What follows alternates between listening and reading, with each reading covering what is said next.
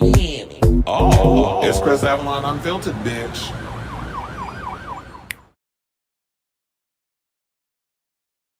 Hey, everybody. Welcome. Happy Wednesday. It's your boy, Chris Avalon, and welcome to a brand new episode of Chris Avalon Unfiltered, a show where we basically get in and talk about all the things going on in pop culture, entertainment news, gossip, whatever's going on and is trending on social media.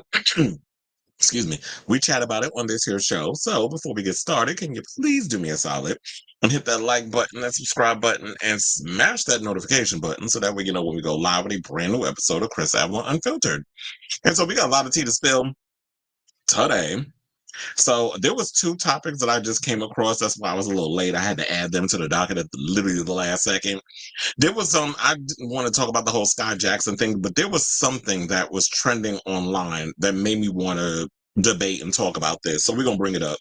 So we got tea on Ryan Reynolds basically wants a Logan style legacy sequel for Wesley Snipes because, everybody's excited he came back for Blade.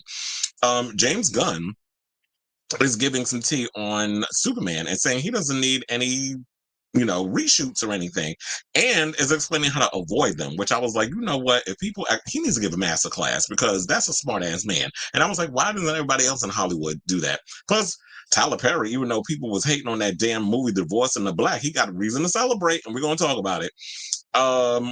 Of course, we got the big main story, which is going to be the Barbz going in on Latto. I knew that was going to happen after she did that video. I was like, ciao. Now cue the Barbz in 5, 4, 3, 2, and they didn't miss a beat. So, she basically named herself and Little Kim the GOAT of female rap. So we're going to talk about that. Plus, Katy Perry, this was mentioned actually while we were doing the live show yesterday. She is under Spanish investigation for that Lifetime's music video shoot. So we're going to talk about that. Plus, there's some drama with the Spice Girls. Next year is going to mark the 30th anniversary of their debut album, and it looks like they may not be getting a tour because Mel B and Ginger are beefing. So we're going to talk about that. Plus, speaking of beefs, Pras dropped a diss track on Lauryn Hill, tardy ass, ungrateful ass, thinks she holier than thou ass. So we're going to talk about that. Plus, Teresa Giudice is clapping back at this, Housewives of New Jersey tea and drama. She's clapping back at Rachel Fuda over the manufactured friendships claim. And I say a hit dog will holler because, girl, them friendships is manufactured. So Rachel told no lies, in my opinion. But we're going to talk about it. Plus, speaking of Teresa, her daughter Gia is sparking an online debate regarding, saying she's fiscally independent despite, still living at home with her mother. So we're going to talk about that. Plus, speaking of lawsuits, because we mentioned the Katy Perry one, Joaquin Phoenix, days before he was supposed to shoot this queer movie that he actually was in the process of developing, like he worked on it. He, developed the script, came up with the ideas, telling him to push the envelope regarding the same sex scenes. Well, the word on the street is that he may be getting a lawsuit, handed to him because they're saying that this, from him dropping out, it may end up in the 7-figure loss that the studios are going to have to take because all of a sudden he got cold damn feet. That'll learn you. And then we're going to talk, it's a lawsuit day apparently. Amani Khalif is suing Elon Musk, J.K. Rowling, I believe Logan Paul also, and possibly Donald Trump for, this whole gender dispute that they started on social media. Luke Evans, my other husband, because I got many, is addressing whether he could be the first out gay James Bond. And then yesterday, this was also mentioned during the show. So apparently, Boy George has a biopic coming, and the internet has thoughts. So we're going to break that down. Plus, there was some of the stupidest. This is why I said not everybody deserves a goddamn podcast, because y'all literally be saying some dumb shit just to go viral. So apparently, a bunch of ninjas got on a podcast and was saying that it's feminine to let another man cut your hair. I'm like, what are y'all talking about on Beyonce's internet? But we're going to talk about it. So we have that and a whole lot more. So be sure to please hit that like button, that subscribe button, and smash that notification button so that we will go live with a brand new episode, Chris Avalon Unfiltered. And let me hit my banner. Let's see what's up doing. Robert says, someone said, oh, the other 3 girls can form a new trio because as quiet as it's kept, Emma Bunton, Mel B, and Melanie C are actually the ones with the actual vocal talent. Well, child, we all knew that. It's like quiet as it's kept.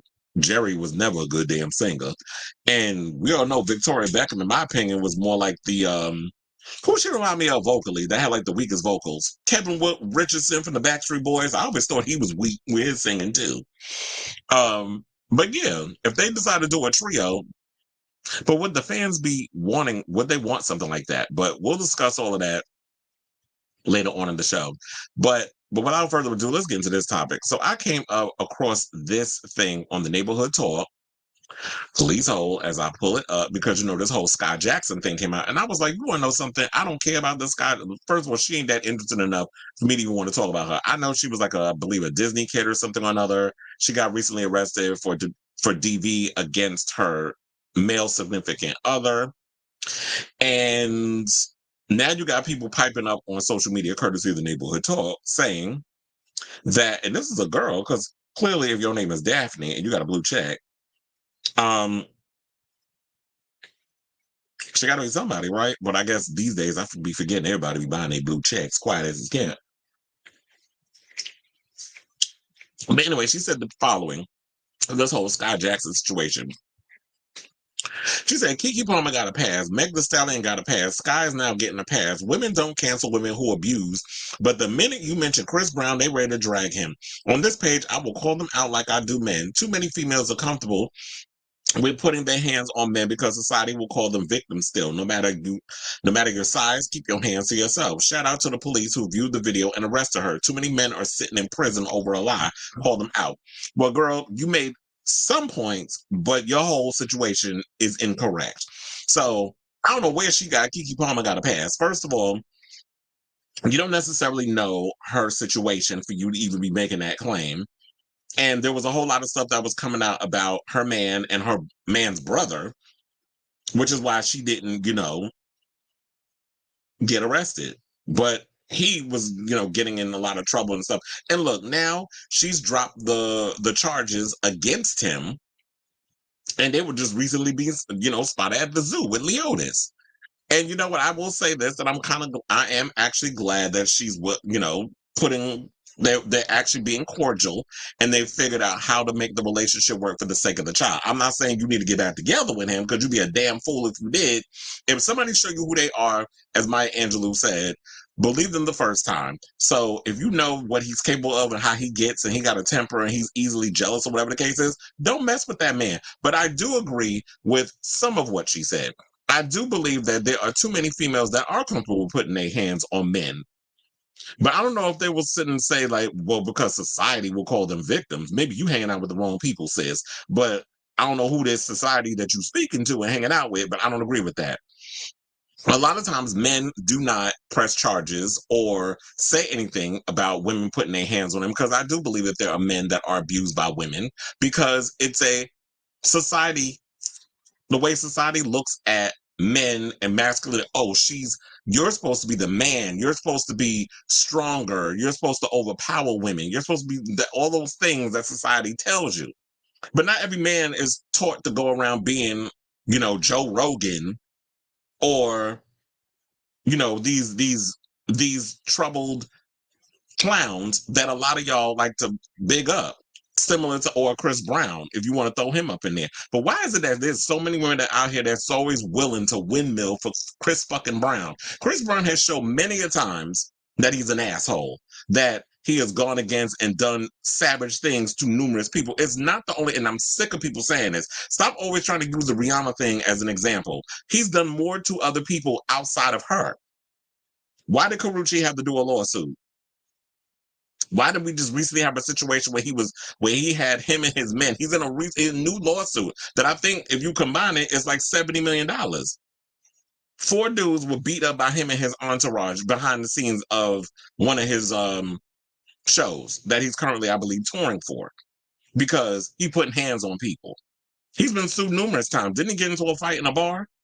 So stop using him as an example. And why is it always y'all want to keep Meg's name in y'all fucking mouth? That's another thing too. Why Megan Thee Stallion name always in y'all damn mouth when it comes to trying to use stuff as an example? Because y'all think Tory Lanez and all that Beijing he be wearing in his fucking head, and that spray tar is so damn innocent.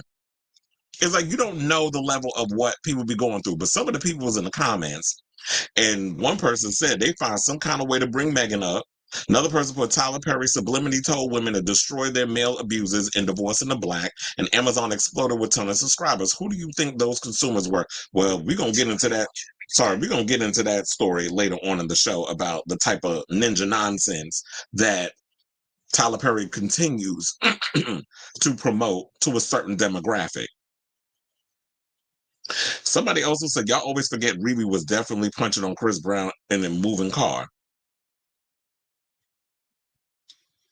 That could have been true, but we don't necessarily know the whole situation of what went down. People are always going to speculate and have their he say, she say. Where's the lawsuit on that? What's in the paperwork? Like, we saw what happened on her face, and then it doesn't matter that, okay, maybe she hit him first, whatever the case is. Because I always say this, I do not like when people put hands on people, period. So I do agree with what this person said. Keep your hands to yourself, no matter your size. So I do agree with that. But the whole thing about too many men are sitting in prison over a lie? Who died and made your ass the judge, jury, and executioner in this whole situation? Another person also commented, the difference is those men do it behind closed doors and provoke the women in public on purpose. Another person put, y'all drag Meg every chance y'all get, so what pass does she have again? Another person put, only abusive women feel offended by this post. Chill. Okay. Another person put, well, Meg got shot, so why is she mentioned? Exactly. So she literally there's evidence of her getting shot. She had the fragments in her damn foot. Why do y'all keep sitting there and talking about that? So y'all keep sitting up here saying that she made the damn thing up.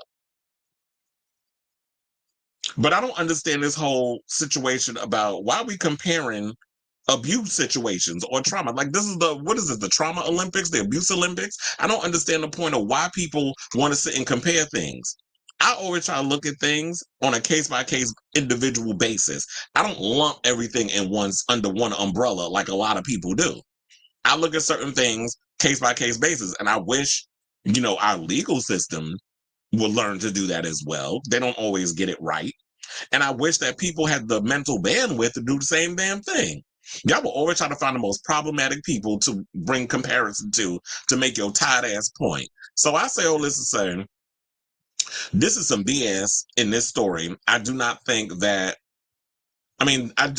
there is a gender bias when it comes to certain situations based off of societal norms and what they always say in regards of male machismo. Men are conditioned to be the gender that can overpower women, but we're not going to sit up here and act like women don't put paws on people. And I feel like a lot of times men don't come forward because they don't want to be looked at as a gay slur, a bitch, a girl, all the things where women are looked down as the weaker gender.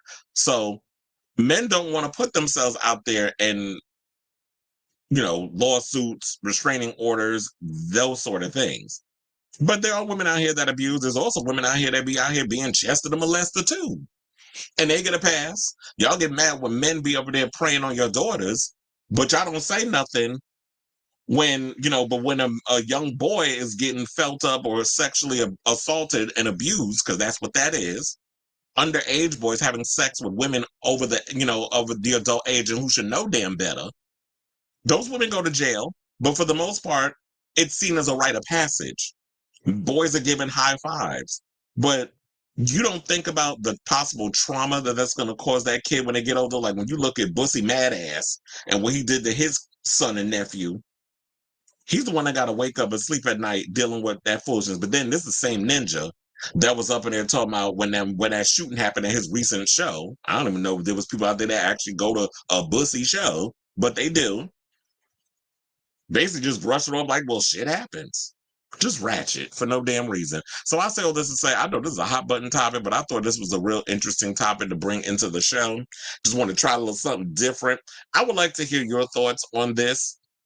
So let me know what you guys think of this topic in the comments down below. Okay, so we have comments. He said Meg gets a pass. Meg she sure was, but I'm so sick of people who continue to say this BS and keep acting like, oh, she started it or this or this or this. It's like regardless of she was drunk, she got loud with the mouth, Okay, people getting loud with their mouth. People can say whatever the fuck they want to say. But the minute you put your hands on me, that's when all bets is off. So it's different when it comes to situations like that. But people always want to find a way to just blame her for what happened. He the one that had the gun. I don't know if I don't remember if it was registered or not. But he's the one that had the boom boom gun. She the one that got shot in the foot.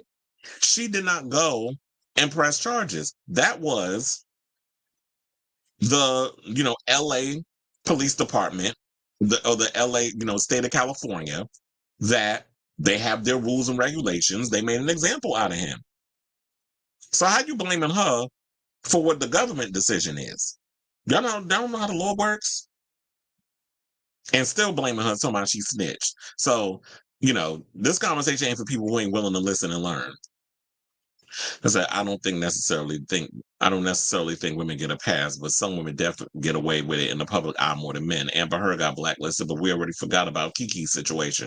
That is true until yesterday when we saw that her baby daddy was out at the damn zoo. I also don't even know anything about the Heard Depp trial. I was going through so much when it was happening. I respectfully.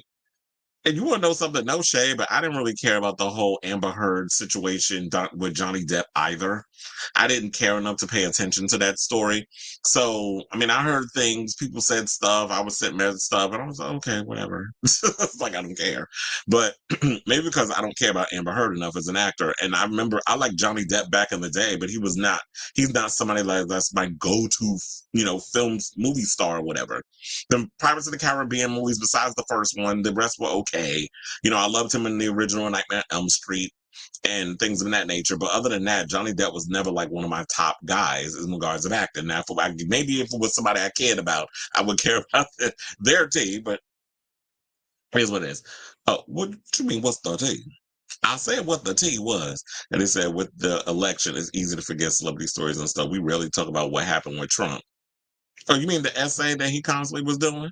They said Trump literally flying around on oh yeah, I heard that he flying around. Because I'm sitting there wondering, I'm like, for somebody who ain't got no damn money, where he get a private plane from?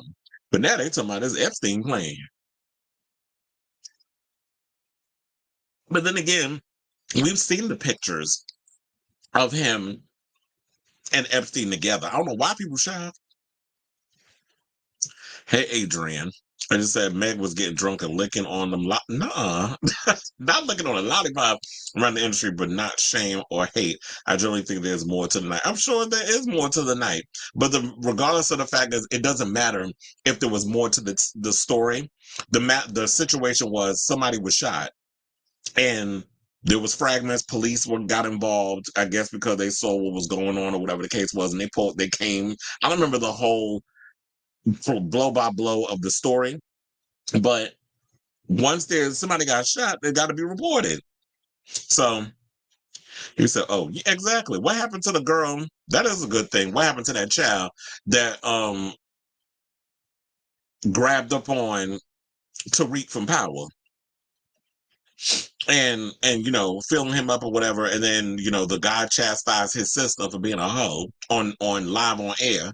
Because she don't know how to keep her damn hands to herself. It's like she assaulted him. You don't be grabbing on nobody's dick. And I don't know why people think like, oh yeah, that should be, oh, a girl grabbed on your dick, you should be grateful. So it's gay if I don't want somebody touching me that I'm not attracted to, or it's my space, it's my body. You don't have a right to touch me at all. I'm tired of this narrative where people think that you have the right to touch somebody because you want to be a hoe and a fucking groupie. Don't put your hands on me. Especially if I'm not into you like that. And men should not have to be feeling ashamed to set boundaries regarding their space and their body. It says some men who get beat up while women are ashamed to say anything about it because they don't want. Exactly. It's a pride thing. It's a pride thing. It's an ego thing. It's a machismo situation. So there's that. It was like, no shade, but Kylie Jenner was practically a witness to the story. Oh yeah, she was, to the story, because they was hanging out at her house, and the word was that vagina lips, because that's what her lips look like with all that damn shit she put in it. She was trying to throw her coochie at Tori. But that's what that whole family does. They're all a bunch of, those Kardashians, all a bunch of damn whores for hire. The mother taught them how to be prostitutes and begin, hooking up with every damn ninja you could think of with some coins because they want to get, their coochies filled up. I wonder if she was with Timothy Chalamet at the time when she was doing all that mess because they was hanging out at her house. But yeah, she should have been called as a witness. But I forget that all, the shootation happened after they left her house. The jacuzzi, drama, jealousy, all that other stuff happened at Kylie's house because I do remember that. Chris, you should watch the Todd Haynes May December wonderful film. Yeah, I definitely want to watch that. I remember talking to somebody about that, and I was like, it's very similar to the whole Mary Kay Letourneau situation, and even the guy that plays the young guy that was in the relationship with the older woman, he kind of looked like the Hawaiian dude that Mary Kay was that knocked up. That was her. I think she was a teacher, he was a student. And they was having sex and he got her pregnant. I think he had multiple children with her. Even when he went to go visit her ass in jail because he wanted to marry her. But I think they're divorced now. But I've been wanting to see that movie, but I keep forgetting about it because there's so many movies I've been trying to watch lately. Even there's a movie, damn, I forgot the name of it that I know is on Hulu with this black gay guy who's a drag queen, and he gets, I think, beat up or whatever by these group of tradie types, and he encounters the white boy at like a sauna or whatever the case is, and so to get his revenge he starts to stalk him and do whatever the case was. I need to see that film. So but I know it's on Hulu. I forget the name of it too. But yeah, I definitely want to check that movie. I need to find out what streaming service is on. It said Depth Trial was crazy. She was obviously lying. Yeah, child, nobody believed Amber Turd when she was, speaking out on it. I just said I watched the documentary about Mary Kay when it was on A&E. They filmed it before she died. I didn't even know that. I was like, where was I when Mary Kay Letourneau died? It said not Shalimar. It said Timothy Chalamet, Isa Gonzalez. I actually like her. Her career really hasn't taken off, but I actually like Isa Gonzalez. Remember those pics of them from the pool? Oh, was he with her? I think he's still in jail. Oh yeah, he was in the sixth grade. That's when you start growing all that hair on your balls and things of that nature. She was smelling, she was smelling them hormones, child, and her hormones was raging. But yeah, her ass deserved to go to jail for what she did. I said they did have like 3 or 4 kids, and that's why it goes to show like he was obviously abused. The trauma of all of that. I hope he worked through all of that stuff. But yeah, when that woman preyed up on him, like that's abuse. Even though Jet was vindicated in the US, the UK verdict also hurt him. And his career hasn't been the same since. But I heard he got a new girlfriend now. But he look a mess, and I heard he has bad breath. But I'm like, duh, because he smokes, and then I think he rolls his own cigarettes, and them teeth is all they ain't even white no more. They got a whole new damn color. So I'm like, when you over here rolling your own damn cigarettes, and I think he chews tobacco and stuff, you can imagine what that mouth smell like. Yeah, but anyway, let's move on and let's get into some lighter stuff. So we're gonna talk a little movie news. So let's talk about Deadpool and Wolverine. Now I'm sure y'all saw it by now. I'm sorry if you didn't, because if y'all expecting after the movie already grossed $1 billion at the box office and it's been 3 weeks already, or maybe I think it's been about 3 weeks since Deadpool and Wolverine been in theaters. Y'all should already know the damn spoilers by now, or the spoilers is out. But a lot of people was excited over the cameos and stuff. Some people are actually hoping for a Gambit solo film, which I have to say, I didn't particularly like the Taylor Kitsch one. The one, what was it, X-Men Origins? First of all, that movie was terrible. I was watching clips of that on YouTube the other day. I'm like, God damn, I forgot how bad those effects were in that damn movie.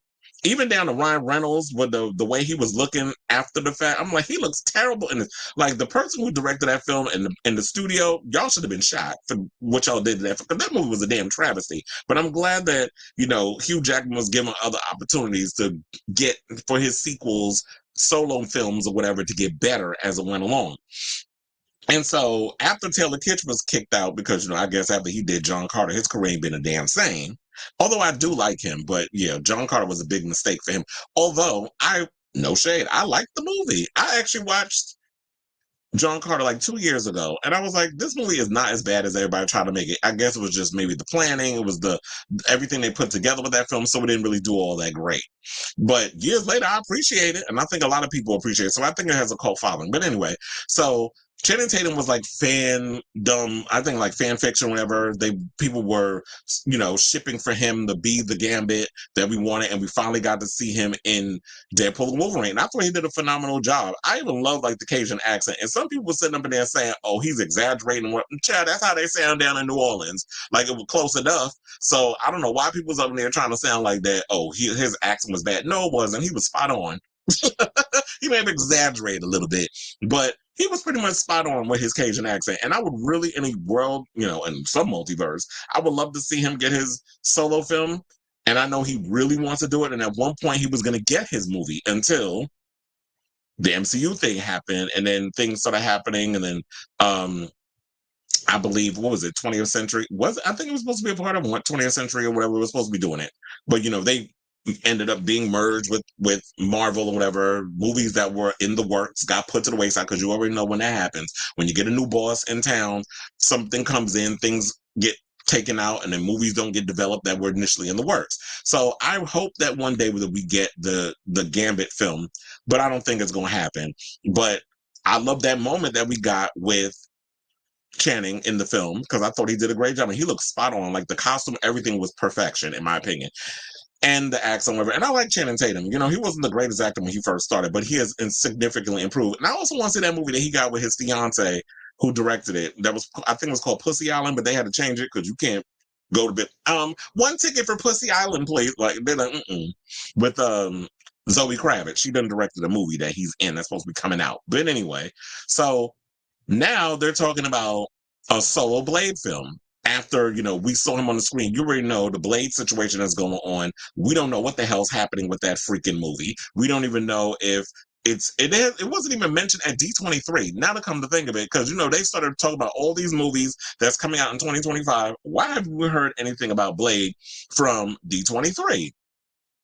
And so that had some people wondering that it could be a possibility that we may not be getting a Blade movie, that they probably quietly canceled it. Like they quietly canceled that Army of the Dead universe over at Netflix, which I'm still kind of upset about, because even though the movie wasn't great, it had potential, way more potential than that fucking Rebel Moon crap. I was like, now that's a franchise you could just burn at the damn stake.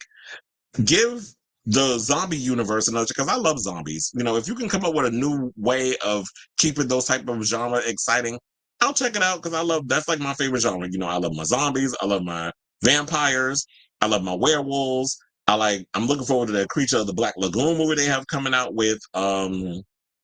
James Wan is developing that, because I loved the Invisible Man thing that they did with my girl who's a Scientologist. What's her damn name? Elizabeth Moss.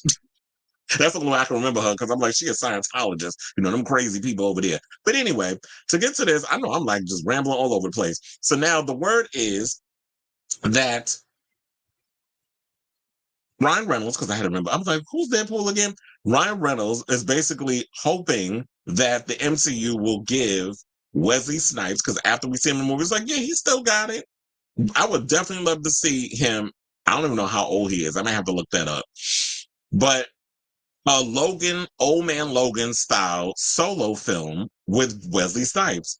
And I'm here for it.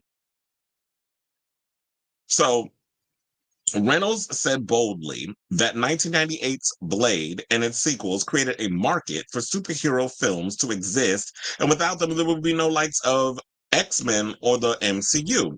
And I'm glad that somebody said this, because the one thing that irritates me is that I feel like people do not give Blade its credit. Blade was the first superhero movie, in my opinion, that was R-rated, that was like dark, action-packed.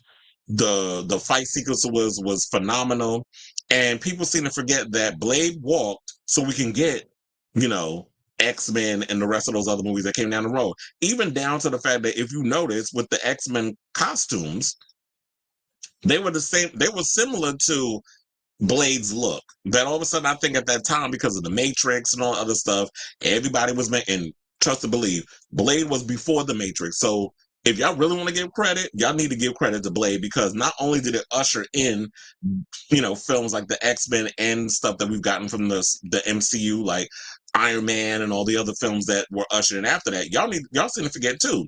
Blade did bullet time, bullet slow-mo before The Matrix, because that movie came out in 98. The Matrix came out in 99. Yeah, they may have perfected it and made it look a whole lot better with the whole slow-mo thing, but Blade did it first. So we got to give, Wesley Snipes and them their credit, and Stephen Norrington, who directed the film. So he said, there is no Fox Marvel Universe or MCU without Blade first creating a market. This is what he said on Twitter. He said he's Marvel Daddy, just like, Deadpool is Marvel Jesus. He said, please retweet for a Logan-like send-off. His post so far has more than 25,000 reposts. Now, Logan arrived in 2017 as the final Wolverine film following the story of Jackman's character, which debuted in 2000's X-Men, and while Deadpool and Wolverine has now usurped that somewhat, it's still seen as the finale of a specific character's story. Logan stood out as an exceptional final entry in a series which majoritively received middling review. Really? I love that movie. Who the hell? Why would they say it received middling reviews? What does that mean? Like, some people liked it, some people didn't? I thought it was a good movie. Or maybe I'm bugging. So they said, leaving many fans satisfied with the journey Wolverine braved and the legacy he left behind. Logan is the Wolverine film that many fans have long awaited, but is also so much more than that. This is what IGN said in their 9 out of 10 review. Blade is due an MCU reboot of its own soon, as you know, but has suffered from a myriad of delays. So there's been a whole lot of stuff with that. And here's the thing, I will say this. Look, we've seen them do that, like where they could do multiverse type situations in that world, where you have one character, like we had in the Deadpool and Wolverine. You had Chris Evans in there, but he wasn't playing Captain America. He was playing Johnny Storm, which was his original character he played before he came aboard as, in the Fantastic Four films, before he came on board and played an entirely different character in the Marvel Universe. So why can't we have, until y'all figure out what the hell y'all doing with Mahershala Ali in that damn Blade reboot, because by the time he filmed that damn movie, he's going to be 60. And he's only in his 50s already. Why can't we get an old man Logan style situation with Wesley Snipes? So I really feel like y'all need to give Wesley his just due. Let him wrap this thing up. Let him get his chance for that situation. Because quiet as it's kept, I know it's been 20 years since we've gotten a proper Blade movie. Well, it will be in December, because I believe that's when Blade Trinity came out. We have to be honest and admit that Blade Trinity was a damn travesty. That movie was terrible. I did not like Dominic Purcell as Dracula, or as they called him, Drake. As much as I like Ryan Reynolds as Hannibal King, them stupid one-liners that he was doing, he was basically giving us Deadpool, and them jokes were stupid. So I didn't particularly care for his character in that. And yeah, at one point, Wesley Snipes hated his ass. And then it was like, it was cool to see Jessica Biel up in the film kicking ass or whatever, but that whole Abigail's daughter angle, I'm like, shut up, y'all don't get off my line with this book. That movie was just a hot ass mess. And Dave Goyer, although I like his writing, he's a phenomenal writer, whatever. I don't know what the hell happened with that movie, but no, he should not be allowed to step behind a camera and make another damn movie. He should just stick to the rivers and the lakes that he's used to, which is writing. And that's about it. So I saw this to say, what do y'all think of this story? Are y'all here for the possibility of a Wesley Snipes, Logan-esque type Blade film? Me personally, I would love to see it, because I really feel like Wesley did not get his just due with that whole situation. Like, if you want to spin off something, you don't make Blade a secondary character in his own film because y'all want to create like this Scooby-Doo of vampire slayers. The Night Stalkers, I believe. Like, if you want to incorporate the Night Stalkers thing in there, you can do that. But the way that they handled that film, where they just made Blade a secondary character in his own film, and all the troubling stuff that was going on behind the scenes, especially with Patton Oswalt would be telling people over the years in many a podcast and many interviews, he deserves a proper send-off. So I really hope this happens. But to be honest, I don't think it's going to happen, because Marvel right now is still trying to figure out how to get themselves back on track with the horrible, phase 4. Are we in phase 5 yet? I think so. I think we are. I don't know. I can't keep up with these damn phases. But the after phase 3 and that whole situation with Iron Man and all of them and Thanos, y'all have, I don't know what the hell happened, but it's just been a hot ass mess over there at the MCU. So I know they're trying to get their bearings, but um at least can y'all just give us one little Blade with Wesley? Because the fans always say, can nobody do Blade but Wesley? Like, he bodied that role. And that's why he is in the Guinness World Records as someone who's played a superhero the longest. He's played it longer. He's played Blade longer than Hugh Jackman has played Wolverine. And that's because Blade came out before X-Men. So that's why he gets that. So anyway, let me know what you guys think of this story in the comments down below. Okay, so now we have a lot of comments. Please hold. Oh, I saw that you said how old Wesley is. You said he is 62. Damn. But he can still do it. Shit. Look, if Tom Cruise can be out here jumping on buildings and stuff at the damn Olympics and he the same damn age, why the hell can't Wesley do the same thing? And look, he had a stunt double in the Blade films, even though we know he's a black belt and he knows martial arts.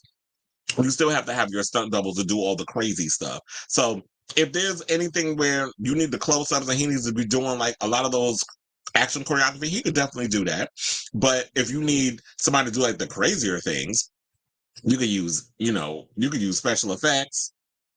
You can use a stunt double. Like, you could do all that stuff. Okay, so what else? Oh yeah, you said no, he actually wanted to do the Gambit for years. I know that he wanted to do Gambit for years, but I remember like the fans were really like the people were online trying to basically make that whole situation happen. And he was in the process of developing, Gambit, really working his behind off on it. I remember he was even going into training, and there was a point where they actually brought him out on stage, to be like introducing him as Gambit and all the other stuff, along with Patrick Stewart and Hugh Jackman, all of them. They all came out, and then they brought out Channing Tatum. And then the whole thing happened with 20th Century, where they got bought by, Marvel. And the movie didn't happen because, when another studio swallows up another studio, they're not thinking about, oh, what y'all had on the docket. They thinking about, okay, now we got to come in and create our own thing. This is why I don't understand why people mad at James Gunn. And we're about to get into a story with him in a second. People get mad at James Gunn over the fact of because what happened with the Snyderverse. Y'all did not support that damn franchise. Y'all didn't support a lot of the Snyderverse stuff. You wasn't out there watching Man of Steel. You didn't go see Batman versus Superman. You saw Wonder Woman, even though but you didn't go see the second one, and the second one wasn't that great. So I understand why y'all stayed home with that one. And I liked Batfleck, but the problem was he should have gotten his own solo film before y'all stuck him in a BVS movie, because that didn't make no sense how y'all was trying to do the BVS, the Justice League, all that stuff, but all these other people didn't earn their solo films. So the way they went about it was wrong, because I feel like the DCEU were trying to catch up to the MCU, but when you look at the history of the MCU, they took years to build up to the Avengers. They didn't just all of a sudden 3 movies in, oh yeah, let's create the Avengers. Like, no, you had Iron Man, Captain America got his own solo movie, Thor got his own solo movie. There were so many that had their own solo films and got to win over the audience before they created this other thing. And then, yeah, you had the Hawkeyes and your Black Widows that got to come in and make their little appearances in other films. But overall, when you got the Avengers, they actually had built up their situation before they were brought together collectively. And the DCEU didn't do that. But anyway, you said Channing Tatum. Yeah, he was funny as Gambit. He had me cracking up during that scene. And then the back and forth with him and Ryan Reynolds was hilarious too. John Carter is a cult film. What happened was it came after The Lone Ranger, a few other bad films. The Lone Ranger was bad. Didn't that also come out around the time of Cowboys versus Aliens? And he said they didn't want to market this film. That's what led to the remakes. Yeah, we did see some flop. That's when Disney decided to remake their intellectual properties, and they're still doing that. But they are making some new stuff. Fox was bought out by Disney, so Gambit never happened. So I'm glad he was in the new Deadpool. Exactly. He said one ticket. Oh, because I was like, one ticket for Pussy Island.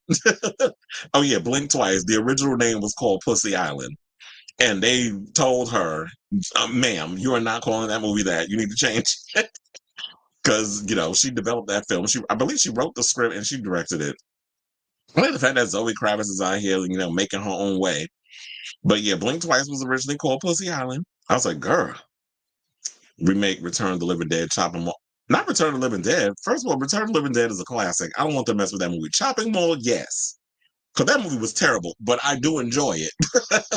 But no, not Return of the Living Dead. Return of the Living Dead, I still pop that movie on and just enjoy it. That's a good movie to watch around um July 4th. And I usually watch, but I also would like to watch it around the what's the name? Around Halloween or whatever. That's like one of my go-to films. Channel was good and Fly Me to the Moon. I have not seen that movie, but I already know it's out on Apple, not Apple TV. It's available on demand. Like you can watch it or VOD, I guess they call it, on Prime Video. That's out because I was on there scrolling yesterday and I saw it was up there. That movie's out, and also Twisters is on there, and I need to watch that movie. I haven't watched Twisters yet. I want to go to the movies and I wanted to see it in 4DK or whatever you call it, but I was like, nah, I'll just wait. And I knew like at the end of the damn month it was gonna end up on demand. So I'll probably check it out this weekend. I'm gonna do a double feature. I'm gonna do that and I'm gonna do um what the hell's the other movie I said? Oh, Bad Boys, the new one. That's out too. So I was like, oh, I think I'm gonna just do a double. And I know Furiosa comes out on HBO Max this Friday. He said Wesley is 62. I'm glad everybody out here Googling schmoogling because sometimes I'll be having a time, child. Said Blade is iconic. Child, who are you telling? I was like, that opening sequence, that is like one of the best scenes. Top, I can't think of nothing else, but what that scene still to this day gives me goosebumps. That bloodbath sequence where it's like they're up in the club and you got Kenny from I forget his last name, but I know he's on SWAT and he was also in The Shield. And he's in that show. And I actually met him in person too. When I was in LA, he came into my job when I was living out there. Speaking of which, I forgot to mention, you know who I saw today on my way from the gym? I saw Chris Rock. He was in the West Village. I'm looking like, why that black man look familiar? He was outside, sitting outside of a restaurant on his phone. I was like, is that Chris Rock? First of all, that's the second time I ran into him. The first time was when I was in LA. I was coming from a job interview that did out at the Grove. Spawn came out of and I Justice for Spawn, because Spawn was not a good movie, but I did love Michael Jai White in it. Some people actually said that Michael Jai White should have been chosen to play Blade after instead of Mahershala. But I'm like, I like Mahershala. We'll see what he does with the role if they can get that damn movie made. It did have a great soundtrack. I remember because I bought it. I bought the soundtrack. I remember. But Spawn flopped because of its PG-13. And yeah, first of all, that should have been a rated R movie because the type of subject matter that's in Spawn calls for it to be R-rated. But they scared of superhero movies. It's a movie that I actually was not looking forward to seeing because I was like, this shit gonna be stupid. Like Madam Web and Morbius. But I saw the trailer today and I was like, okay, I'm about to watch it. Craven the Hunter actually looks good. They dropped a new trailer today, and I might actually watch that. And first of all, I love me some Aaron Taylor Johnson. So on the strength of that, I'm gonna watch. But I just hope that it doesn't suck. But I am so sick and tired of hearing Russell Crowe with these horrible ass fucking accents. It was a horrible accent that he did in that damn movie where he was the Pope's exorcist. That accent he did in there, I don't know if he was playing Italian or whatever. That accent irritated me. And then he's doing that same goddamn accent in the voiceover in this film because he plays Craven's father. I'm like, chill. Can you not do that accent? I was like, what happened to Russell Crowe? Russell Crowe was like one of those phenomenal actors. He's been doing a lot of shitty films. Not saying this film is going to be shitty, but based on the trailer, it looks pretty good. Unless y'all got some geniuses over there that knows how to make a really good trailer for a bad movie. Yeah, we said that. And fans are also saying they get unknown people. The list of actors aren't fans, and the A-list actors aren't fans, are only going for a check. Well, yeah, that's why if you really look at it, any movie outside of superhero films that Robert Downey Jr. has done, that Chris Hemsworth's done, Chris Evans has done, they've all flopped because you're not a box office draw. People want to see those characters come to life on the screen, and they bodied those roles. So, but is your name enough for me to go spend $18 to damn near 30 if you want to see it in IMAX and Dolby to see the movie on the screen? No. And they haven't released anything that was remotely good post their superhero, films. A cult classic 1987, The Spookies are getting a sequel for Shudder. I've seen the Spookies. I think I saw it on Shudder. I think it's also on Tubi. But I didn't know they were getting a sequel, though. You said Channing and Scarlett were good together. They have good chemistry. Yeah, because I heard like in an interview, he was basically talking about how he would tease her and stuff on set, and that was kind of like their dynamic together, and they brought it into the film. Choices in IMAX need Glenn Powell and Brandon. I cannot. Not far in your face. First of all, Brandon Perea. The first time I was like, "Who is that?" And I want to do nasty things to you. Was when I saw him in Nope. When I saw him in that movie, I was like, wait a minute, who is that? Because I've never seen him before. And I was like, first of all, cute as hell. I be having my horror moments when I watch movies. But you know what? Glenn Powell can get it too. First of all, I did not know he was in a Spy Kids movie. That shocked me, but that always goes to show, like, actors been around. There's a lot of actors that have been around for a long time, and sometimes you don't realize that they've been in stuff. You said Russell Crowe went from A-list to C-list. No, not for box office draw anymore. Like, I'm like starting to think, when was the last time he put out a good damn movie? Was it Gladiator? Sidebars. Gladiator 2, I definitely want to see that movie. But anyway, because the trailer looked amazing. But anyway, let's move on. And let's talk about James Gunn, who is giving some insight into his new Superman movie, which has wrapped production. I think they wrapped it at the end of July, and now begins the time where they do all the post stuff. So they're basically going to be talking about they got to add in the special effects, they got to I guess color correct all the things to make the movie pop the way he wants it to pop, which is kind of giving me like retro futuristic based off of some of the pictures I've seen, particularly this one. Like, I know a lot of people didn't particularly like this photo of David Corn Sweat because they're like, why is he lacing up I'm going to lace up my boots. Guy that throwing a Lady Gaga reference. It's like he lacing up his boots or whatever as the things is going on behind him, because I was like, damn, if y'all pay attention, it's like, gotta go to work. You gotta go to work. You gotta go to work. You want to see me working out? They want to see me go off. I'm in the business of just give them just what they want. Okay, let me not bring in RuPaul. Let me get serious. So he's got to go to work. It's funny. It's like the minute I start saying certain words, I can pull up a song for it.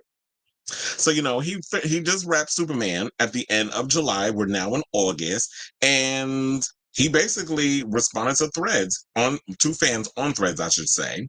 He said he's not nearly finished on the movie and will kickstart the DC universe, and that's why I think a lot of people are a little worried. I don't know why, because first of all, James Gunn is like one of my favorite directors. He's done a lot of movies that I actually love outside of Guardians of the Galaxy. I love Slither, I should say. Not Sliver. Sliver is with Sharon Stone. Getting fucked about that damn movie by Billy Baldwin, who kind of find out they don't even like each other based over past interviews. But Slither, like with the little sluggy thingies, alien invasion, whatever, with what is it? Nathan Fillion is in it. A bunch of people. I love that damn movie. He also wrote the script for Dawn of the Dead, which was directed by Zack Snyder. And I always said, like, Zack Snyder needs to just buy scripts and not write, because he's not a good writer. But James Gunn is a great director and a great writer. And he comes from the world of independent filmmaking. So he understands how to save money. Whereas it's not, you're going to blow your wad on, I want a $200 million budget, but we also need to put some money on the side for possible reshoots, which we've seen a lot of movies do, particularly the MCU. Or, we did put some stuff to the side so that way, if we don't have everything we need, we could go in and do reshoots. But the way that James Gunn does business on his end, I'm like, you know what? You need to give a masterclass, because some people need to follow in your footsteps. So he said, heck no, once you're done shooting, you've only just begun. This is what he wrote in a message on Threads. Still lots of editing, VFX, sound, and scoring to be done. And that's usually what happens when you start, once you get your shots and everything. Is that you got to edit the film, you got to add in the visual effects because, the movie just look crazy with people just flying around. And we saw them outdoor shots of people on wires and all kinds of other craziness. And people are like, what the hell is going on? But it's like, once he puts everything together, it's all going to make sense. And you got to put in the sound effects. Then you have to come up with the score. I don't know who he hired to do the score, probably the same people he always works with. So they said, well, one follower suggested there will also be a significant time spent on reshoots, which have become something of a staple in big Hollywood tentpoles. Gunn replied with a surprising revelation. He said, I don't know. I've done a total of 1 day of reshoots on my past 2 films combined. Now, considering Gunn's last 2 movies were comic book tentpoles, 2023's Guardians of the Galaxy Volume 3 and 2021's The Suicide Squad for DC, I actually liked his Suicide Squad. I know a lot of people didn't really take to it, but I actually liked it. It's mighty impressive that he didn't need a bulk of reshoots to get either film completed. One follower asked how he managed to reduce the need of reshoots, to which Gunn responded with 6 tips. Now let's get into those tips. Now, number 1, he said over prepare, which is, I learned that in film school. Like when I was in film school, they were just like, you know what, you need to over prepare. And me being a Virgo, I stay over preparing. I over prepare to the point where it freaking annoys even me at times. But the smart thing to do is to make sure you have everything that you need. Even if you need more time and more stuff, make sure you have all of that before you move on to the next thing. He also said, don't start shooting until, this is number 2, don't start shooting until I have a finished script my whole team is happy with. And this has been an ongoing problem. I was watching this video the other day, I think it was from Joe Blow, and they were getting into this whole behind the scenes thing, what happened with Underworld Awakening, the movie with my girl, Kate Beckinsale, who plays Celine with that horrible ass wig. That was a horrible wig in that damn movie. But they said that they started shooting that film without the script being fully done. And the one thing I always feel is a bad sign. How you gonna start shooting a movie because I gotta hit a deadline or whatever the case is, and the script is 70% done. And then it's like, oh no, we'll just wing it as we go along. Which, if you're not prepared or you don't know what your film is, that's not a good idea, which turned out why that movie wasn't that good. And many movies aren't that good. Some people are really lucky in that way where they can do that. You want to know something? That was another thing without her that they didn't, and I think this is probably why it's the weakest in the franchise, that Mission Impossible what is it? Dead Awakening or whatever, Dead Reckoning Part 1, that was the stupidest freaking title for that damn movie. I believe they didn't have a finished script when they shot it. Which is why probably people look at that as the weakest in the franchise, especially coming from Christopher McQuarrie, who has done a phenomenal job with the last couple of films that he's done in the Mission Impossible franchise. So I do agree with that. You need to hire people, even if you're writing the script yourself, or you have a team of people that help you co-write your scripts. You need to make sure everything is written on the page, because if it ain't on the page, it ain't on the stage. And if it's not there, you need to make sure that everything is done before you're ready to shoot, because your script is your blueprint. Besides the shot list and all that other stuff, your script is your blueprint for what the actors need to know is going to be going on. You don't want to leave your actors floundering, in the wind, trying to figure out, okay, now what the hell are we doing? Which was a situation that you heard Tom Hardy had when it came to the vision of, what was it?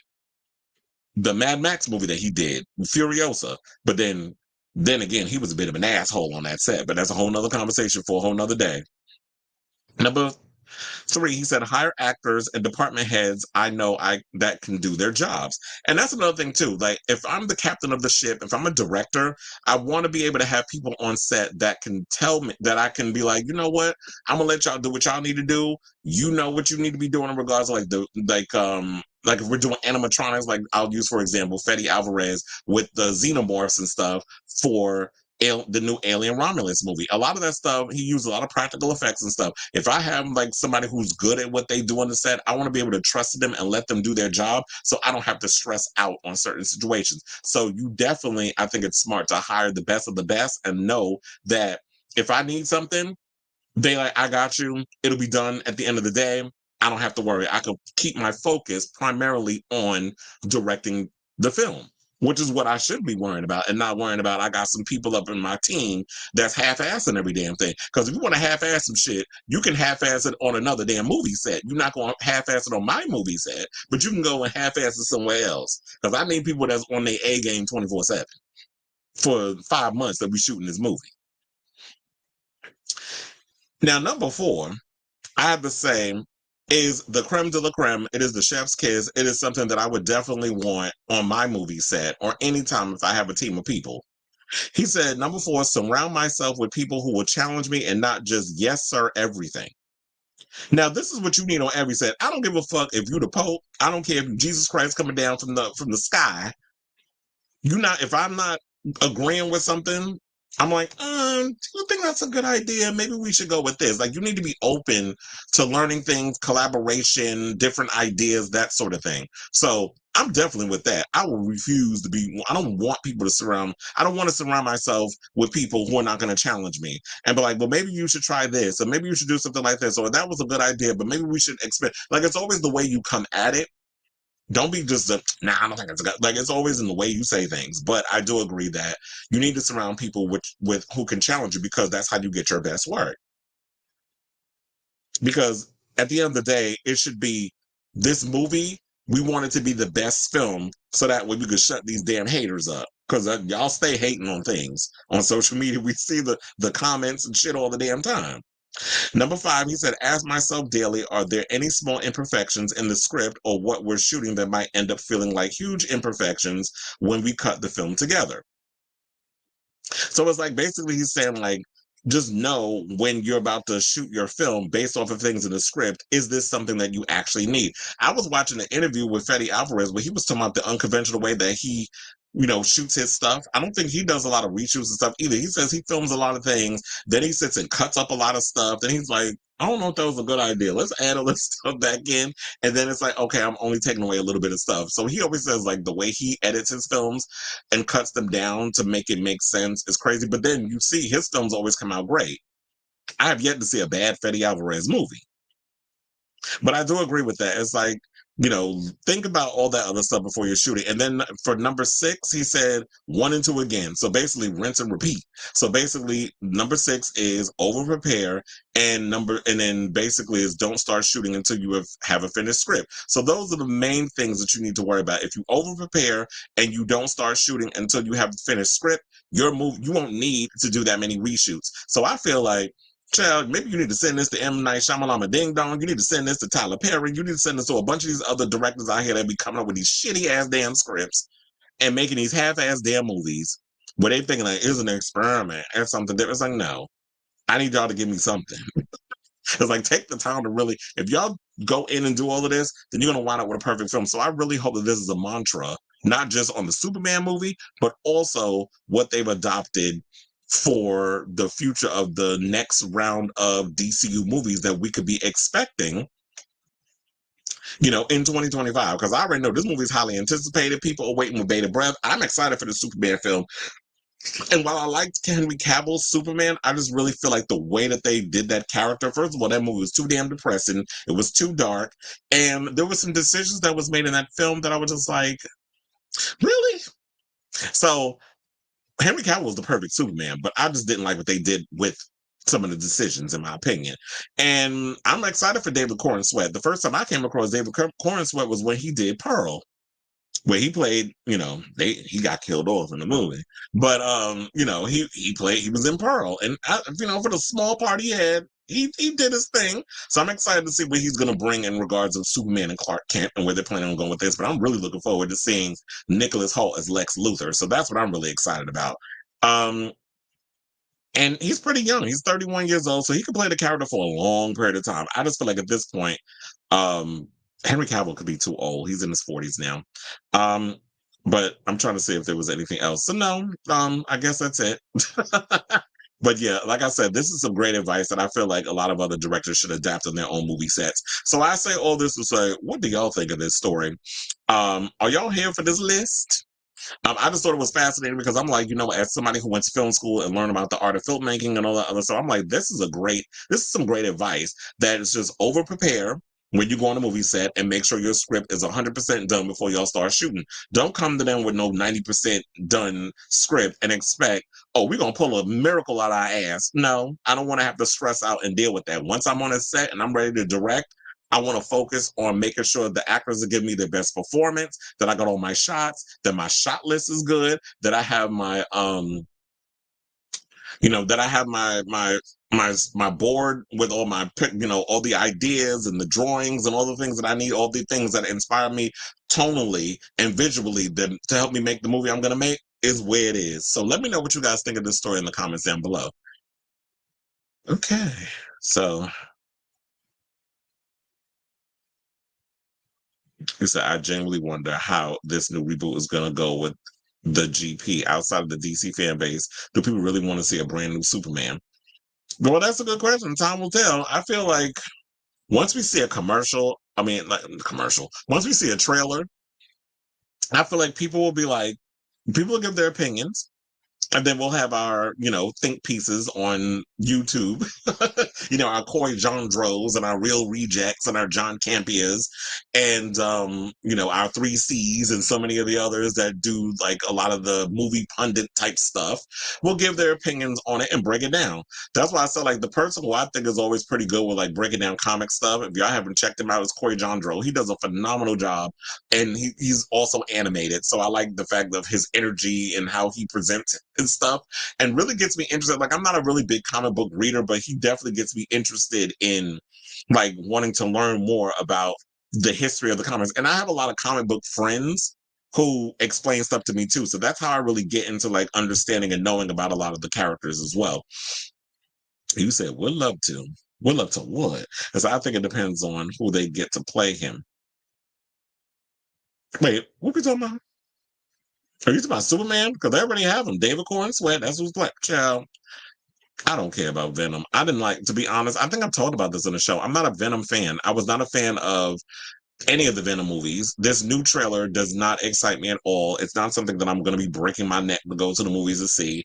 So I could care less. But I'll catch it when the second Venom came out. I caught that on Stars. When the new one comes out, I'll catch it on cable again. I'll catch it on one of the free, well, not the free service, because clearly I'm paying for all of mine. But if it ends up on like HBO Max or any one of those, I'll watch it. It'll probably be on in the background while I'm doing some work. But overall, I'll check it out. Dave was also in Ryan Murphy. Yeah, he was. I was gonna mention that in the article because it was written in the article that he came from Hollywood. I actually liked that series on Netflix. Yeah, Hollywood was on Netflix, right? Yeah, I watched it when it was on in 2020. He was the main character, but it never got picked up for another season. Yeah, Netflix is weird when it comes to how they promote shows or whatever. See another one that said he liked that show Hollywood. It's another show too, because I was thinking about Elizabeth Moss. I don't know if y'all seen this show, but The Veil is actually pretty good too. I'm like, does that mean The Handmaid's Tale is done, or is she doing 2 shows? He said, no shade. I think Henry is retiring. He's become a dad. He ain't retiring. Henry Cavill is not retiring. He's about to start shooting Highlander in the beginning of 2024. Sidebar, I didn't realize this until I read an article the other day. They're actually shooting Nobody too. I'm like, when did they start filming that damn movie? I love Nobody. First of all, that movie came out of no damn where. And I was like, this movie is really good. And first of all, the villain is Sharon Stone. So I was like, okay, now I definitely need to see this movie because if y'all gonna have Sharon Stone beating people up like y'all did when she was in not Terminator, Total Recall, because I still to this day, my favorite scene with her, well, first of all, when she was fighting Arnold Schwarzenegger, but that elevator sequence with her, and first of all, they try to replicate that in some sort of way with the remake. It didn't give me what needed to be done. First of all, that fight scene between her and Rachel Tickerton in the original, still, I live for that freaking fight sequence. That's like one of my all-time favorite fights, chick fight sequence. So if they have her doing some of that and Nobody too, bitch, I cannot wait for that. We need justice for her, especially after that damn Catwoman movie. Because remember, she was the villain in that too. That movie was a mess, but it is a guilty pleasure. Shout out to Halle Berry. Cool. I know has a new movie coming out this week on Netflix with Mark Wahlberg. And you know I can't stand Mark Wahlberg, but I'll watch the movie because Halle Berry's in it. But I saw a story he got sick while filming the Wolverine cameo. Oh, he did? You know, a lot of times that happens with people. But anyway. Okay, so now since we was talking about earlier regarding people who could use some of that advice from James Gunn and how to make a good damn movie and some ideas, let's talk about Tyler Perry. So there's some tea that came out because we talked about his film Divorce in the Black, which received a 0% score on Rotten Tomatoes. And shout out to those people that commented in the comments. They was like, you know what, this movie, it was all right. It wasn't bad. It wasn't as bad as everybody's trying to say. I watched it. It was a one and done, which in no shade, I feel like is typical with Tyler Perry movies. I feel like a lot of his films are a one and done. I don't feel like a lot of people will sit and watch a lot of his latest stuff multiple times. If you are, shout out to you. You must be a masochist. You must like abuse. So maybe y'all like watching a lot of his movies over and over. I know a lot of people prefer his earlier stuff, but no shade. I feel like Tyler's stuff really hasn't evolved. But look, people may not have liked the film, but according to Prime Video, he has reason to celebrate because since Divorce in the Black came out, he's drawn a lot of his fans over to subscribe to Amazon Prime Video. And no, and to be honest, I was gonna say no. I was like, child, change up the words. Stop saying no shade so much. That's why I was like, nope, let me cut that. So, to be honest, Prime Video got a lot of really good stuff on their channel. If y'all really take the time to check out a lot of the movies and a lot of the shows, like they have a lot of pretty good stuff on there. So hopefully with people subscribing to Prime Video, which I don't understand why y'all wouldn't, I get Prime Video because I buy a lot of stuff on Amazon. So that comes with it. Or maybe a lot of people just didn't know that they had it. But anyway, I don't know. So they said Tyler Perry's latest film, Divorce in the Black, not only drew strong viewership, Nielsen reported that it hit more than 498 million minutes watched in its first 4 days of availability on Amazon Prime Video. But according to Amazon, the soapy drama has also driven more signups to Prime Video in the US than any Amazon MGM Studios produced movie to date. Because I was told the way they count things, they don't count like if you watch the whole damn movie.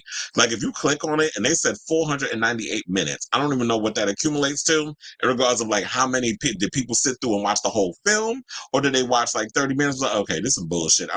I tapped out. I'm not watching this crap no more. But they count all of that. If you spend any kind of few minutes watching a damn movie, it is counted as a view. Netflix, all of them do it. So they said the declaration comes after Divorce in the Black made its debut in the Nielsen's top 10 streaming chart, where it came in as the #3 movie of the July 8 to 14 viewing window behind Netflix's Beverly Hills Cop, Axel F, and If on Paramount Plus. I forgot If is on Paramount Plus. I need to watch that. And also, I still have not gotten around to watching Beverly Hills Cop Axel F. I've been meaning to get around to that, but I keep forgetting. There's so many other things that I've been watching lately, like because Alien Romulus comes out tomorrow, and I'm so excited to see that movie. I've been basically rewatching a lot of the old Alien movies because if you go on Hulu, they have even have their own little, you know, section window, whatever you want to call it, set up that you could just watch all the films. So I've been doing that for the past couple of days before Alien Romulus comes out, just to refresh my memory. So it said,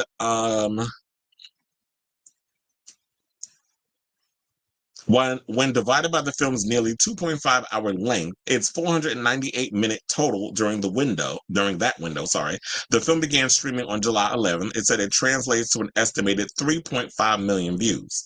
Luminate's movies chart also continues to rank Divorce in the Black's progress. The film accumulated 93.2 million minutes watched during the week of July 26th to August 1st. Its third week on Prime Video, Disclosure, Variety, and Luminate share a common owner in Penske Media Corporation. Divorce in the Black, as you know, stars Megan Good. Okay, why is it not? I hate when it does that. So yeah, it stars Megan Good, as Ava, a young black professional in a tumultuous marriage. When her husband Dallas, played by Corey Hardrick, asks for a divorce, Ava is at first devastated and determined to fight for their union, the official log line, explains, until fate intervenes, revealing Dallas's wicked deeds that have trashed their marriage and once upon a time sabotage Ava's destiny to be loved by her true soulmate. And so Perry wrote and directed the film, but some people say there's a problem. But look, the movie made what it made and it's doing what it's doing. So I guess they don't care. Money talks. They said that it's part of a 4-picture pack with Amazon Studios. It also produced the good Angie Bones. He also produced with good Angie Bones, Will Arreu, and Diane Ashford. So Megan Good got a producer credit. And isn't this like the first movie he's done with them? So, child, whether you like it or not, he got 3 more down the pipeline. And I believe that Corey Hardrick said that Tyler has an idea that he wants to work on another movie with him. And, it's a lot of slim pickings when it comes to certain black folk. Like, we all can't be, with Denzel Washington, Mahershala Ali, Octavia Spencer, and all of them, and Taraji P. Henson, who I know people was getting mad because she was recently spotted hanging out in Bali with Russell Simmons, but that's a whole nother conversation for another day. So it's like Slim Pickens and Angela Bassett, all them other ones. You can't, there's very few. So a lot of people got to go run over there and work with Tyler or work with 50 Cent, who's building his studio in Louisiana, I believe. So when you can't get into the A-list clique, you got to go over there and do them other films out in Atlanta. Atlanta is Black Hollywood. So they said Amazon did not provide a number of subscribers to name which Amazon MGM film had previously driven the most subscriber growth. The company previously touted Roadhouse as a top performer with more than 50 million worldwide views in its first 2 weeks of release. And that movie already had issues and stuff too, because Doug Liman, who directed that film, he was getting pissed off at the studio or whatever for dumping that film over there, on Amazon Prime instead of putting it in a theater, which that movie should have been given a theatrical release. I enjoyed it. And I like Jake Gyllenhaal, so it should have gotten a theatrical release. Unfortunately, it didn't. But yeah, I feel like if that's what they're saying, that's what they're saying. But y'all also got me side-eyeing and questioning, because I'm sitting there like, how can you say this movie is doing what it's doing, but you're not going to give us an actual number? Like, if you reveal the numbers of how many minutes somebody watched your film, tell us how many people subscribe, so that way we know, unless y'all created this fluff piece just to get people to get over there and subscribe. But look, I say all this to say what you want about Tyler's movies lacking the actual plot, good writing, and good wigs. But what people see as, his art being trash is a treasure to somebody else, particularly his loyal followers.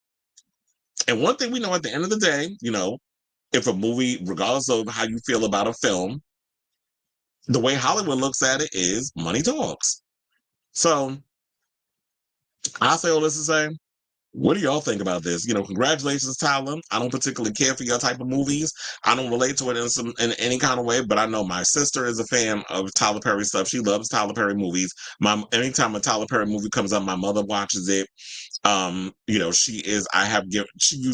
created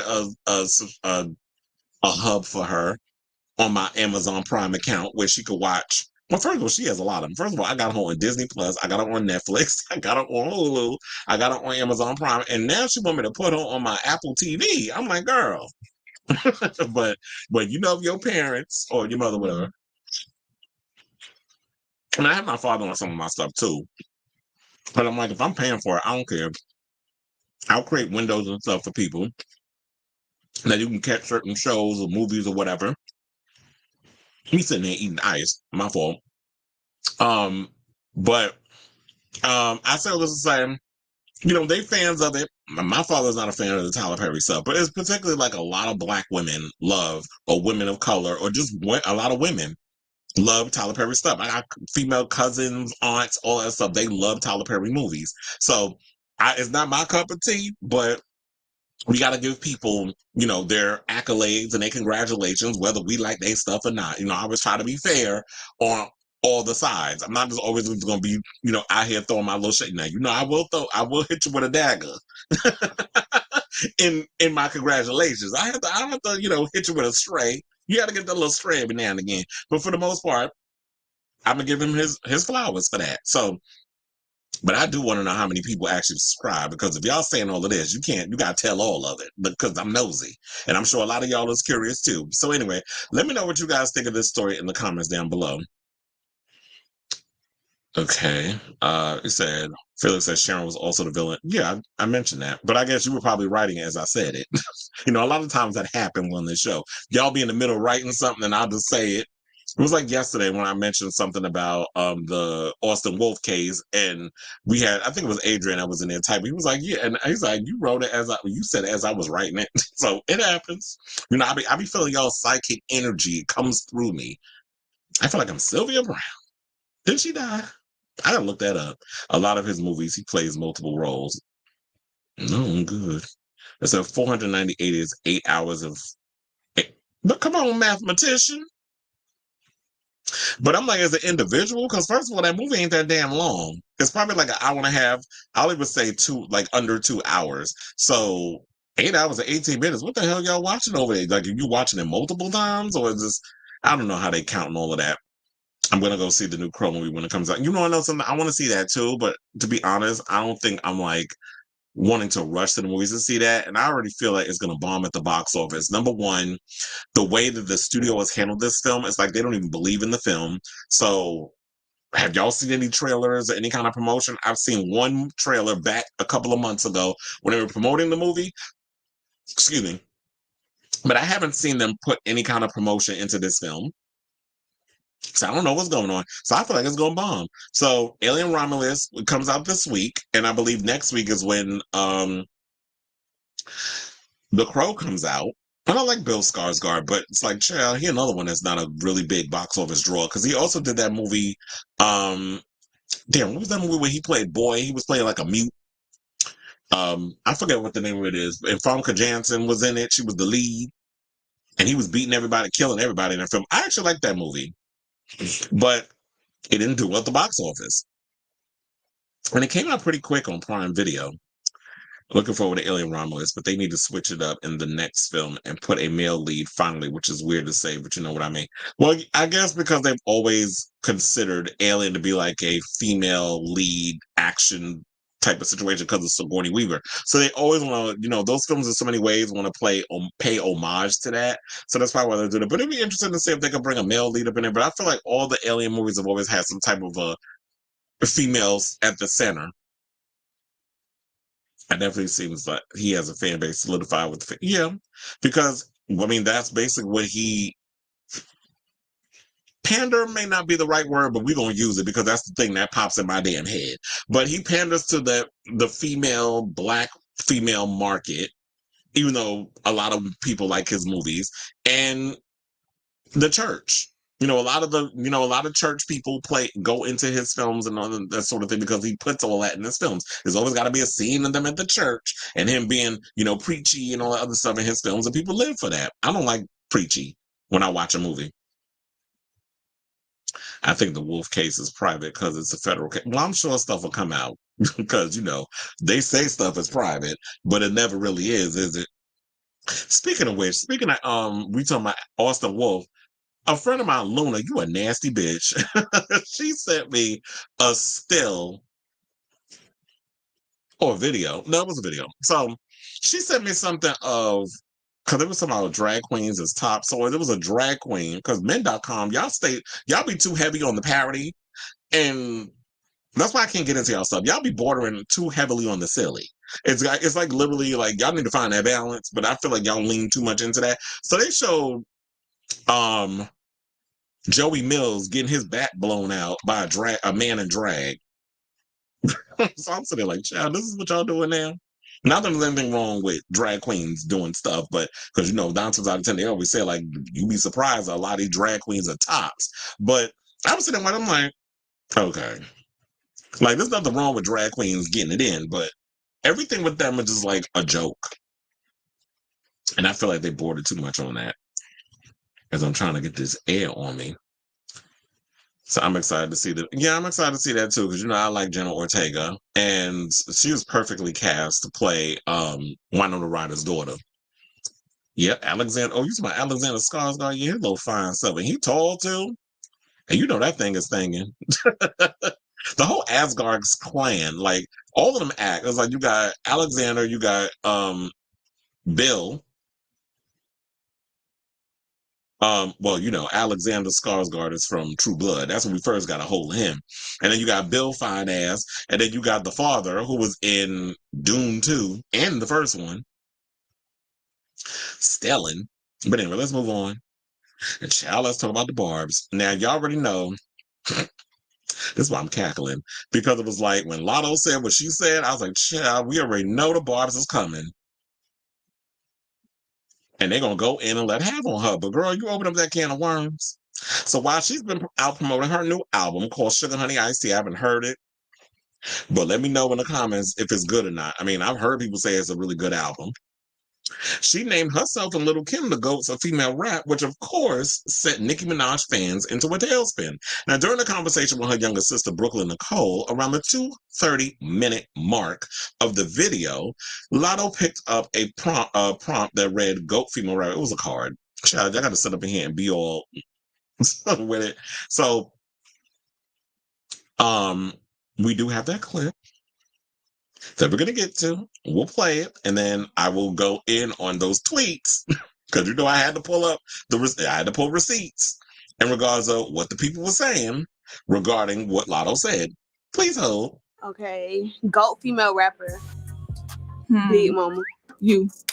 I'm not even gonna lie. I really have to say you. Like, no, I'm not even being biased because like I was like, gonna give a real answer. I listen to you the most. Like you be on my top. I mean, I am the GOAT though.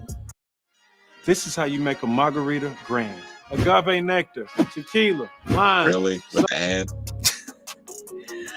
I'm my GOAT, and that's all that matters. But like the GOAT is Lil' Kim for sure. Like fashion icon, timeless music, timeless looks. Like gonna forever be like a staple in not only rap but like female rap. And she the GOAT for real because she is a queen for real. Like off camera, she a fucking queen. Like I love that bitch. Wait. I love her. And she Big Mama too. Like it's just a Big Mama thing.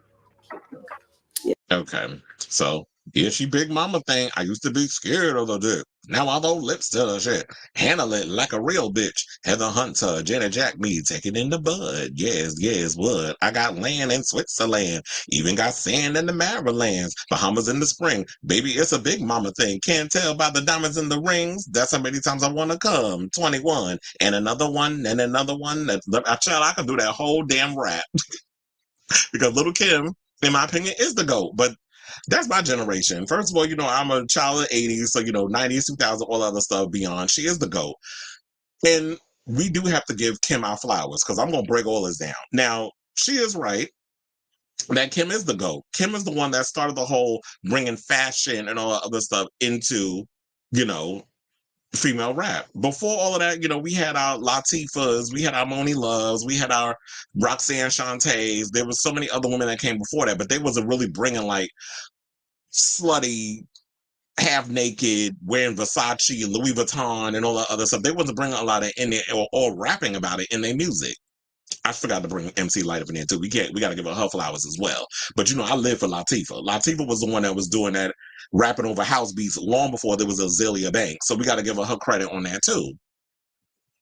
So I do agree with her on that situation in regards to that. But of course, you know, with her scratching back of the head, I said, body language. I know what you're doing, Latto.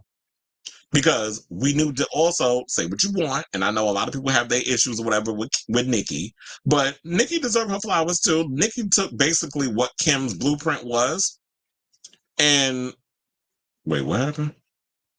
Oh, there was something that popped up. You know, Nicki came along and took Kim's aesthetic, blueprint, all the other stuff a little bit further, but you can't deny her ability as a rapper.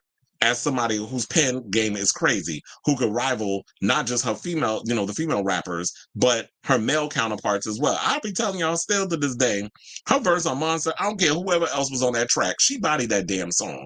She kicked everybody ass lyrically on that song. And she's still, you know, I live for her metaphors and all that other stuff, you know, all the craziness that goes on with her, we could put that to the side, but we talking about fandom, but not fandom. We're talking about her skill set. So Little Kim, if it wasn't for her, we wouldn't have all these other girls that have come out. We wouldn't have a Nicki Minaj. We wouldn't have a Cardi B. We wouldn't have a Latto. We wouldn't have a Glorilla. We wouldn't have a lot of these other girls or Megan Thee Stallion. So when you look at a lot of those looks, they come from what Kim ushered into the music industry. We could talk about Foxy Brown, but Foxy Brown's staying power wasn't as grandiose as Little Kim's. Foxy Brown came out with like 3 albums.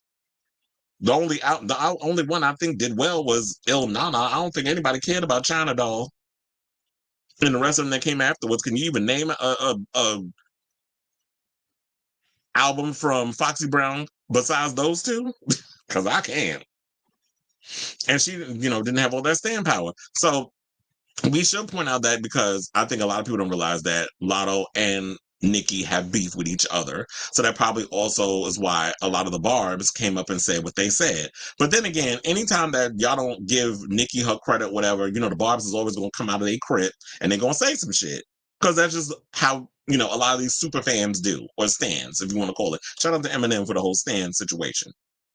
So a lot of people say that Latto in the beginning was a longtime fan of Nicki Minaj, and remember that she even openly admitted to that. And then they had a falling out in 2022. And it happened because the whole situation surrounding Super Freaky Girl. And they was talking about how it was considered the best pop solo performance for the 2023 Grammys. But a lot of, the Barbz and even Minaj, well, I think Nicki was the one that started this first before her fans jumped in and, piggybacked. But she went on Twitter to basically say, well, I don't understand why y'all putting me in the pop category when, if you listen to Latto's Big Energy, that shouldn't be considered for a rap category, because that feels more or less like what Super Freaky Girls is, which was put in the best pop solo performance. So if you talk about Big Energy, that should be considered pop as well. So that's where it came from. And basically, she said the song would be nominated for, the song would be nominated for best melodic rap performance, while Latto was also nominated for best new artist. And they said Minaj, who has yet to receive a Grammy win, received 0 nominations. So I think because she went off on social media, a lot of people felt like she was being punished. But they're like, oh, so Dad, you trying to tell us how to do our job over here at the Grammys? Guess what? Now we're not giving you any. Now we're going to take away your nominations. You're not going to win. It is what it is. Because, a lot of these award shows is politics. So, of course, the Barbz took to social media and said the following. Child, I had to come with the receipts. One person said, at Latto, that's why Nicki don't fuck with you, bitch. You're like, God damn, why y'all be going in already out the gate with the harshness? But let's continue. Another person put at Jalamina, I don't know who that is, and at Latto, that's who they at, and I guess maybe that was her sister name, I don't know, said, you love everyone but Nicki, SMH. Another person put Latto digging her whole career deeper, should have just said Nicki and kept it moving. But here's the thing, if that's not who she's feeling, if that's not who she's featuring, don't tell nobody what they should just say just to make you feel better. And I think that's the problem with a lot of people. Y'all get mad when y'all don't get what y'all want out of people or they say things the way you want them to say it. Then y'all go on social media and get mad. Stop telling people what they should say. Now, maybe I'm sure there was some intent behind her deliberately saying Little Kim, and we could debate that till the cows come home, or they would have to ask her in another interview. Like, if she go on any future interviews post this whole controversy and people coming out and saying stuff, if she was doing this deliberately, or was there a method to her madness? Because remember, it wasn't that long ago she was trying to have a beef with Ice Spice, but Ice Spice is paying her dust. Ice Spice feel like she got bigger fish to fry, so I'm gonna go after Cardi, and so I'm gonna say stuff with her because we both from the Bronx, we both light skinned. I mean, Cardi is debatable since she changed her face up so much, and I live for Cardi, but I gotta call it like I see it. And people feel like, you know what? I'm going to go after her because she's a bigger fish. Latto was just somebody out here doing whatever. I'm not really paying attention to all that mess. So I'm not even giving you the satisfaction. Now, we could also debate how Ice Spice music is trash and it basically sound like one damn song run off into the next.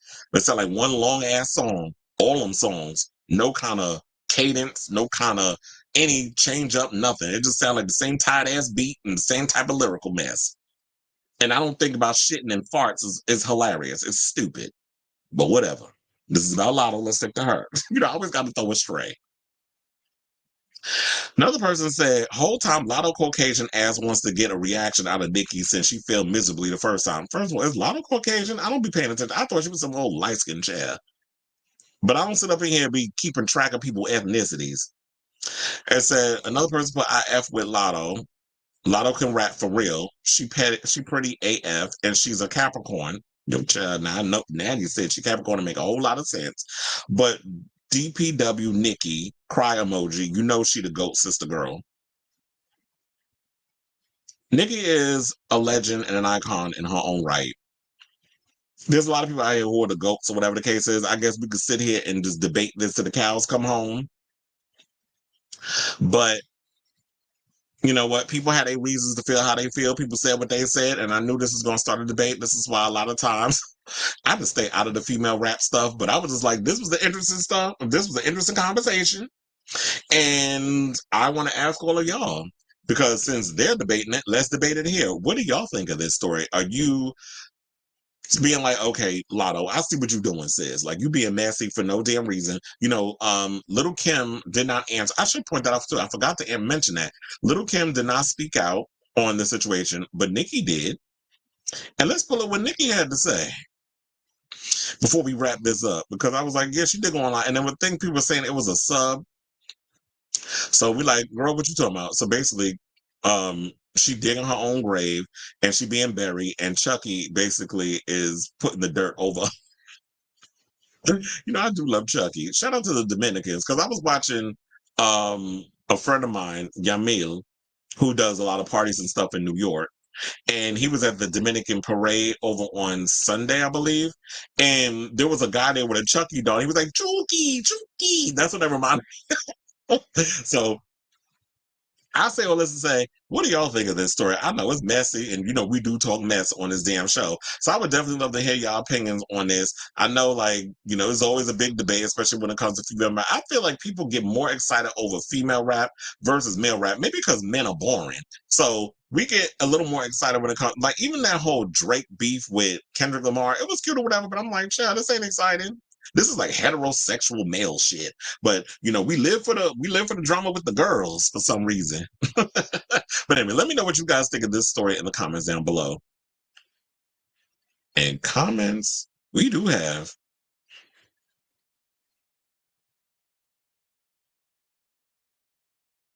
Because there's a lot. Hold on, I gotta scroll up. Like you said, Latto, a GOAT, and what? That's another thing too, and I'm glad you brought that up. I totally forgot to mention that. I'm sitting there trying to, hit all the boxes in regards of like Nicki and Kim, because I'm thinking about GOATs. I wasn't even paying her no mind. I'm like, first of all, Latto, nobody be listening to your music like that. If you even put yourself in the GOAT category, that should have been the conversation within itself. But of course, because she said Little Kim, a lot of people focus on that more than they focus on the fact that she included her and that's herself in that category. It's like, ma'am, when you start doing Nicki Minaj, Little Kim back in the day numbers where she was selling physical copies of stuff, when you start getting in that category, then we'll put you in the conversation in regards of GOATs. But ma'am, you are not a GOAT. Maybe you feeling your GOATs. Shout out to Mylinda Verga for that. But you ain't a GOAT. You're not the greatest of all time. Sidebar, shout out to LL Cool J for coming up with that term. The GOAT. Who is the GOAT, in my opinion? And it's opinions can change. Even I can admit that Little Kim has more memorable looks than Nicki. And a lot of times when you talk, and you are a Barb. And that's why I like when people, those are the people I like. I like people who are members, like part of like a culture, or whatever the case is. And they can look at things pragmatically. But they could be like, you know what? Even though I'm a fan of somebody, I got to give the other person their flowers. Those are the ones I like. I don't want, like, if you want to come in here and just say some bullshit just because you want to be ignorant or you want to be in the cult, whatever, okay, you go do that cult shit somewhere else. But I like people who can actually, think for themselves and not just want to follow what everybody else is saying. I did see that she attacked Ming Lee. And I was like, child, is that her real name? Now you got Nicki Minaj, Ming Lee. I know they ain't her damn name. Yeah, she's been doing a lot of these unhinged things. I don't like when she does it. I don't like when Cardi goes on social media and does this mess. Like, a lot of y'all needed to stay off social media when it comes to going on these different. Is that what she be supposed to be doing, her podcast or her show, whatever? What happened to Queen Radio, by the way? I said, I say Missy Elliott. I do like Missy Elliott. Like, don't get me wrong. We got to give Missy her flowers. Like, Missy is an icon. First of all, Missy, I believe, is one of the best-selling female rappers of all time. Like, she's somebody who's an icon. She's somebody who has solidified herself. Like, visually, she changed the game of music videos when it came to female rappers in general. Like, her and Busta Rhymes, they're like twins. Like, they were the ones that were really pushing the envelope in regards of, like, they rap style, just being in a class by themselves. Where it's just like, if you look at Busta Rhymes, you look at Missy Elliott, you cannot be like, oh, they were influenced by this person, they were influenced by that person, or they copied or whatever. Although when I saw an interview recently of Missy promoting her tour, she said that the people she grew up watching was Rick James, Michael Jackson, Grace Jones. There was another one, Donna Summer. So it was like, when you look at them, like, I see it. But she's comparing herself. She took from singers, she took from performers and people who stepped outside the box and incorporated that into her hip hop style, and it works. She created something completely outside the box and different from what her other contemporaries are doing. So there's nobody like them. So when you look at them, it's like, yeah, but then when you look at a Nicki, you do see the influences of Little Kim. But she does have her own rap style. But anyway, so it said she was being shady and deliberate. She was, and that's why I agree with that. It's like, girl, you was being messy on purpose, because when you did that whole thing with a scratch in your head, I was like, that's the, I be watching body language. Real icy girl say yes. As a hardcore had the tea. Yes, it did, child. I remember I gagged when I was a little kid listening to that album, and it opens up and them and the guy beating his meat in the porn theater. I was like, wait with this shit in the music. I thought it was for real too, not realizing, okay, all that's done in the studio. So there was a lot of stuff. I hate you, Brown Bunny, because I'm about to get to your comment. I said people my age are gonna have to deep dive and realize that she's more than a skin bleacher to give her Yes, she is, child. Remember she tried to come out and say she's not a lesbian? Okay, neither is MC Light. And neither is Latifah. I'm like, girl, well, Latifah we know she a big old lesbian. But I'm sitting there like, a bull dagger. That's my favorite word to use. I hate lesbian. I was like bull dagger. But, child, first of all, Latifah used to always come down to the West Village with a new chick in the passenger seat, driving around, be hanging out in the gay bars. And so we all knew about Latifah. She just wasn't out to the public. And now she married to a woman and got a kid. So I love the fact that she keeps her thing like, yeah, I eat the coochie, but I don't need to be out here broadcasting it. It is what it is. Y'all know. But I hated how she used to always come out and interview to her, my man. I'm like, yo, man, you got a stud at home, girl? Shantae's got a stud. Said drugs and hardcore. Yeah, that dreams of sucking an R&B dick. That was my song too. And drugs and hardcore is my favorite rap song. I said, look at some bops on that record. That album is iconic. Missy and Kim were my two favorite female rappers in the 90s. I do like, I like UNITY too. Who you calling a bitch? I was listening to that song the other day and watching the music video when she had Vinny from Naughty by Nature grab her ass, turn around and say, yeah, me, bitch, and laugh. And then she said, who you calling a bitch? She calls her Mulatto. First of all, Mulatto was her actual name before she changed it. She went by Mulatto. Some people found it offensive. She went and changed it to Latto. You said China who? Because her name is Ming Lee. I said Latto is nothing but a fan. More than likely. To be honest, the Grammys isn't worth anything. Look, that's what 50 Cent said. He was talking about these award shows ain't worth the price of tea in China, like, especially when he went and threw that stray at Beyonce. We was talking about that, okay, she clearly got some people in the ends where how you getting 30-something odd damn Grammys? So I do think a lot of these award shows is BS. And so they just be giving the Grammys out to everybody, okay? I feel like Latto doesn't have mainstream appeal, and that's why she isn't a bigger name by now. When her and Meg try to drop songs, it doesn't seem genuine. First of all, that's why I feel like when Meg and Cardi get together and make songs, it feels authentic and it works. I don't listen to Latto like that. Like, I don't feel like she's that. Like, there's like a litter of female rappers. And that reminds me a lot when I was growing up in the 90s, we had a litter of female rappers. So the more the merrier. I don't care. But I listened to them. They all didn't sound alike. They wasn't all doing the same thing. Like, when I was coming up, we had Missy, we had Kim, we had Foxy, we had Angie Martinez. Yeah, she put out 2 damn albums and I bought them. Who else? Left Eye. Queen Pen. There were so many other rappers, what was it? Shauna, Rod Digger. Like, we had so many female rappers that was coming out releasing stuff, and I live for the variety. But now it's like all these girls, y'all sound like y'all trying to just copy whatever, the recipe. And I need diversity with my female rappers, which is why I don't listen to a lot of them. So it's a lot of us mixed with white and black. Why she used to call herself mulatto. That's what I'm saying. I was like, I forgot what that I was like, is she white? So y'all sitting here calling her a white girl. I was like, don't try to dismiss the fact that she's got some black blood up in her too. Doja is better than me. You want to know something? Who was it that said? Was it Joe Budden?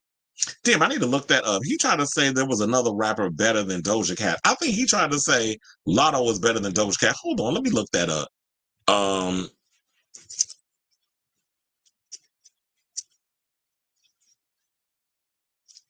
Because I was supposed to talk to a friend of mine about that the other day. He's a Doja Cat stan.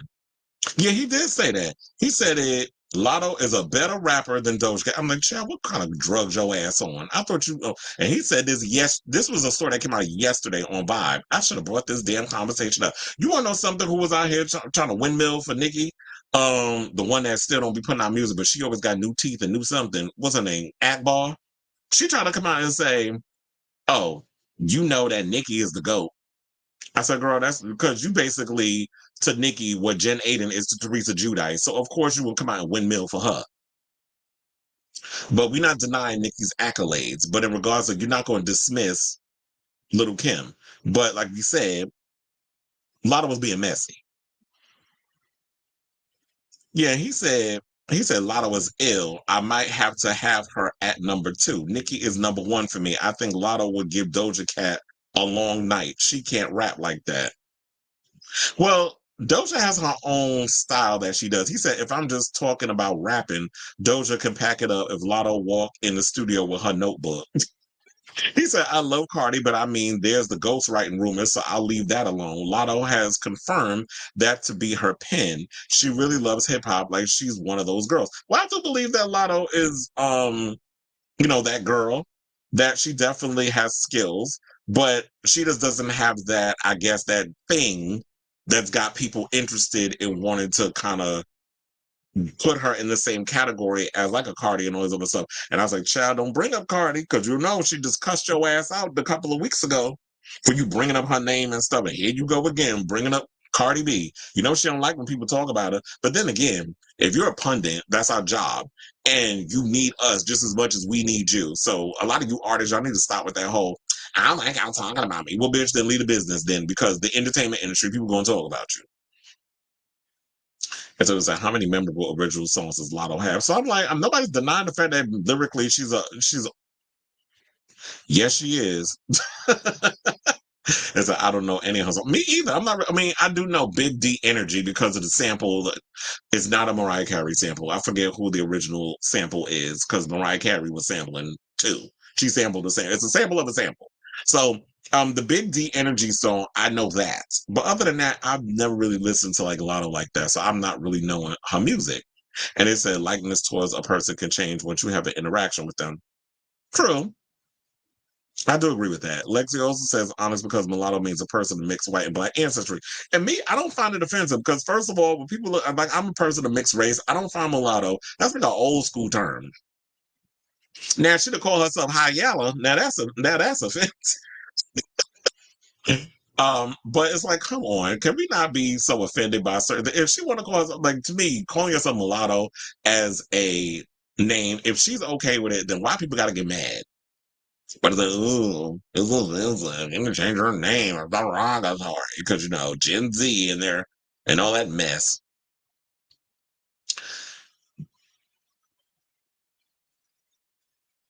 Okay, thank you.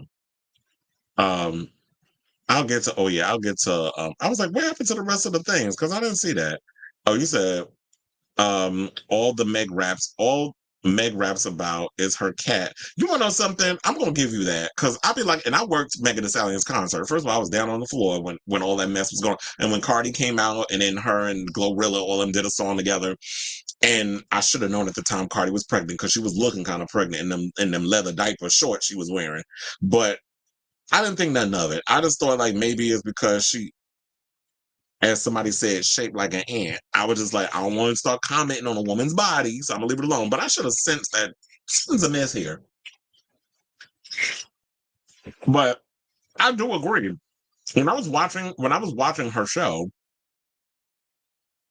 I felt like Megan, and even though she was giving a good show, she performs her ass off. She was very engaging with the audience and all that other stuff. I do feel like her sound she's very one note sonically. And I was saying, I don't believe I've said this on the show before. Like, I feel like, and I thought with this new album, I'm like, okay, girl, you got to step your pussy up in regards of like, try to change up your cadence, try to change up your flow, give me some different sounds or whatever. She wasn't giving me that. I just felt like giving us the same thing. Although I do like that new video where she not practically, she is naked. And you got all them naked ass Asian men up in there. I do like that video. And you said that I'm aware the punctuation made it confusing. I said the Brat had a show where she still has it. On was it WeTV? And she does Dish Nation. Where was it? While we're at it, MIA is better than. I do like MIA, but I feel like people think she's problematic in the same vein. When we categorize her in the same vein as like Azealia Banks, that she can be problematic in that way. I know she's like very heavy on the politics. You said that while we at it, MIA is better than Meg Cardi. I mean, I do like MIA because MIA to me is similar to Missy in regards of like her genre style and like the way she raps and the things she talks, but she's more political in a lot of stuff that she talks about. You said that you have to realize that sometimes podcasts and bloggers say things and start a drama. That is true though. Like I always feel like a lot of times when I come on, you know, I'll be messy with some of the things I say because, you know, shade is shade. But I always try to bring nuance and all these different things to things. So I do agree with you on that because there are some podcasts and I'm like, okay, now you being messy. And y'all know the ones, who's the one that we say look like a chipmunk, academics? Like you literally be going up there saying some bitch ass shit to rile and start things up. So I do agree that there are some people that literally is like, okay, now all that wasn't necessary. You could have presented it in a way, but you know, that's the way a lot of people feel that they have to go viral. When you say certain things, Joe Budden do it too. But I will defend the fact that, you know what, podcasters have a right to say what they say, but you got to realize when you be going in and you be extra on the stank with certain things, you shouldn't be surprised that people going to come at you and say the negative things they're going to say about you. Thank you. It was Tom Tom Club. I think I knew that it was, but I couldn't remember their name. But thank you for that's why Latto copied it. I call myself mulatto when I try to explain that I'm mixed in Spanish. Oh yeah, because that's some of the words. It's the same thing like with black, Spanish people say negro. He said one flow ho. Okay, that's funny. Agreed. Past tense. She was that girl. Because back in the day, I used to live for MIA, but then it's like she went, her ass went off the rail bonkers too. But at least she put out more music than Azealia Banks. Azealia Banks spent more time on social media, trying to read everybody else's career. But I'm like, bitch, where's your career? Anyway, let's move on from the Barbz and let's talk about Katy Perry, who is under investigation oh wait, I was like, where is my story? Because I was like, I was like, wait a minute, it's not here. But it is. I just had to move it. So Katy Perry's 143 rollout hasn't exactly been going smoothly so far. Have you heard Woman's World? But no album rollout would be a true flop without a good old-fashioned criminal investigation. So shout out to I'll say Rolling Stone for this story. As I pull up this picture of Katy in a damn bikini. So following the release of Katy Perry's Lifetime's music video on August 8th, the pop star came under investigation for potential environmental damage to the protected dunes of Espalmador in Spain, or I should say España.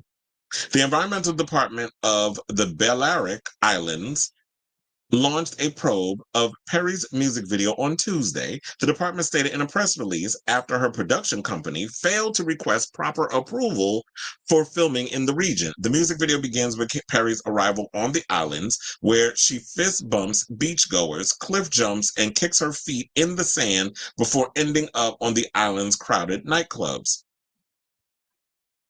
Espalmador is located within the Ses Salinas de Ibiza and Formentera National Park and is home to the best preserved dune system in the Balearic Islands, which hold great ecological value, according to the Balearic Islands tourism website. The department added that the filming did not constitute a crime against the environment, as a company simply must request proper authorization from the Environment Department before photo or video use. Now, reps for Perry did not immediately respond to Rolling Stone's request for comment.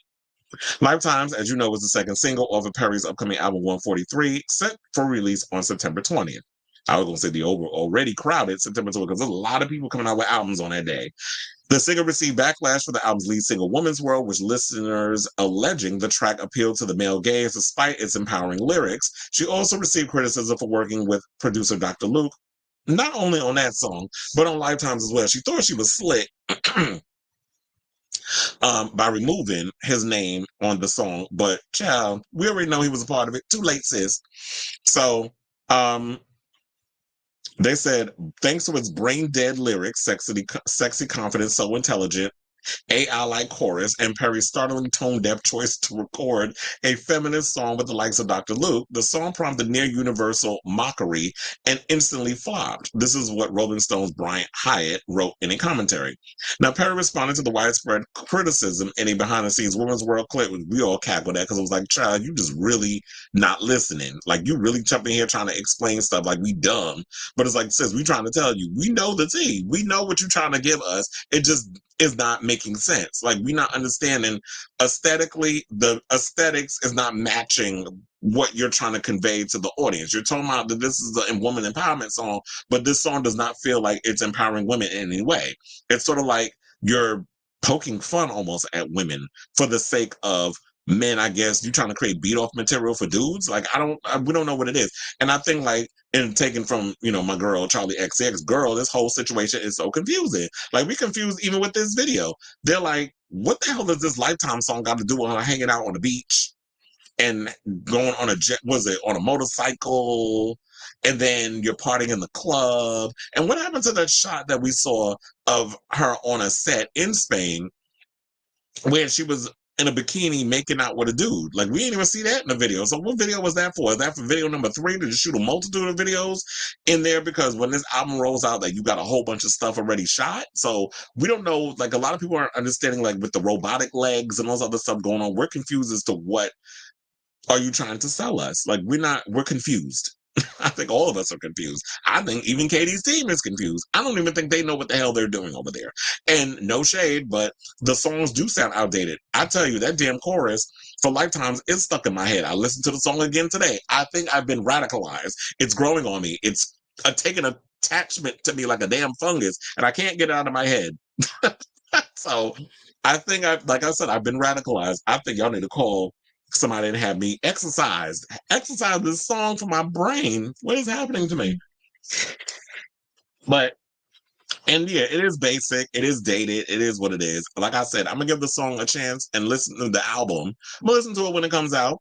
But I do feel like what you should do is you need to pay attention to what you are doing over there. You should have had all your I's out of your T's crossed. You can't be just invading and colonizing, because since you're a white woman, let's use the word colonize. You colonizing spaces that you shouldn't be colonizing to begin with. Y'all need to go through the proper channels to make sure that you had all the proper paperwork to go on this island, since it is a sacred space. But you went over there being your typical American and disrespecting other people's shit, which we always hear that a lot of people tend to do that are from America. Y'all go on a lot of foreign soil and y'all just show out and be damn disrespectful. But that's what Katy pretty much gives me anyway.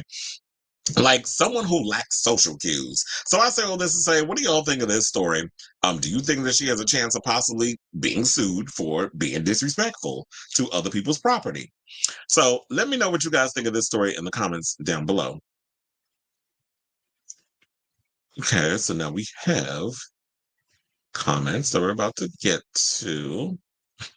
I'm still looking at One Flow Ho.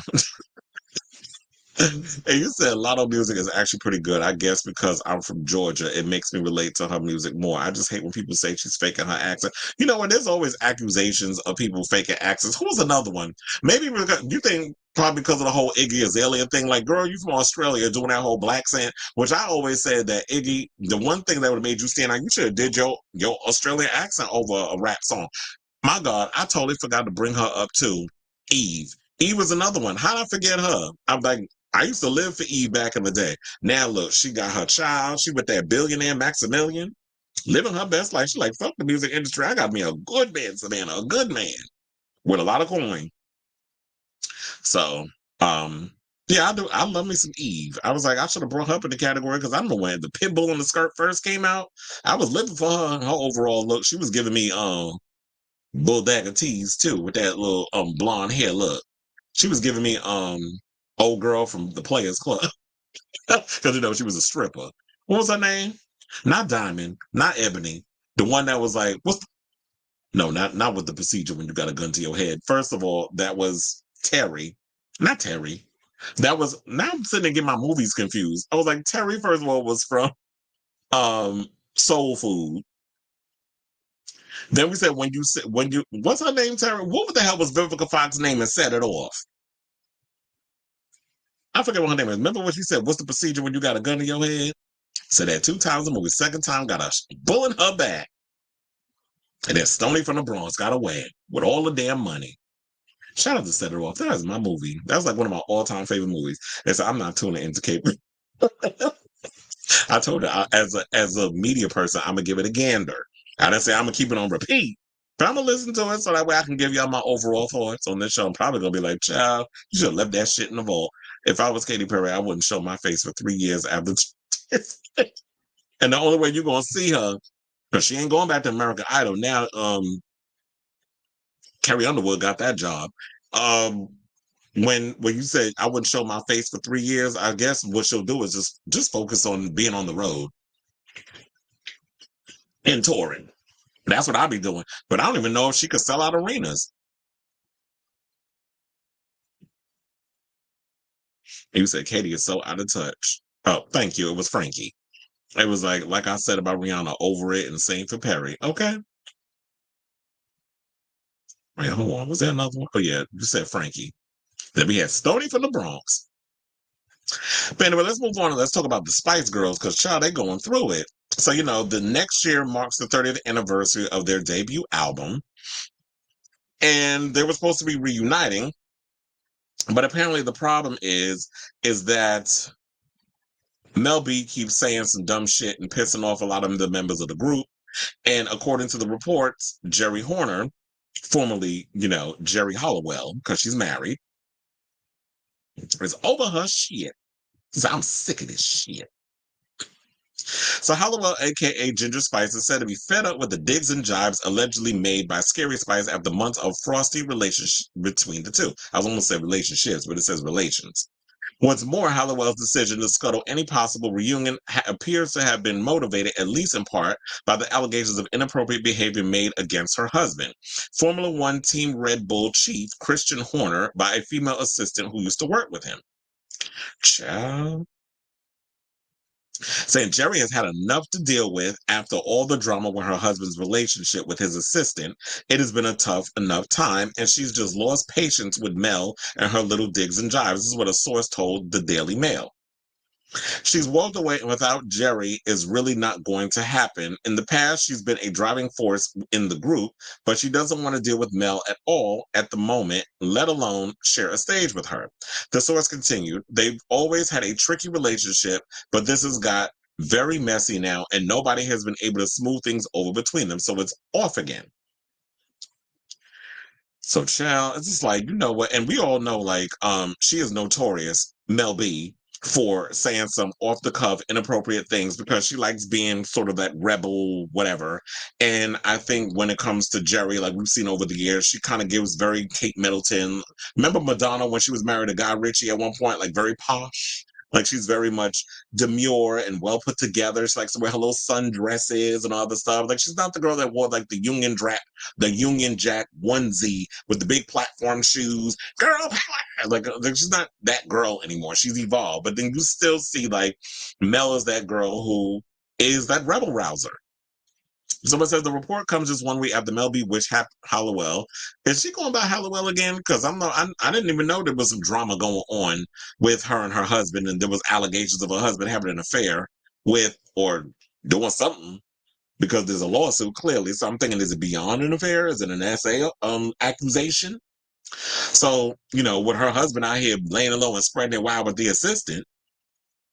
So she's got all that going on. So this says, Mel B wished Halliwell a happy birthday on her Instagram. This was like maybe a week or two ago. She said, happy 75th birthday, Ginge, wrote the singer, whose real name is Melanie Brown, over a photo of her and Halliwell. In the snap, which appears to be from the 90s, Halliwell is smoking a cigar. My don't think happy 75th birthday, Ginge, is bad. Like, I make jokes to my friends when it comes to if you hit, like, when it's your birthday, I be like, happy 150th birthday. Like, I make jokes about them being an old ass. Like, it's a thing between us. I didn't think that was considered bad, but if she's feeling sensitive, I guess we can't tell her how to feel. Someone said in April, the ladies reunited at Vicky B, as in Victoria Beckham, 50th birthday bash in London and even sang together. However, a source told The Sun Mel tried to smooth things over with Geri at the party, but it didn't go as planned. She was laughing it all off, but Geri didn't seem interested in hearing what she had to say and wandered off. Mel B and Halliwell have even kept their distance when it was time for photos of the iconic girl group, saying when it came to taking the group picture, Geri kept it as far away from Mel as possible, which was awkward to watch. Geri wanted to be there to celebrate Victoria and have a good laugh with everyone, not talk to Mel about the embarrassing things she said about her. So I feel like, you know what? Over the years, Mel, sis, I know you are who you are and you are the way you are, whatever the case is, but you need to understand if you are part of a group and you're all like, y'all need to understand people's personalities and know like who you can make jokes with, who's a little sensitive. It's like, okay, now I'm gonna fall back a little bit on it. And it's just like not try to ruffle feathers as a way to which is going to hurt the chances of y'all doing a reunion tour. But I really hope, like, at this point, I feel like Geri will change her mind. If they back up that Brinks and tell them how much money they're going to make, trust and believe, her behind will be there. Now, the one that don't need the coin is Victoria Beckham. She has the fashion line. She's got a lot of things going on. She doesn't need the show. And she doesn't need the tour and stuff. And quiet as it's kept, she wasn't that good of a damn singer anyway. And no shade, but neither is Geri. She wasn't the strongest singer. Everybody knows, like, okay, Mel B gives you that, that deep bassy type background. Like she can give you the Lance Bass vocals because she does the lower register or T-bars. We'll put her in that category. The one who can sing yang yang is Mel C. We already know she is the singer of the group. Kind of like Nicole Scherzinger was the singer of the Pussycat Dolls. And, and Baby Spice sings at a higher register. So she can give you they can blend them all together, turn them into the new Destiny's Child. Not Destiny's Child, literally. But it's like, remember Destiny's Child started as a foursome. Then it started as a threesome. And it stayed that way. So if two of the girls don't want to come back, I feel like y'all can still do the Spice Girls with just the three. But the question remains, would the tour do well with just them as a trio? Because while they're good singers in their own right and they provide what they need to provide vocally as like a group, none of them are really a standout like a Beyonce. Or even though we do clown him on this show a lot, no Justin Timberlake as part of NSYNC. So I don't know, but I'm like, if they can try the idea of running them as a trio, if Geri doesn't want to come back, but we'll see if the hunger is there for like the audience, the fans to be like, no, when I was growing up, there were 5 girls. I'm not paying a ticket for 3. Like, do I get a discount with that? So I say all this to say, let me, what do y'all think of this story? Do y'all think that there is a chance that they could make bygones be bygones and there be a tour, whatever the case is, and they reunite? Because look, the 30th anniversary of their debut album is coming up in 2025. 95 was when the debut album Spice came out. I remember because I bought it. I begged my parents to run me to the store. I would think it was not GNC. Why am I thinking that? First of all, that's where you do like your workout stuff. It was damn, I forget the name of the damn store that I had them go. I think they still have them in the UK. But anyway, I can't remember. So I remember had my parents take me to the store to go buy the CD, and because I love that damn song. I have gone to Virgin Megastore, but that's not where I got it from. I got it from HMV. That's what it was. So it was like I went to HMV and got a deal because I was going to all different types of stores. Like I would go to HMV because I was like closer to where I lived, but it was like Long Island, so I had to have my parents drive me out there to go there. But if I was in the city, my first stop would always be Virgin Megastore because I would go to the one in Times Square or I would go to the one in Union Square. Those were the two main ones. I think those were the only two that we had in Manhattan. And of course, the Times Square one was popular because MTV, they had a TRL going on at that time. So I begged my parents to take me to the store to get that damn album. And they did, and I wore that damn CD out. So I say, let's say, what do y'all think of this story? Let me know what you guys think of this story in the comments down below. Child, let me scroll up. Hey, you said they did their thing in the past. Now it's time to move on. I watched Set It Off a couple of weeks ago. I need to rewatch that movie. I'm not over it with Riri though. Yeah, because Adrian like throwing shade at Riri. He did it yesterday, and now he doing it again. And he was like, "Not Mel B talking shit." She was my least favorite. And ooh, she always did come across as more of the polarizing one. Yes, yes, they were at one point. They said, weren't Ginger Spice and Scary Spice munching each other's muffs? I haven't heard the word muff in so damn long. And it was like, yeah, they were. Because Geri is dressing very old. She's sensitive because we've been mocking her dressing white and being very virginal. Well, girl, we know your ass ain't virginal. That's another thing I can't stand too. Like, girl, if you've been having dick running up in you throughout your whole life, stop wearing white. That's like Jennifer Lopez, or Hennifer, as we like to call her. Ma'am, you've been married more times than I was going to say, well, that's not true. Because I was going to be like, then Erica Kane and Elizabeth Taylor combined. But that's not true because they've been married more than her. But y'all need to retire white if you've been married more than once.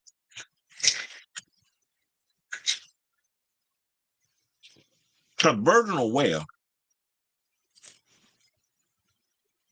I don't think they have ever liked each other. They probably haven't, but here's the thing. There's a lot of people in bands and groups that can't stand each other, but they understand the bigger picture, which is that money.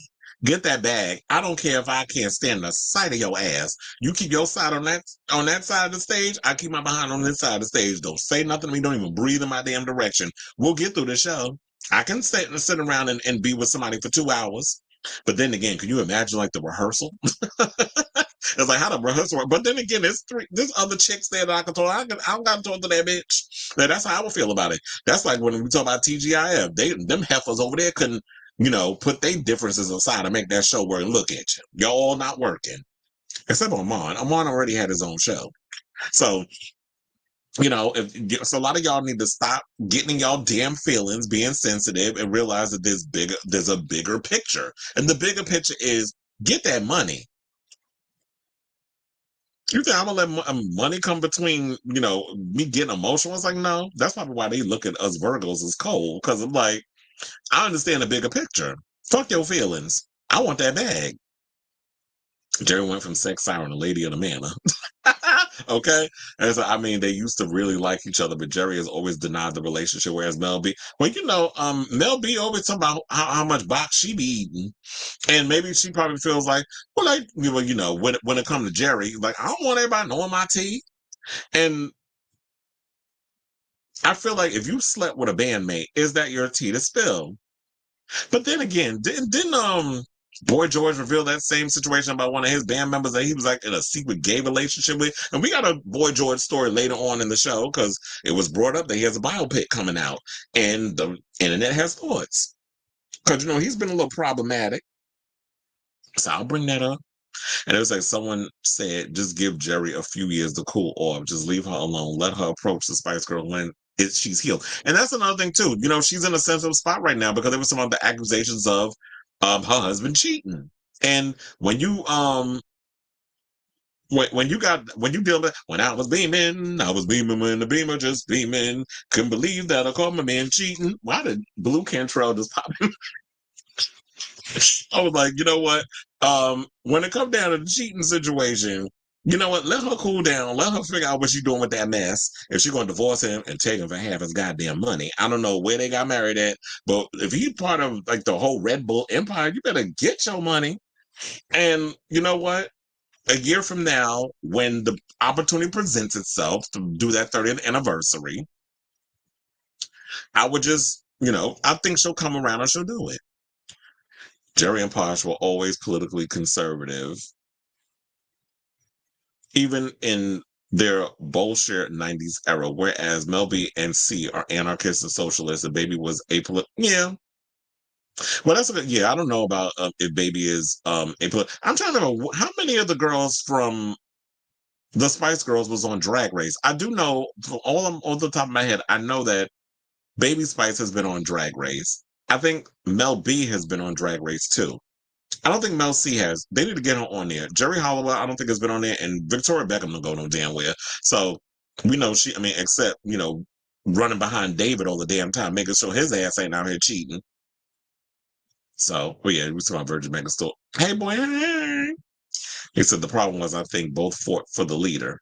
You mean trying to lead the group? Yep, Virgo gang, my birthday's coming up in like 3 weeks, I think. September 2nd. Same day as Keanu Reeves and Salma Hayek. And who else am I sharing a birthday with? Cat Williams. Now you know where I get my mouth. Like, why our mouths are like Cat Williams, another one, Virgo twin. And you said Mel B had a boyfriend on the Spice World Tour. I think that pushed Geri to the edge, and that man will become her baby daddy. Was he a backup dancer? Because these artists are notorious for spreading their legs for a damn backup dancer. Jennifer, Madonna, the list goes on and on. But anyway, speaking of beefs, because we're going to go from one beef to another, and I'll get to everybody else's comments after. Let's go from the Spice Girls to the Fugees. Because, Pras did speak the other day, and, we've been talking a lot about it. So you already know they're supposed to come out with they were supposed to go on tour. I believe it was supposed to happen last week. But days before they were supposed to go on a U.S. leg, the tour was canceled due to low ticket sales. And then Lauryn came out with some excuse saying, oh, there's some narrative that they're spreading and it's propaganda from the media. I was like, no, sis. The problem is it's your attitude, your reputation in the industry. Like, you are a nasty human being from the things that I've heard from a lot of people. You think that people need to work and show up on your time. Like, her and Anita Baker need to go on a damn tour together. That's how with the you two problematic ass broads, y'all both need to go on a tour together and see who makes it out alive. There need to be like a celebrity deathmatch tour with them two. But Pras, he did speak on it the other day where he basically said that he's taken the side of the Fuji fans in regards to the whole situation. We did that video. It's cut up. It's posted on the channel as a separate little video if y'all want to check that out. But now he's come with a diss track towards Miss Hill, since that's what she like being called. So 1/3 of the Fugees' Pras is throwing Venetian blind shade at his longtime Fugees collaborator Lauryn Hill on an unreleased song titled Bar Mitzvah, because he spells it RMITZFA. Pras is unleashing more of his grievances about Lauryn Hill, and this time he put it on wax. The Brooklyn rapper released a diss track where he mentions the 2 Zion singer, seemingly placing the blame on the recent cancellation of the Fugees reunion tour on her. Now, we can't play songs over here because of copyright and everything. I'm not trying to get this channel flagged, and then I got to sit up in here and edit and take the damn thing out, which is annoying on a live stream. So Lyrics goes, don't blame me, blame her. She made the mess. Not another fucking penny is what I told Clef. Trotting the glow with the bros playing dominoes. This is what he raps on the record obtained by TMZ. He also touched on his guilty verdict, because I was sitting there wondering, now, Chad, how you supposed to be touring, especially going overseas for the European leg, but then you supposed to go to jail for committing a federal crime? He also touched on the guilty verdict in his fraud trial last year, spitting Obama's name in the discoveries had to plead the fifth. DOJ was a walk in the park compared to this. And if y'all want to hear the song or whatever, listen to it over on, you can go to TMZ. But then, of course, we did speak about it the other day. People took to social media because that was the first thing that popped in my mind when Lauryn Hill came out with that story, whatever, that BS mess, trying to blame it on the media, whatever. It's like, no, girl, your reputation. And then started talking about an injury she got in 2023 was the reason behind a lot of her. I'm like, girl, first of all, we didn't even know that your ass was injured. And if you were injured last year, you could have came out and said something the first time. I feel like the fans would have been more understanding as to what your tardiness was. Instead, you went not even on social media. She said it at one of her concerts. Basically was doubling down on the fact that she was late. Like Megan said, well, I don't remember exactly what she said, but she basically doubled down on it and basically gave us her ass to kiss, basically. I was like, okay, bitch, now this is the game you want to play? Well, bitch ain't gonna get none of my money. I was trying to remix the Rihanna song. So I was like, okay, well, I will save my money and I will give my hard-earned cash to an artist that appreciates showing up on time and showing up for their fans and giving them a real show. Somebody told me she don't even do original cuts on her songs, that she does the remixes. I'm like, why is that? Is it because word on the street is she didn't write none of Miseducation of Lauryn Hill? There might be some type of legality. So I'm curious as to why is she performs all her songs as remixes. Because usually when people do remixes, I always think that they do it because, okay, I'm tired of doing the same type of song over and over and over again, so I got to switch it up. Madonna's notorious for doing that. Janet will give you the same 1-2 step and the same damn sound. That Minneapolis music. So I told you somebody got to get it straight when I have to make my points. But it's like, why? I don't understand why Lauryn used to do remixes all her old songs. I mean, all her original cuts. But then again, also, I feel like, you know what? Nobody's taking away the fact that the Miseducation of Lauryn Hill is an amazing record. But ma'am, at your big age, you do not have the right off of your one-hit wonder having behind, what album wonder, I should say, to just be running around being this disrespectful to your fans. Like, one album does not warrant you to be walking around with this little attitude. And yeah, because you get all these accolades from critics, critic accolades ain't worth the price of tea in China. So, humble yourself, niece. So then, of course, we had the people that was going on social media and gave their little commentary in regards to the whole situation. Because we said that, first thing that popped in my mind, I was like, ma'am, this is all because you are disrespectful and the whole tardiness. So one person said, Lauryn, how long did it take you to come up with delusional narrative? Playing the victim yet again? Do better, sis, because we tired. Another person said, I've seen her live. Trust me, you're not missing anything. She is a horrible performer. Another person, but not miss, shows up 3 hours late to her own concerts. Another person says she needs to stop letting her fans down, honestly. Another person said they better off hosting a Zoom concert. I still can't get over that one. Another person said, wait. I'm a little slow today. Is she saying low ticket sales are a result of the media and not her inability to respect people's time and money by showing up on time? And last but certainly not least, another person said, Lauryn, with all due respect, your penchant for showing up to shows late affected the ticket sales of the North American portion of the tour. Don't blame the media. And look, y'all better hope and pray that Lauryn show up when she get over there overseas and when she get over, she slide that passport from one place to another. Oh my God, one of my friends is showing me something he's at something with that Peppermint is performing at, and they got to wear a mask. As a child, why is it? Because this whole surge with the monkeypox is going on. I seen monkeypox trending on social media, but anyway, That's a whole nother conversation for a whole nother time. So I say all this to say, what do y'all think of this story? I mean, Pras out here throwing shade at Lauryn. Lauryn has got to respond because, Lauryn live in her own little world, feeling the way she feel and doing the way whatever she does. And I guess she just don't give a damn. But sis, based on your reputation, you made your bed. Now you got to lie in it. So let me know what you guys think of this story in the comments down below. Okay, so now let's move on over to the comment section. He said Mel C wanted to punch Geri when she... Wait, who was the original Spice Girl? You said and Melanie came from Liverpool and Thatcher politics. Oh, you talking about Margaret Thatcher?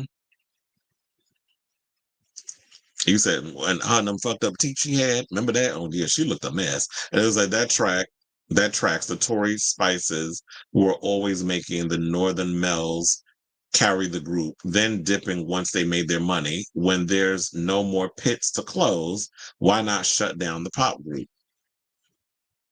Only John and Miss Hill are the talent of the group. Well, nobody's really checking for Pras like that. Just like, I don't think anybody cares enough about that damn song. But, and I guess at this point, what you throwing shade at your contemporary, is there even going to be a Fuji's tour?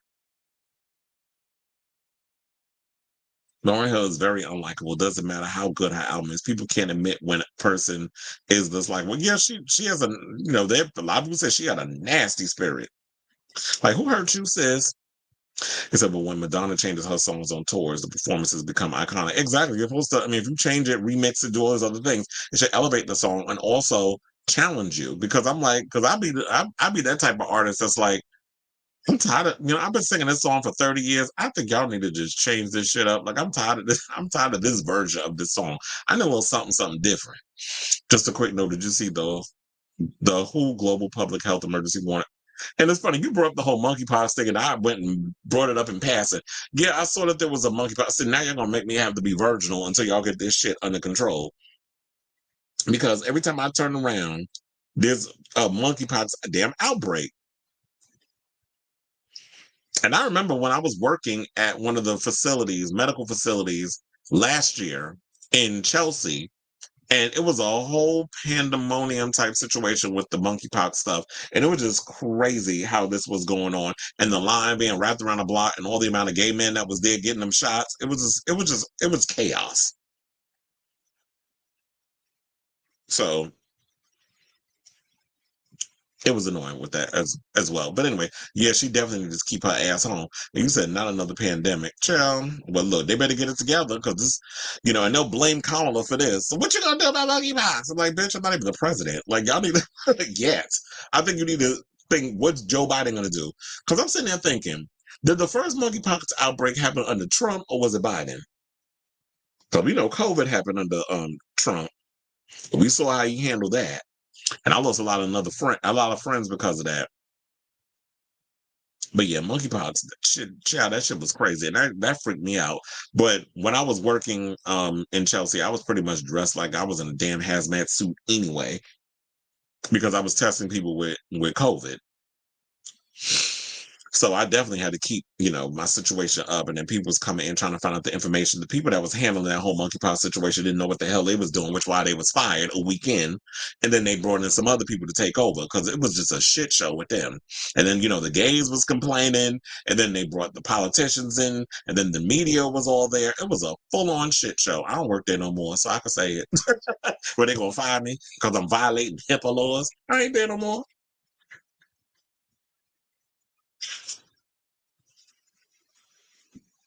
Why is it that it's always spreading through Africa before it starts happening in America? We don't know in a lot of these countries, they don't give like the proper situation when it comes to aid for people, when it comes to these pandemonium diseases and things. Our country's got to do better, including this one. Okay, so we got two new Real Housewives of New Jersey stories. So one, we're going to get into the whole Rachel Fuda, who threw a little shade at Teresa. But Teresa, of course, is clapping back because Rachel Fuda basically claimed that the fake friendships between the OGs of the Real Housewives of New Jersey has basically ruined the show. And Teresa trying to say, some shady shit. We'll get to that in a second. But hold on as I pull up this picture. She said, now she thinks she's Mariah Carey because she said, why is she so obsessed with me? Giudice commented on page 6 Instagram post about our interview with Fuda. We caught up with the latter after Sunday's Off the Rails special, which replaced a traditional reunion for season 14 due to the dividend state of the Garden State girls. Now, Fuda, who's 33, congratulations, by the way, she's pregnant. She announced that on the finale, and she showed, she did a whole photo shoot with John and all her kids, including the oldest son that John had with his previous wife, the junkie that's in jail or whatever, that, Teresa and them try to get information from. But I'm like, bitch, you're not even in that child life. Like, you have no power here. So what are you doing? So, but they also said Fuda watched the finale back with pals Melissa Gorga, Margaret Josephs, Danielle Cabral, and Jen Fessler in one room of Rails Steakhouse in Towaka, New Jersey, while Giudice, Jennifer Aiden, and Jackie Goldschneider viewed the episode from another. And if y'all was worried about what happened with Black Dolores, she was basically, typical, I'm Switzerland. So they treated her like Switzerland. She was just hopscotch between the both rooms. She said, we have true relationships with each other, and I think that's the thing that was so unique about our room for the watch party, Fuda said on the latest episode of Page 6's virtual reality podcast. She went on to draw a comparison between true relationships versus manufactured relationships, saying, I feel like when you were watching our room, it's like a group of friends bantering, making comments, gasping, laughing, like all those little things that we would do if we were sitting on my living room couch, and we have done. Now, the Bravo celebrity who dropped her pregnancy bombshell at the end of Sunday's special believes Aiden and Goldschneider are merely accomplices in Giudice's perceived plan to take down her on-screen adversaries. She said, you watch the other room and it's like, okay, Teresa, what's the narrative now? What are we going to say? What do we have to prove now? It's just very manufactured now, in my opinion. I think that's the biggest problem. I think our show is truly lacking authenticity in its relationships and friendships. And you want to know something? It's no shade, but Rachel said what she said. And I 1,000% agree with her on this. I do feel like with Teresa and the whole thing of these girls filming, first of all, that husband of hers, Louis, he has to go. First of all, he's toxic. He's trash. We've seen all the things that he's been doing on the show. And then even in the finale where he said that gross shit about Margaret's son. And it's like, even at a certain point, the one thing that I've noticed about the show, and this is how they go to show that Teresa, that love bubble, she's so far down in that like in the sunken place, is no pulling her back. The show always had a limit.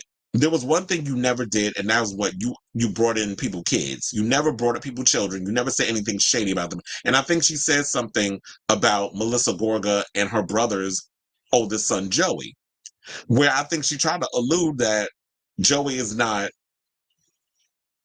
the biological son of her brother. Now, when you start bringing things, it's like, what are you doing, ma'am? First of all, that's your nephew. And the one thing we've seen on TV is that even when they had the little charity game that they do every year with Dolores, even though Joe and Melissa were not speaking to Louis and Teresa, she was like, go kiss your aunt. Like, show respect. And who can, like, whether or not if it's on camera or whatever, she was smart enough to do that on camera. You don't know what people's intentions or what's in their mind or whatever, because we're not psychic. We're not somebody that can read people's minds, whatever the case is. But the perception of when we're watching someone on TV, if she goes and says, be respectful, go kiss your aunt. And so my mother taught me to be that same way too. Even if I'm not speaking to certain members of my family and I run into them and I encounter them, whether I like them or not, or whether you, whatever the case is, show respect. That was the way I was raised. So I totally get what Melissa was doing with that. Teresa has such a hard-on for Margaret, and the fact of the way Margaret has been coming at her, or whatever the case, because Margaret had the audacity, not the right, but the audacity to question Louis, which everybody's doing. It ain't just Margaret. It's people that watch the show, because like I said, when y'all start bringing people in your relationships on these TV shows, whatever the case is, they start a whole vetting process, meaning the sleuths of the internet go out and they start digging. Who is this person? What is their intentions? Let's look up their past. We've seen it happen many a times when we watch reality shows. And I do agree that those feel manufactured. When you watch a lot of the banter between the people on the show, you genuinely feel like Melissa and Rachel hang out, and Danielle, they all kind of kiki and hang out. The one thing I love about the Real Housewives of New Jersey is the male camaraderie. When Joe Gorga has, Frank Sr., and all the other husbands of the wives that all hang out together, when they have them over there doing shots, they're doing, they're smacking each other in the face with dildos, and they're doing shots off of blow up dolls or whatever the case is. Like, you genuinely feel, even if it's for the show, because you got to heighten things up for reality TV, you really feel like these are people that would hang out together. I'm like, those would be the type of dudes that I would hang out with at my big age. So I definitely feel that camaraderie with them. When it comes to Teresa, it seems like her friendships are one-sided. Even Jen Aiden alluded to that, because she was like, oh, well, you trying to force me to be friends with Danielle Cabral after we had that little situation where she smacked me upside the head with the cup because she did push her. And, Teresa, you are vindicated because you did turn your head. And she was like, well, I'm friends with them. But she was like, and I'm going to try to get y'all to make up. But she's like, but wait a minute. But then if I do that to you, it's a problem. But no, I have to explain things. And it's like, girl, we see what you're doing. You're not a real friend to her. And I don't think Dolores is a real friend to her either. And I don't think, and then all of a sudden she wasn't even getting along with, what's her name? Jackie Goldstein. She wasn't getting along with her before. Because remember, y'all hated each other. She was out here saying all this other stuff, but because you need people to film with. And then if you look at Teresa's entourage versus Melissa, how come there's more, I don't want to sit up here and do a pissing match. You know how like Trump do, where he loved bringing up, I had the biggest, audience, because, when you start, sizing, being a size queen, when it comes to audiences and who has the most this and most that, that sends him into a tizzy. That's his Achilles heel. And then try to compare himself to damn Martin Luther King. I said, this old orange bastard don't get off my line with that foolishness. Now, speaking of tans, let's get back to these two. So when you have a situation where it's just like, you have more of the people hanging out and you see the energy in that room versus the energy in the room with Teresa, we have to talk about that. We have to point that out. Why is it a problem? And look, and if the tree huggers, the ones that be in a damn cult, want to continue to sit and fan the flame and do all this other stuff, y'all go ahead and do that. Don't bring that shit over here, because you'll get cussed out. But for the most part, we need to call a spade a spade. She doubled down on the shit when Louis apologized because he don't like, when the backlash came along with what he said about Margaret's son. Or Margaret, in that whole situation. The backlash, he took it back. Then it was the recent thing with him in the podcast where, let's talk about it. He sit up there when they was talking about the whole, her daughter, like how free she is with her daughters and how they have this opening, which I've always said was a problem on the show. Them kids is too loose with being in regards of, they should not be knowing personal adult stuff. Kids need to be staying in the kids' place. Now Gia is at the age, though 23, I believe, where she can come in and assert herself or whatever the case is. But Teresa, you need some friends. You should not be confiding in your children and building this narrative of, the back and forth and all that other stuff. You shouldn't be incorporating kids in that.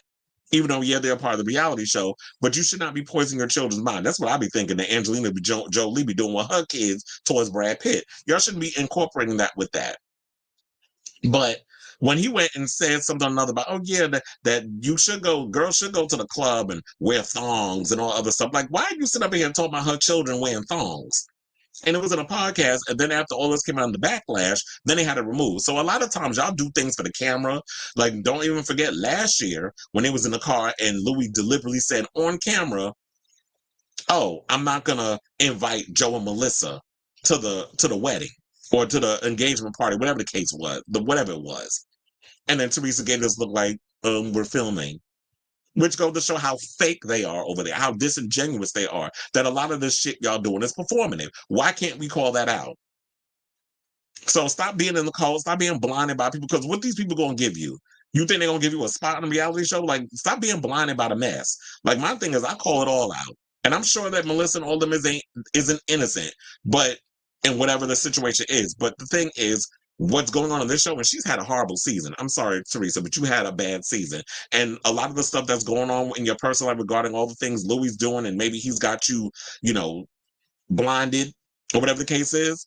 I just feel like you're so far down deep in this cult and this whole, bubble or whatever of delusion. You can't crawl your way out of that. So I don't feel like Rachel said anything remotely bad. So you can sit up there and make your little comments and pout all you want. First of all the filter on this damn picture. She has been getting dragged lately for photoshopping her bikini photos and stuff. People have been calling her out on bad Photoshop. But Rachel looks good here. Shout out to her. She is pregnant. So, and then, this has been a lot of crazy stuff that's going on the show. And so I feel like at this point, the future of the housewives, y'all need to set an example. Y'all was quick to cancel Kenya Moore and get her fired. The way that this show has been so damn toxic and Louis being at the helm of all this toxicity and Teresa getting so caught up in that mess because she's busy out here trying to deflect all the attention off of her marriage because of whatever shenanigans he got going on behind the scenes. I feel like at this point she need to go. Jen Aiden need to go. I mean, as much as even though Melissa and Joe is a problematic, I guess for sake of purposes, y'all probably have to get rid of them too. But I am curious to see who gets to stay and who gets to go. Because at this point, I feel like at the end of this, and her making $2 million for a season, girl, you don't have control over, I'm gonna film with this one. I'm not doing a reunion. I was like, excuse me? First of all, I run the show over here. Andy Cohen need to put that foot down, or the people over at Bravo, the overlords. No, sis, you are going to film this thing. You're going to sit here and we're going to do this reunion. If you can't participate, then there's things that got to be put in place, meaning you either going to take a pay cut, we're going to have to cut down some of your episodes, or you can unemployment lines that way.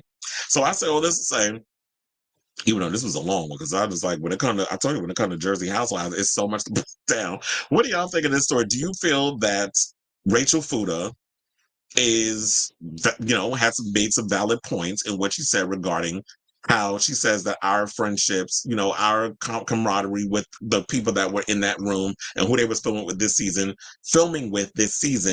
was more genuine and organic versus a lot of the other ones. Because I feel like if Jen would have went against Teresa probably have been like, oh, well, don't bring her back next season. I genuinely don't even feel when the cameras stop rolling, they're real friends. I really feel like that a lot of it is y'all faking it for the cameras because y'all need screen time with people and you're going to continue to be her, her water carrier. And that's fine. But just know that it's going, with all this crazy that's been going on with Jen carrying the bone for Teresa and the judge, not the judge, the lawyer doing what he was doing with the Margaret stuff and Louis and his mess. And y'all going to end up on the unemployment line. So let me know what you guys think of this story in the comments down below. I don't think Teresa is going to end up not with a job at all because isn't she on House of Villains, the new season that's coming up with Candy Muse, which I'm actually looking forward to.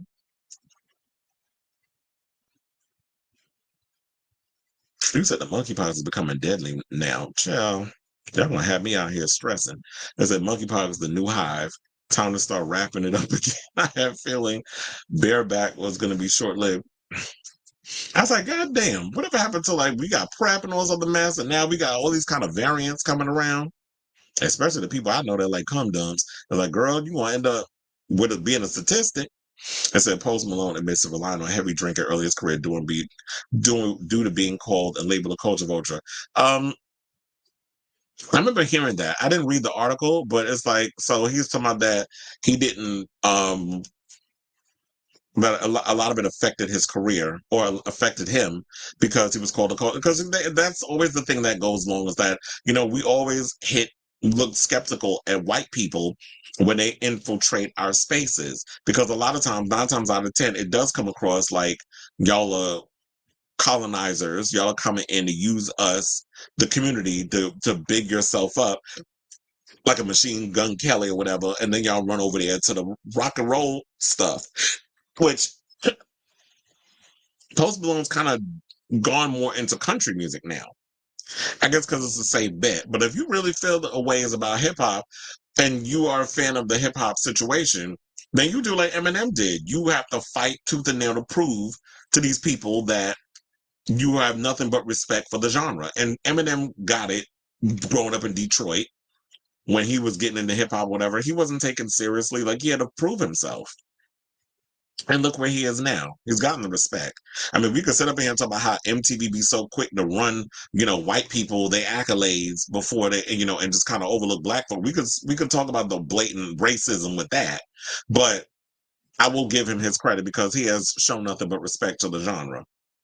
I do agree with this though. He always, what I've heard, he smells too. He looks stink. I like the face tattoos because they fit his vibe. But he looks like he don't shower often. Well, I've heard too that he doesn't. There's quite a few reality shows that seem scripted to me. Agreed. And you said Teresa the fraud with the ex-husband. I'm thinking you meant Teresa. Okay. And see, he's about to drop a country album on Friday. I'm kind of excited for it, to be honest. Didn't I just hear that Beyonce, speaking of country, didn't she get nominated for 17 awards at some country people choice? I'm like, first of all, I ain't never heard of that.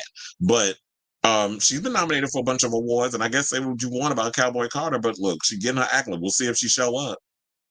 But I mean that. But Beyonce, if you show up there before you show up to the BET Awards, do we get to drag her on social media if she does that? Oh, you show up to the Country Awards, but you're not going to show up to BET or the NAACP or the Soul Train Awards? I feel like what made Post Malone unlikable was him leaving the hip hop genre and trashing her. Oh, did he? So I don't be following Post Malone like that, so I didn't know. But yeah, that's my overall issue. A lot of y'all run up out here quick to jump and infiltrate our space, and that's why I said a lot of black people were giving white artists the side eye, because it's like, what's your intentions? A lot of y'all come up here, screaming like, oh yeah, let's welcome them to the cookout, like quick to invite them to the cookout, and then what happens is this shit. You go and you leave the genre because you've been dogged and you all sensitive, and now you want to trash the genre because people didn't respect you. Which goes to show, like, but did you respect the genre in the first place? Because, like I said, Eminem had to prove himself before he was accepted in the world of hip hop. Now, there's conversations where people talk about, is he considered like part of the top 5 greatest rappers of all time? And I know there's a big debate when it comes to that. Because I've seen many citations, even from Joe Budden. So say, oh, Adrian over a lot of people. He over Rihanna. He over Beyonce. I'm like, damn. I was listening to Labyrinth earlier. Now I'm thinking about, a lot of different artists and stuff. I was listening because one of my friends was talking about Labyrinth and Sia. And I was like, why did all of a sudden, listen, let me give Labyrinth's music a gander. It's been a minute. Oh, you said Kylie Minogue got nominated for Midnight Ride and the Blessed Madonna. Oh, yeah, I did see that the Blessed Madonna track dropped. I haven't heard it yet, so I need to give it a listen. I'll probably do that after I get off the show. And who knows, I'll probably bring it up tomorrow. Post Malone need not rehabbing Jesus. You said, Adrian, what the hell do you listen to? You give me your board or Gen Z because you missed every icon. But yeah, Adrian be throwing all the shade, and I live for it. We a messy show. We like the shady one, but I am curious though. Like, who do you like? Okay, so let's move on for one of the housewives of Jersey to the daughter of one. Let's talk about Giudice, who people are dragging on social media because she says she's fiscally independent despite living at home with her mother. So Giudice, daughter of Teresa Giudice from the Real Housewives of New Jersey, or Giudice, whatever, tomato, is facing online backlash for basically saying she's financially on her own, despite the fact that she lives with her mother in that house in Jersey. So the 23-year-old is the eldest daughter of reality star Teresa and her ex-husband Joe, and frequently flaunts her lavish life on screen as well as on her social media. Really? Because I be watching Gia on The Housewives, and she don't really flaunt her lavish lifestyle. A lot of times when you see Gia on the show, she's either in her room studying for the LSATs, because she's studying to be a lawyer, and then she's like she's always around the house. Or recently when her mother did the Namaste Bitches podcast with a live audience, whatever the case was, she would show up with her boyfriend and her sisters and that sort of thing. So I've never really seen Gia flaunt herself in a way of like, oh yeah, I'm living fabulous. Like, I haven't seen that. Maybe she's doing it on social media. I don't follow her on there, but if that's what they're saying, we'll go along with it. But I watched the show, and I have not seen her flaunt herself, like her glam stuff on TV. If she has and I missed it, let me know in the comments. So they said, and although viewers may think her glamorous life is thanks to her TV star mom, Teresa, who's 52, Gia is setting the record straight by letting fans know that she earns and spends all of her own cash. Now, while speaking with Jason Tartick on his podcast, Trading Secrets, Gia bragged about her latest lavish purchase before claiming to listeners she didn't rely on her parents to fund her costly lifestyle. Following her comments, Gia, who's still living in her mom's house, was furiously mocked by viewers who teased her for branding herself financially independent despite residing with her family. When the money resides, when the money resides. When asked about the fun she made by starring on the show, she stated that she pays for everything herself. She says, I don't really get money from my parents anymore. Financially, I really am on my own, and that's also a big misconception. People don't think I'm on my own. People think that I live off mommy and daddy's money.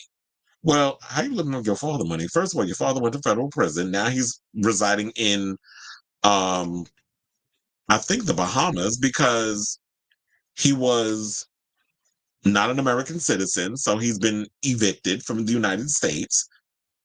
And I guess he can't come back. So her mother still lives here, but she's got that no good ass new husband.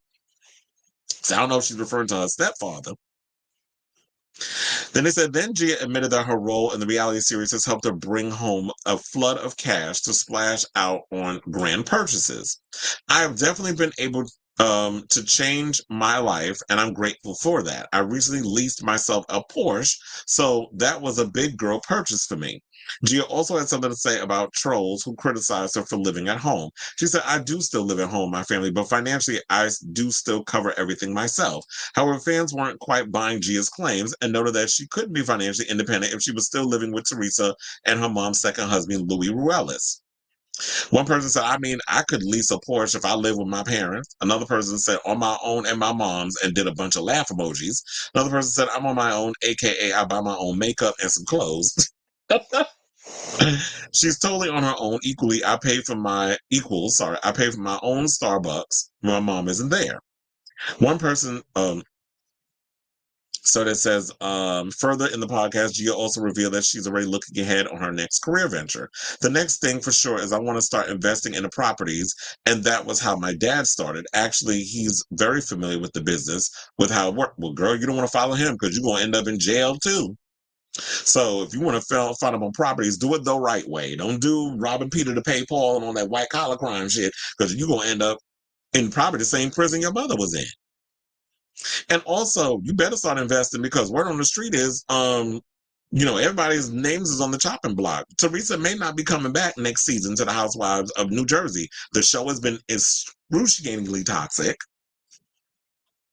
And I just feel like, you don't have a chance of possibly coming back. So you need to save your money. Let's not be so, and young people a lot of times can be very irresponsible when it comes to, I got all this great money from the Housewives and stuff, and nobody knows how much money she's actually made from being on the show. But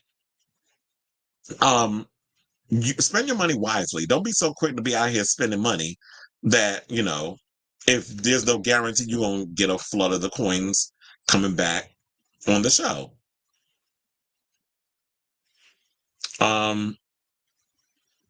They were showing she's wearing a orange bikini. We don't need to see all of that. But you know what? Her mother and Louis has been traveling a lot. They were in Mykonos. They've been taking a lot of trips. There was people saying that Melissa was copying over her because she went on a recent trip. I think it was to the Dominican Republic or somewhere. And she was doing the similar pose and all. I was like, okay, whatever y'all all do that tit for tat shit. But to sit and talk about this situation, because, she is a graduate of Rutgers University. So shout out to her. Went to law school to become a lawyer, and I think her father inspired her with that. But now I guess she wants to get into real estate. So, which is smart, because it's you got to be able to invest your money and stuff, especially if you have a lot of it. To see it grow, you have to invest it. But the question remains, is somebody independent if they still live at home. Well, maybe we should address the big elephant in the room that it is becoming increasingly difficult for a lot of people to sustain an income and live on their own with these high, rent hikes. I was trying to think of what would be the proper way of saying it, but it's like with it becoming increasingly difficult for people to maintain their living situations, where every year or two y'all want to keep raising the rent prices and price gouging in a lot of different situations. And this is why I need, both sides of the, Republican, Democrat, even though we already know Trump is just going to keep ranting about the same BS. But Kamala, you need to come out and speak on some of this stuff. Like, what are y'all going to do about this inflation of, rent, mortgage, people trying to own a home, the fact of like the food prices, the gas prices, all these things keep going up and up. And these companies, these corporations continue to take so much off the top, but then all of us out here are just stuck paying so much stuff, and we're struggling to make ends meet. So you have a lot more kids, especially Gen Z and millennials, who have been resorted to moving back home because of the situation, because of like what's going on in the world. So for people to be so quick to go in on Gia for living at home, we don't know the real reason why she's still living at home. Maybe it's also because her mother has this amazing house and she's living good right now. But as long as she's taking care of herself, as long as she's spending her own money and not got her hand out to her mother, and even if you're living at home, I hope there's some type of deal or negotiated, but I doubt that Teresa's even doing this. But I know when I was living at home with my parents and that whole situation, like I had to pay rent. And I was like, if you're going to live in my house, you got to pay me some money. And I don't see a problem with that. I feel like that shows a sense of independence. That, yeah, I may be living at home, but I'm also giving money to my, as showing that I'm contributing to something. And I don't think that Teresa would do that to her children. She's very old school Italian in a lot of her ways. So as long as she got her kids around, I think she's happy. So she's not even going to probably press Gia on, or you got to pay rent if you're going to be living up in this house. So as long as, like I said, as long as she's taking care of herself and she's spending her own money on herself and not depending on her mother and anybody else to financially support her, or a man, I don't see a problem with living at home with your parents, especially, like I said, we need to address the big elephant in the room, which is a lot of kids are forced to have to move back home because it's impossible with the way the job markets are to secure enough money to be able to afford an apartment. One bedroom should not be no damn over $2,000, not no New York or not anywhere. Like nobody should be paying a shit ton of money for an apartment. Or you got to do, Section 8 or lotteries and stuff to even get a nice apartment these days. So let me know what you guys think of this story in the comments down below. Okay, so now, so look, I've enjoyed Rihanna and Beyonce, but I've grown out of the music, and that's fine. A lot of people, I've outgrown artists. There's some people who's like, I still don't care about if they put out a record. If they put out a record, yay. But I pretty much outgrown them. I moved on to somebody that's giving me my life. That's me with Britney and Lady Gaga. Oh, and that you outgrew them? Yeah, I've kind of outgrown Britney. Whenever I listen to Britney's music, and I listen to some of Lady Gaga's music, and if she put out a new album, I'll give it a gander. But for the most part, is it like, oh my God, I'm so excited, I have to listen to their records? Not really. It's a period. We have a housing crisis. Downtown LA is such a set. Don't even remind me, because I used to live down in LA, but I lived in Silver Lake. And I would have to travel down to DTLA, and yeah, there's so many homeless people. Like I remember, I had to take a bus through Skid Row to get to my job, because I used to work at this place called 2-Bit Circus, and that was a cool spot to work at. But for the most part, you literally had to go through Skid Row, and there's blocks upon blocks upon blocks upon blocks of homeless people. And yeah, we do have a huge housing crisis in this country. And now they're trying to make it illegal for homeless people to even be living on the streets. It's like, how the hell are people supposed to survive? And maybe if y'all brought down living somewhere should be a right as an American.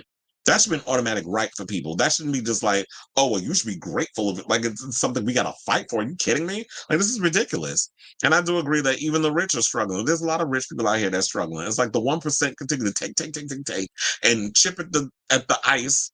And we have to continue to just be, this little piece of the pie. We all got to divide it amongst the rest of us. That's why I applied for double citizenship, chair. Well, shit, I probably need to do the same damn thing. There's a lot of homeless people in Miami too. It's like not just it's like in all the major places. In Miami, it's in New York. We have a huge housing crisis. We have a huge homeless issue. And then like in LA as well. It's at BlackRock, Vanguard, Goldman Sachs, all these corporate conglomerates buying all the real estate and enslaving us into an inflated rent. Okay. Don't get me started with them. They should all be burned at the stake. Gavin Newsom out here stealing homeless people's stuff and doing podcasts with Jimmy damn Kimmel. That's what he worried about. But yeah, we definitely need to deal with the housing crisis in this country. They want to ban homeless people on the street because rich people politicians are obsessed with their image in their city. Chill. Well, maybe if y'all stop trying to suck away so much damn money from people like a damn succubus, we wouldn't have this problem. There are people living in tents in the woods, but well, damn. You want to know something? I've always wanted to live in the woods, but not like in a tent, like a cabin. Like I've always wanted to have like a little cabin in the woods. Like I always imagine myself to be like a Stephen King or Dean Koontz, where I just had I lived in the woods and I had a nice cabin out there, and I'm gonna go write my little horror novel. Like I always had like that fantasy. Still could have it. But I've always wanted to have like a cabin in the woods or like one of those little log houses, but it'd be all fancy and stuff. But that sounds like fun. I wonder if it's that homeless man, the one that girlfriend left him. I wonder if he got a tent out. Okay, so what else? Okay, so we have how many more topics we got? We got 5 more topics to get to. So if y'all haven't already, please hit that like button, that subscribe button, and smash that notification button so that we can know when we go live with a brand new episode of Chris Avalon Unfiltered. Without further ado, let's get into some gay stuff. And let's talk about Joaquin Phoenix. Now, we talked about it the other day that Joaquin Phoenix, was supposed to film this movie, this gay film, and he came to them with the idea to, who was the director? Todd Haynes, who we were talking about earlier in the show. So he did this movie. Danny Ramirez was supposed to play his significant other in the film. He's supposed to play like a gay cop. And what had happened was, days before he was supposed to do the film, he decided to drop out, and they said do the cold feet and a bunch of other stuff. But now, word on the curb is he could be facing a lawsuit because this studio, I believe, is going to be in the red within, 7 figures.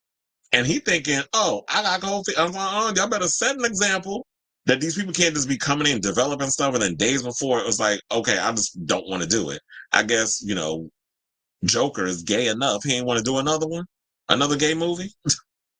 So Joaquin Phoenix last minute dropping out from a major film sparks backlash and calls for lawsuits. Now, shout out to Screen Rant for this story. It says Phoenix was originally slated to be part of an untitled gay romance film from Carol director Todd Haynes, which had been close to filming. It was announced that Phoenix had decided his quitting came only 5 days before the movie was slated to begin principal photography in Mexico, leaving the movie without a lead actor.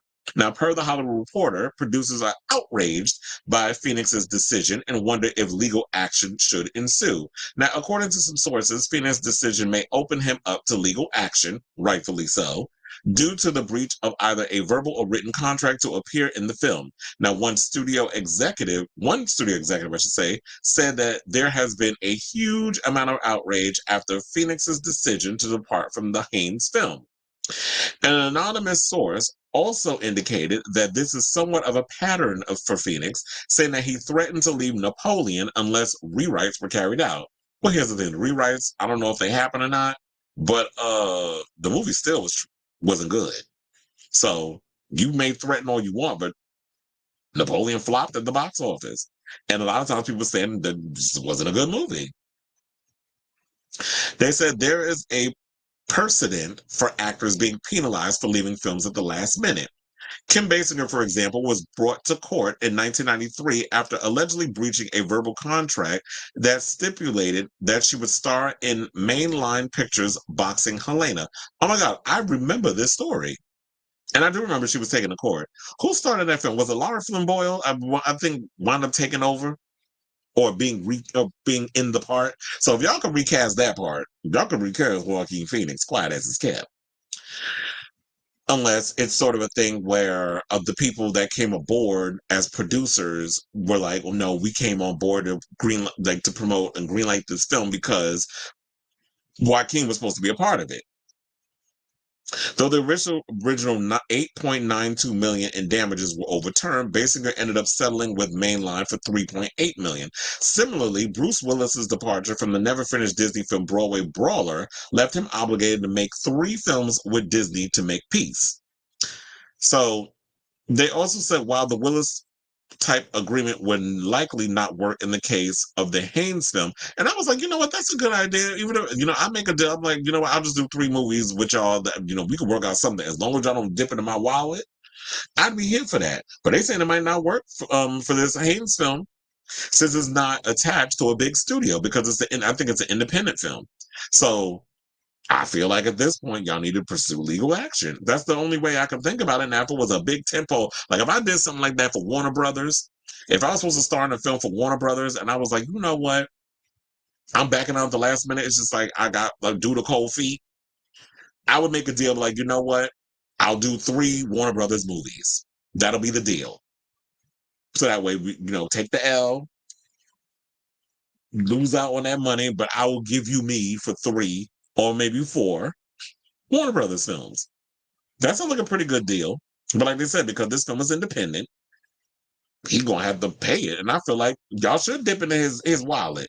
Look, he could use some of that money he made from Folie à Deux and the other Joker movie and all the other films he made, put a little, scrape a little coin together and pay them what you owe them.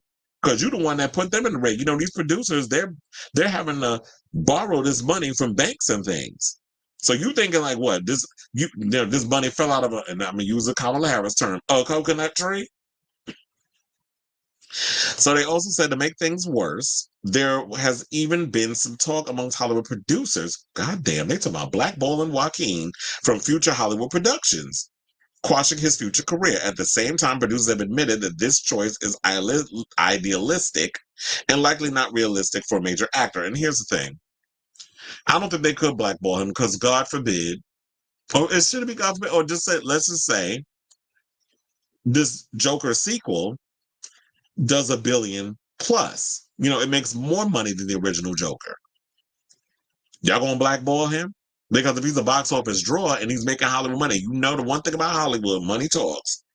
You can be the skeeviest person in the world. As long as you make the money and you don't do something too extreme, they'll continue backing up the Brinks truck for you to give them that money. Because that's what Hollywood is. They're all about money. Show business. So said most likely, if any repercussions for Phoenix would involve some kind of monetary settlement. And talent agent who was not involved in the Haynes project noted that as long as they threaten, he'll settle. It's nothing to him. While this is just one opinion, this kind of rhetoric indicates that Phoenix's overall career will be safe after the decision. Even so, his last-minute departure is sure to put a sour taste in the mouth of a number of Hollywood producers and directors who may hesitate to work with him in the future. And I was thinking that too. It's like, you know what? You don't think about this, but this one decision, it causes a chain effect, a domino effect. Chain reaction, domino effect, same shit, different toilet. Now I'm like, okay, because of your reputation, I may not want to work with you. Similar to, let's bring him in the conversation, Armand Wiggins. That blow up that he just did the other day with Funky Dineva, you got to realize when y'all start going on top, I don't need y'all mentorship. I don't need this. If you start cussing this one out, cussing that one out, people are watching you. People are looking at this. You never know who's watching. I learned this. I know there's people out there, they may be silent watching, but they watching. Other bloggers, industry people, so that's why I choose my words carefully. A lot of I do have the unfilteredness, but I say what I say in a respectful way, sort of. But you have to also realize that when y'all start blowing up, you have to realize what that does. That affects you. Because then they're going to look at you like, oh, he's a loose cannon. Oh, he's being a Kanye. Because, you know, Kanye, Gemini, and so is Amon. So y'all feel you have a right to feel valid in the way what you do or whatever. But you blowing up, people are watching it. They're not going to want you or recommend you or consider you if there's a show that comes up down the road and they need to do a panel show. Like, what if they actually created a TGIF type of show for a network? They're not going to consider you because they know your reputation. You got into it with a lot of people. Same thing with Joaquin. This is the thing that you pull with people, that you're going to threaten to quit movies. You want to get cold feet days before. That's why I say y'all need to y'all should have locked this down in a contract from the beginning and said, like, whenever people start on to do a film, unless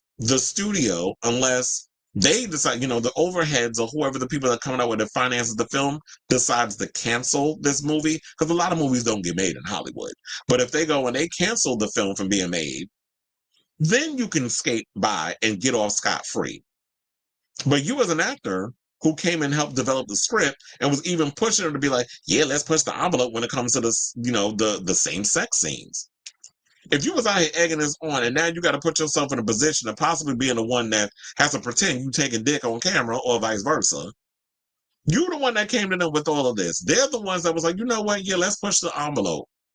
That's why I'm looking forward to that Luca Guadagnino movie, Queer, with Daniel Craig. I want to see how far they go with that. At least that's an actor that commits to his damn craft. So I say all this to say, what do y'all think of this story? Do y'all think that the studios, if it does happen, have a right to sue him? I say yeah, because if you sign on, you know, a lot of you straight people that want to come up here and infiltrate our spaces because y'all thinking y'all gonna get a damn Oscar if y'all play homosexual on camera. If y'all gonna make y'all bed, you gotta lie in it. And if you're gonna have cost these people millions of dollars to fund your vanity project only for you to quit at the last damn minute, yeah, you need to be sued. So let me know what you guys think of this story in the comments down below. Okay, so now let's get to some of these comments.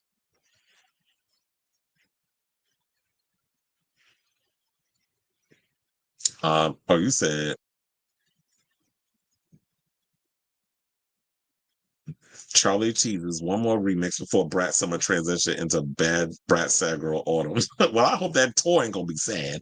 And you said, oh yeah, that's Danny Ramirez, child. His fine ass. That's why I said, ooh, give me a piece of that. He's in the new Captain America movie with Anthony Mackie. He was also in the other Captain America one, the series. What was it? Falcon and Winter Soldier. He was in that. He was also in Top Gun Maverick. He's been in a couple of movies. And the first time I saw him, I'm like, who is that? Same thing with Danny, was it? What's his name? The one, Perea. We said his name earlier. From Nope. I was like, who is that fine piece of man?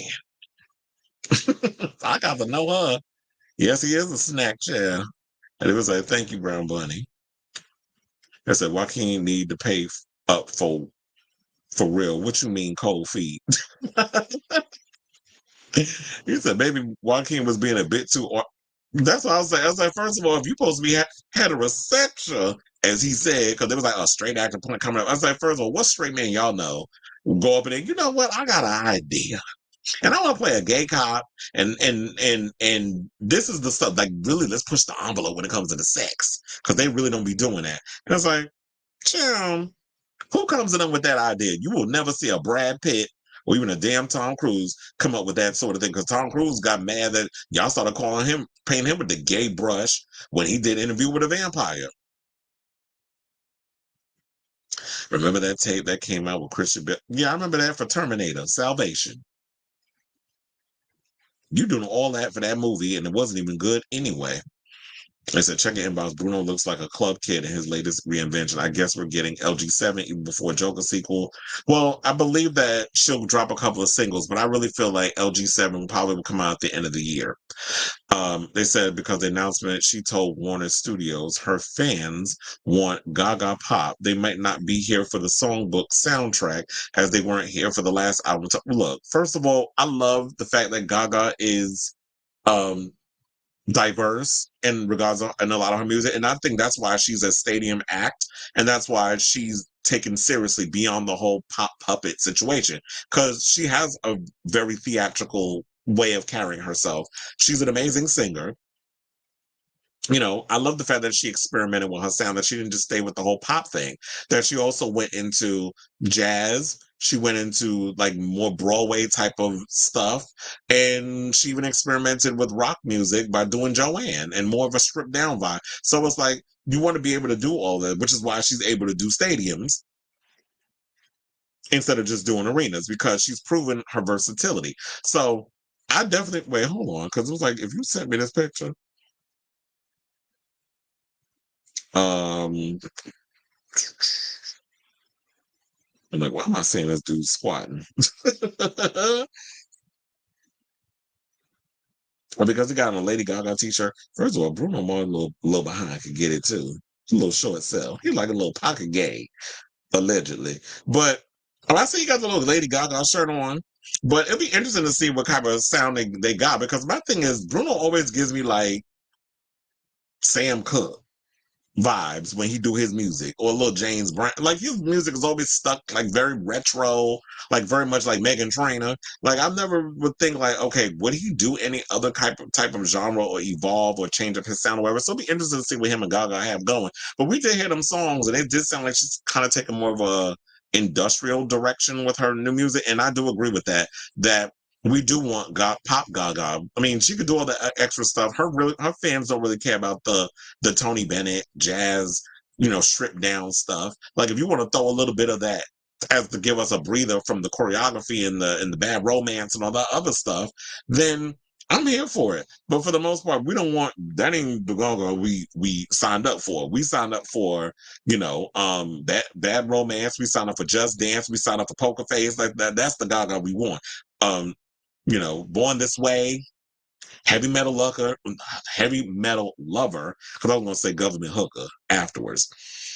So that's the Gaga we like. So give us the pop stuff. But you can, if you want to go off and do your other stuff, you can do that. But the foundation is the pop. They need to get his Joker coin, okay? Sue him. Sue the bitch. And if it were the vampire, it was gay as hell, okay? But child, it ain't gayer than the TV series, which I am living for the TV series. I'm actually looking forward to season 3, because we getting Rockstar Lestat in season 3. I do hope that we get Akasha. And who would be a good Akasha? Now they could bring in, I was like, I was going to say Alexandra shit, but child, she already played Aaliyah. So we need a new Akasha. I'm like, who would be a good Akasha? Do you think Keke Palmer would be a good Akasha? I don't know. I can't think of somebody. Let me know in the comments who y'all think would be a good Akasha that can sing and dance and has that sexual essence. I don't need her trying to copy and do what Aaliyah did in regard to how she moved her body in the film and how she was doing her voice and stuff. And I think Aaliyah did a phenomenal job as the villain, but that movie wasn't good. And playing Lestat, where they pick Charlize Theron X, Stuart Townsend. I wasn't feeling him. But anyway, let's move on. Let's talk about Imani Khalif, who, speaking of lawsuits, is suing Elon Musk and J.K. Rowling in a lawsuit that she filed to French authorities over alleged acts of aggravated cyber harassment after they led an outcry for her to participate in the Olympics. Now, you know, they was out here talking about, oh, it's not fair. She's a man. You shouldn't be having no trans person competing in the Olympics. Come to find out, she's not trans. She is biologically a woman, identifies as such, but people seem to forget about chemical imbalances, that there are some women that are more masculine and there's some men that are more feminine. There are women that carry a lot more testosterone in their system than a lot of dudes, or estrogen, and then vice versa. There's some guys out here that carry more estrogen in them than the other stuff. But then they want to sit up and think, oh, are they trans or whatever? That's not how she identified, but it's because some people fail biology, but y'all keep trying to get rid of shit. So how's anybody gonna learn stuff? But then again, y'all at y'all big age, JK with that strong ass jaw she got, and Elon Musk, who has had a lot of work done, it ain't helped no way. But word on the street is he has some work done too. Y'all should know better. Now, Algerian boxer Imani Khalif, first of all, if she was trans, they would have killed her in her hometown. Because isn't it illegal to be trans in Algeria? So it says Algerian boxer Imani Khalif has named Elon Musk in a lawsuit. Nabil Boudi, the Paris-based attorney of Khalif, confirmed to Variety that both figures were mentioned in the body of the complaint posted to the Anti-Online Hatred Center of the Paris Public Prosecutor's Office on Friday.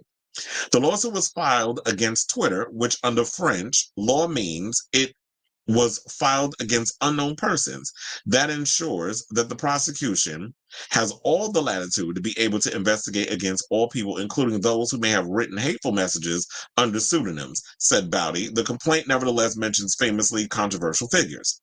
Now, J.K. Rowling and Elon Musk was named in the lawsuit, among others, he said, adding that Donald Trump would be part of that investigation. Child, he got enough lawsuits, but you want to know something? You out here spreading propaganda, you need to be taken to court. Trump tweeted, so whether or not he is named in our lawsuit, he will inevitably be looked into as part of the prosecution. Now, Khalif, who on Saturday won the Olympic gold medal in the women's 66-kilogram boxing competition, spent much of the 2024 Olympics in Paris at the center of a noisy and unpleasant dispute about her gender eligibility that reverberated around the world. Despite being born female and not identifying as transgender or intersex, and being backed by the International Olympic Committee, who asserted scientifically this is not a man fighting a woman, Khalif faced a torrent of accusations and abuse over her gender. Okay, so they also said most of the attacks came via social media, particularly on Twitter, and the controversy was escalated when high-profile figures stepped into the fray. In one message on her 14.2 million followers, I can't believe this bitch got this many followers, Rowling posted a picture of Khalif's fight with Italian boxer Angela Carini, accusing the former of being a man. Well, child, we looking at JK. She could be mistaken for one, too. A man who was enjoying the distress of a woman he just punched in the head. Musk, meanwhile, shared a post from swimmer Riley Gaines that claimed men don't belong in women's sports. The Twitter owner co-signed the message by writing, absolutely. The orange shit stain then posted a message with a picture from the fight with Karina accompanied with the message, I will keep men out of women's sports. Well, child, you can't even keep your hands off other women's pussy. Now, how you gonna be able to do that?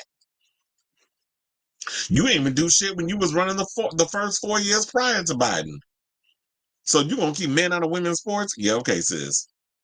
Boudi also said that although the complaint mentions names, what we're asking is that the prosecution investigates not only these people, but whoever feels necessary in this case goes to court, they will stand trial. Now, Boudi also claimed that while the lawsuit was filed in France, it could target personalities overseas, pointing out that the prosecutor's office for combating online hate speech has the possibility to make requests for mutual legal assistance with other countries. He also added that there were agreements with the U.S. equivalent of the French office for combating online hate speech. Now, Logan Paul was also among those who attacked Khalif on social media, posting on Twitter following her win against Carini, saying, this is the purest form of evil unfolding right before our eyes. A man was allowed to beat up a woman on a global stage, crushing her life's dream while fighting for her deceased father. The delusion must end. But then he also deleted the post after admitting that he might be guilty of spreading misinformation. But regardless of whether or not you spread misinformation, who are you to go on social media to determine, who should be doing stuff? Because quiet as it's kept, you being a YouTuber, some people say your ass shouldn't be fucking boxing. And that they be fixing boxing matches and stuff for you to win. So, I say take his ass to court too. I don't care if you apologize, but you have to realize that when you are a public figure, you have a responsibility to not be going on social media spewing hatred and propaganda, which, people like Elon Musk, or as I like to call Genocide Clyde, or his drag name, Sissy SpaceX, you know, they like to go and he bought Twitter so that way he could use this platform to leave it as a cesspool for hate speech. Now, don't get me wrong, Twitter already had its stuff on there anyway. There was a lot of hateful ass people on there, but that was even more of a damn cesspool of ignorant and bigots and all kinds of other stuff. Although I do like the idea that they be having a lot of trending hashtags. Like they had yesterday, Trump is done. It probably still is trending. But I guess, you know, when things be hashtagging and the hashtag be hashtagging and hashtagging and hashtagging, even Elon can't deny that foolishness. And don't even get me started on his disaster of an interview with Trump. But yeah, I feel like because in Europe, the thing is, hate speech could have you fined and they could file lawsuits. You see, Nikki Doll is the latest person to file a lawsuit for hate speech being spewed or propaganda being spread about drag queens being PDF files. You know, you got to be careful with the way you say things of that nature. Or child effers, as he liked to refer to them as. So yeah, in Europe, you can't get away with the stuff that, you know, a lot of people in America like to hide behind the First Amendment and all that other stuff. But child, if Project 2025 happening and that orange wide back shit stain becomes president again, you better expect that a lot of the things that we take for granted in this country, including hiding behind the First Amendment, will be gone. So I say all this to say, what do y'all think of this story? I mean, I'm here for Amani, you know, taking their ass to court. Because what y'all not going to do is run around and spread this narrative and say all kinds of crazy stuff and ruin my reputation and put my life on the line because people believe stuff. Because this could become a point, and I don't put nothing past nobody, because this become the same situation we had. Remember when they spread that propaganda about, you know, a sex trafficking ring or whatever in a pizza shop, and people actually believed that and somebody ended up hurt because of that propaganda? So you can't put nothing past these people that have been radicalized. So when you go around spreading information, you're putting this woman's life on the line and in harm's way because y'all want to go out here and tap your bigotry at certain people because you're trying to rile up a base, because, you know, those endorphins, they start kicking in and it becomes a whole situation. Y'all get off on that. You know, JK Pussy be puckering every time she talk about the damn trans community. So let me know what you guys think of this story in the comments down below. Okay, so yeah, I'm saying that she also sued Logan Paul. Logan then posted himself in a phone call with a stud. Child, please, that's giving me my best friends a black narrative. I said, I'm glad she is pursuing a lawsuit. You should not be able to slander someone with facts to back up what you're saying. I said, Elon, or propaganda. You should say Elon and JK are butch queens themselves. More so, JK Rowling, she got more testosterone running through her veins than me. And this bitch gonna sit up in here and try to question somebody's gender identity. Girl, you better go to Zac Efron doctor and get that jaw fixed. You want to sit out here and try to read people on they strong, they strong features. Bitch, you got strong features your damn self. Aren't the butch queens both billionaires? Okay. Elon is constantly on drugs. Oh, I believe it. He probably take Special K. That's what he give me. But anyway, let's talk about another one of my husbands, my Welsh husband. Let's get into talk about Luke Evans, who is addressing whether or not he could be the first out gay James Bond actor. And it's funny because we have this story and then we have him. Oh, I just seen a new picture, thing that came out today about his partner keeps him grounded. Fuck your man. But we gonna talk about. I'm gonna sit up in here and flirt with him. So Hollywood heartthrob Luke Evans has revealed whether or not he has one golden eye on the role of James Bond as speculation about Daniel Craig's replacement ramps up. And one thing I will say, because we got a Boy George story coming up, I remember he was in Taboo, the play that was on Broadway that I believe Boy George wrote. But hold on, as I pull this picture up of Luke in a Speedo and a wet shirt. Yes, honey. So Daniel Craig, the star of Luca Guadagnino's upcoming drama Queer, bowed out of the role of dapper yet dangerous British spy James Bond following the release of 2021's No Time to Die, having played the tux-clad anti-hero for 15 years. Even before, hold on, because it's like, there was a lot of people, I should say, that were up for the role. Like we heard Aaron Taylor Johnson was going to be up in there, Taron Egerton. There's been a lot of names. But I've also heard that Luke Evans was up for the role as well. Like his name was floating around. I don't know if he was up for the part, but his name has been floating around in circles of he should play James Bond. Now, I think he'll probably be the first openly gay actor to play him that we know of, because we haven't heard anybody that's played James Bond that's come out as queer. But if they hire him to be a part of the film, and he is a BAFTA winner, and he was in that movie Our Son, which I haven't seen yet with Billy Porter. I need to check that out. I think that's on Hulu too, because there's another queer movie that's on Hulu. And he was also in a movie called Good Grief. So, as I said, his name has popped up, and they said, asked by Out Magazine whether he would take on the role. He said he would never say never again. Bond reference.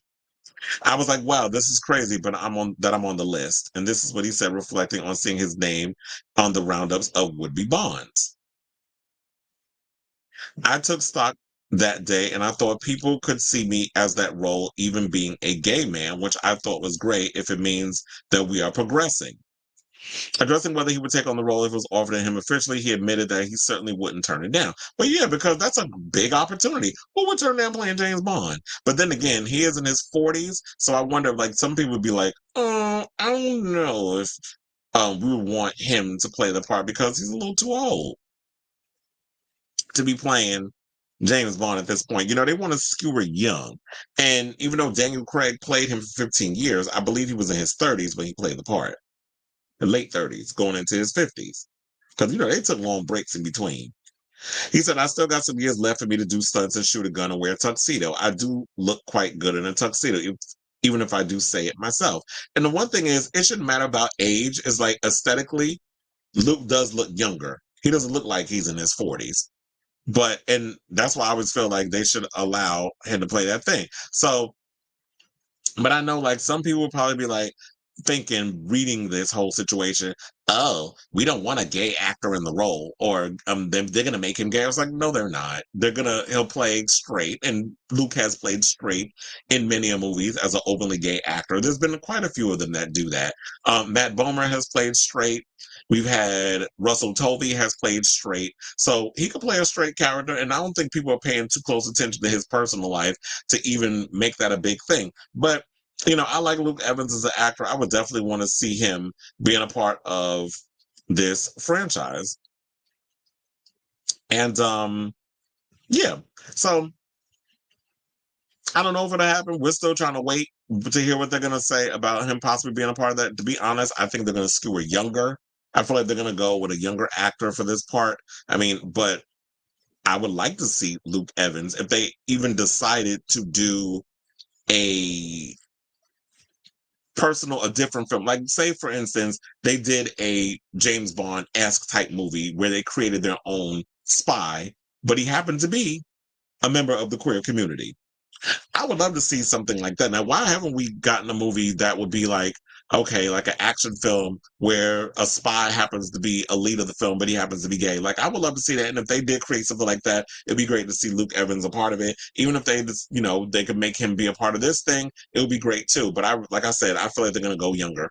So I say, this to say, what do y'all think of this story? Would y'all like to see Luke Evans be a part of, they take over the role for Daniel Craig, or should they just do what they've been doing? Because when they do these movies, when they do these James Bond movies, they always want to have somebody who could play the role for a long period of time. So I actually think they need to skewer younger and possibly go with a younger actor. I actually personally would love to see Aaron Taylor Johnson. He's still young enough to do it. He's English, so I would love to see it. I was thinking Joseph Quinn too, but I was like, no, I can't see Joseph Quinn. He's busy with other stuff. So I'm sure there's other actors out here that could do it. I can't see Nicholas Hoult. Nicholas Hoult's busy too. So, but yeah, I would settle on Aaron Taylor Johnson. He could bring a little edge. They can still carry that on, especially from what Daniel Craig brought to the role. So let me know what you guys think of this story in the comments down below.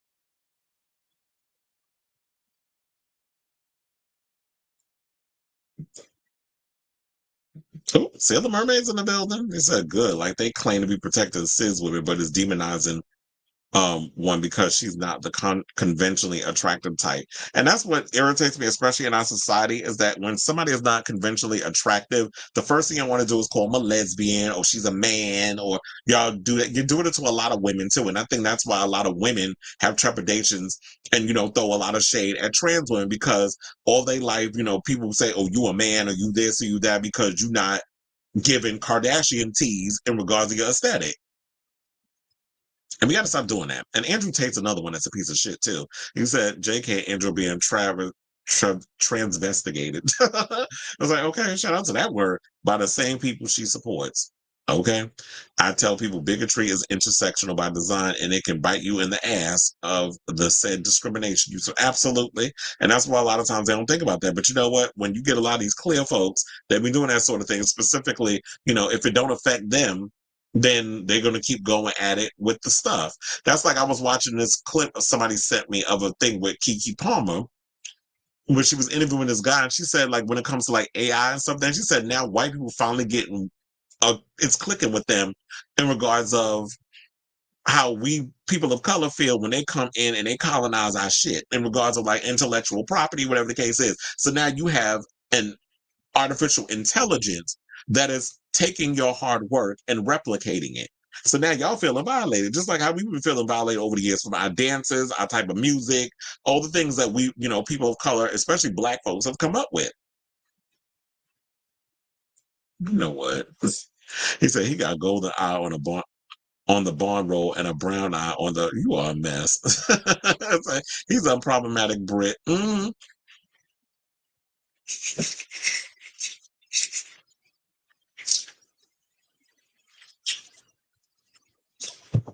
And we're going to move on. Sadly, Brits over here will lose their mind if Bond was gay or Black. It's probably the whole thing, the same situation with Idris Elba. Remember, he was in the talks. He was in the running, or his name was in circles of him wanting to play a Black, a Black blonde, a Black Bond. And I remember, like, he, came under fire because he says, I don't want to be seen as a Black actor. I'm an actor. And I would love to see a series with a Black Bond, so that way you could pretty much see, like, okay, so what is it like for a spy to have to endure racism and all the other things that's going on a global scale? So it'd be cool if they would have had him a part of that. But I feel like if you create your own separate IP, you could explore those things. But I do agree with Brown Bunny, who says, yes, the Bond films need to push it. What was the Bond film with Daniel Craig where he's in his underwear tied up to a chair? Oh, you talking about, yeah, and they alluded because, what was it? Silva, the character that was played by Javier Bardem, made like a pass at him or whatever. And he made a little joke of like, what makes you think this is my first time? Like alluding to the fact that Bonds had to get down with some men. And I truly believe that when you're a spy, sometimes you got to do what you got to do for the greater good.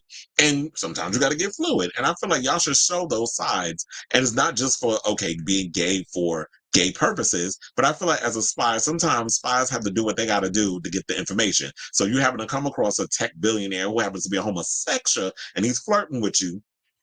Right, that as a scene is like, you know what? For me to get the information, sometimes I gotta blow his back out. But people with their uptightness about sexuality and stuff, they're gonna blow a gasket. But who gives a fuck? They always gonna be mad about some shit. Joseph Quinn will be a good choice. He has the neutral face. Oh yeah, and also what works with that is that he could be a spy has to be a chameleon. They got to be able to switch up their look. And the one thing we've noticed about Joseph Quinn, sometimes I be forgetting. I'm like, he changes up his look so much. He looked different in Stranger Things, completely different person in A Quiet Place, completely different person in Fantastic Four. Like every time I see Joseph Quinn in something, I'm like, I forgot he was in this movie. Like he truly changes up his overall look. He is a damn queen. He said, not John Travolta has played straight. That's why I said I had to take a sip on that. Because I was like, he would play an excellent Bond. Have you watched Luther? Yes, I watched Luther. I like Idris Elba, and I would love to see him play a spy role. Like, the closest we got to see him seeing like doing a real cool, like a spy type situation was when he did Hobbs and Shaw, where he played the villain. Like, I liked him in that film, even though, well, that movie actually was good. I'm not going to throw a little shade at that film. I mean, it was better than a lot of those Fast and the Furious films. I believe it. He looked like he give little dick energy. Literally and figuratively. Yeah, I've heard stories about Daniel Craig having a big one too. Shout out to Rachel Weisz, because that's her husband. I hope he ain't got her walking side to side. Now, since we mentioned Luke Evans earlier, starring in something with Boy George, let's talk about Boy George. So yesterday it was mentioned when we was on the show that there's a biopic in the works for Boy George, and shout out to Pink News because they wrote a story on it. So a new biopic about Culture Club singer and queer British music star Boy George, who rose to fame in the 80s, is in the works, and the internet has many thoughts. Now, the film, which is still in the early stages of development, will be executively produced by Boy George himself alongside his manager, Paul. He came from the Housewives of Beverly Hills. I forgot that's his manager. Dorit husband, yeah. So they said Paul Kemsley and Oscar-winning Crash producer Kathy Schulman.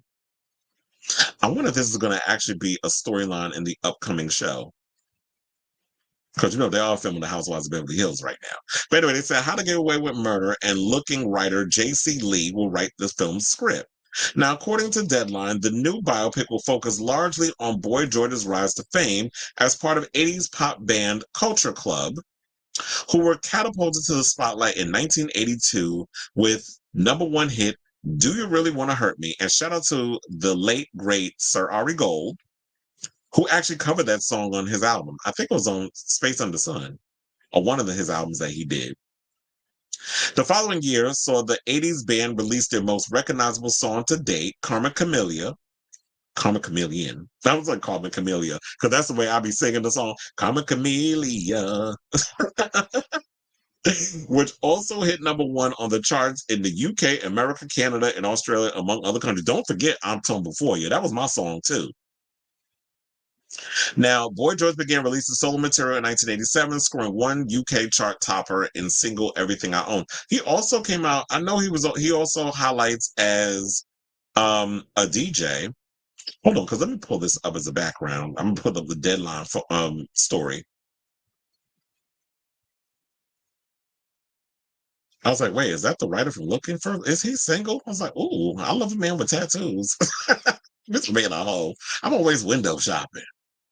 And so they said Deadline also reports that the biopic will focus on material covered in the star's autobiographies, Take It Like a Man, Straight, and Karma, released in 1995, 2005, and 2023. I'm like, I didn't even realize he had that many, he had that many autobiographies. So the announcement has elicited a variety of reactions online, both from Boy George fans and detractors and biopic lovers and haters. Some have questioned whether the film will explore the controversies and legal troubles that have plagued the Grammy-winning musician's career since the star's ascension. In 2009, the victim's performer was sentenced to 15 months in prison for assaulting and falsely imprisoning Norwegian model and escort Audun Carlson. I think it's Aiden, but he spells it Audun. Though he pleaded not guilty, Boy George, real name George Allen O'Dowd, was found guilty of handcuffing Carlson to a radiator and beating him with a metal chain. I actually remember this story. Now, at the time of his conviction for the 2007 attack, the singer claimed to have been under the influence of the booger sugar and later said that he was suffering from a psychotic episode, probably from not sleeping, during the incident. Because, that booger sugar keep your ass awake. Same thing with that, that glass pipe. If you're a Methodist, you know what I'm talking about. Though he was sentenced to 15 months, he was released after serving 4 due to good behavior while in prison. He had to abide by a curfew and wear an ankle monitor for the remaining of the 15 months. Now, speaking on Piers Morgan Life Stories in 2017, I actually watched that episode. He apologized for stopping Carlson from leaving my apartment and said he was ashamed of what he did. Well, if you were ashamed, child, you better incorporate it in a damn movie because, like we said, we want warts and all. It's the same thing like I said about them, why I'm always a little hesitant when it comes to biopics. Because the Michael Jackson one, I was like, if y'all not going to cover the molestation allegations, I don't want to see the film. You're not going to sit up here and show, when his head caught on fire for all that damn Jeri curl juice that he had up in his head and, all the other stuff and how the painkillers over the years stem from, his painkiller addiction stem from allegedly the pain that he endured when he was burned and probably all that damn plastic surgery he was getting. And all the other stuff. Like, if you're not going to give me what needs to be given, I don't want to watch it. This is why I had an issue with another gay biopic, Bohemian Rhapsody. Y'all try to Disneyfy, that movie and try to make it like Freddie Mercury was into coochie. We don't know he was a whole homosexual, because I'm like, he died of AIDS complications. He ain't get it from no woman. So why we not exploring that? Y'all kind of just glossed over and just, oh yeah, he had a relationship with a man at the end of the damn movie. Anyway, and I'm tired of y'all like trying to queer wash things. So I feel like if y'all gonna do the movie, do warts and all. And that's not also what he was arrested again in 2005 in New York for possession of the booger sugar and falsely reporting a burglary. After denying the drugs were his own, the booger sugar possession charge was dropped. Remember when Paris Hilton was, she was like, she had the cocaine and tried to lie. And then when she openly admitted it and she got, a slap on the wrist, but then she violated her probation, which got her ass thrown in jail.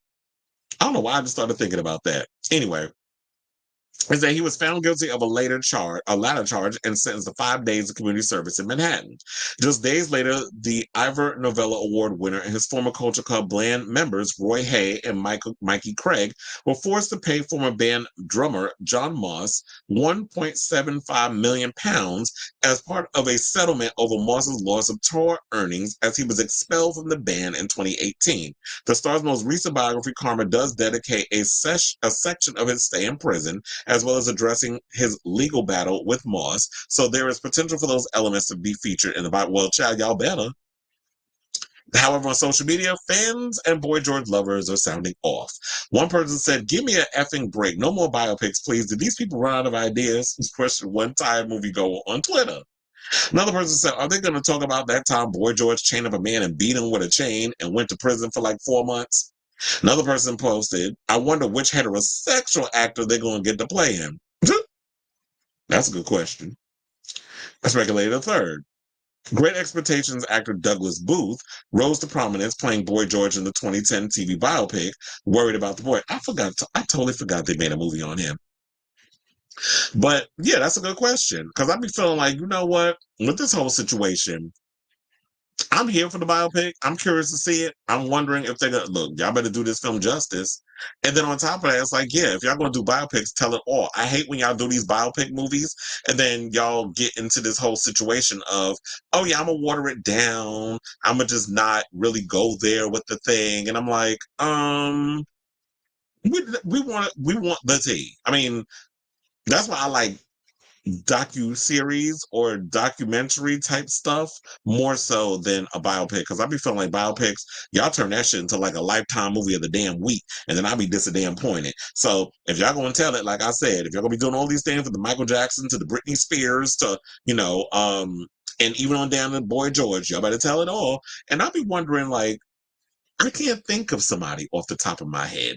Who do you think would be a good actor that could play Boy George? I say Joseph Quinn. Look at me trying to cast him in every damn thing. Joseph Quinn can play him. He's a good chameleon, a karma chameleon. So he could play that part and play Boy George.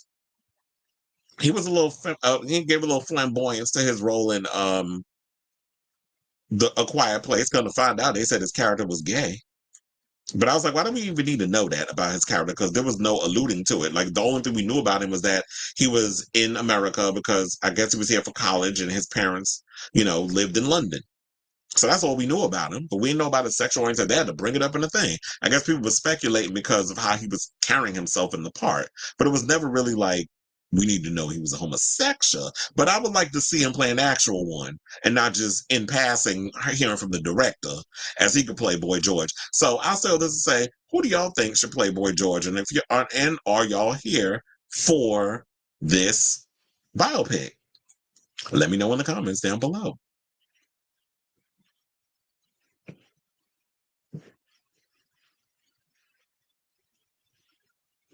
Oh, you said you could see Tate Willie online. Maybe I wasn't seeking it out. Or maybe I did see it. You're right. It is a small ding-a-ling. And you said, is the Boy George biopic gonna... Well, look, everybody asking, including the chat. That's really a solid analogy from Kiki on AI versus cultural appropriation, the inauthenticity is often so obvious, it really must seem like a robot wrote. Yeah, exactly. So that was a good analogy. That's why, and she gagged, but the gag is, you get Kiki to gag. It's a rarity when it comes to those situations. But she gagged when that guy brought it up. I saw it on Instagram. I wish I would have pulled it up so that way y'all could see it. But yeah, they use that as like AI versus cultural appropriation. And it is like stealing people's stuff and creating, based off of what you put on social media, it's creating their own little thing out of it.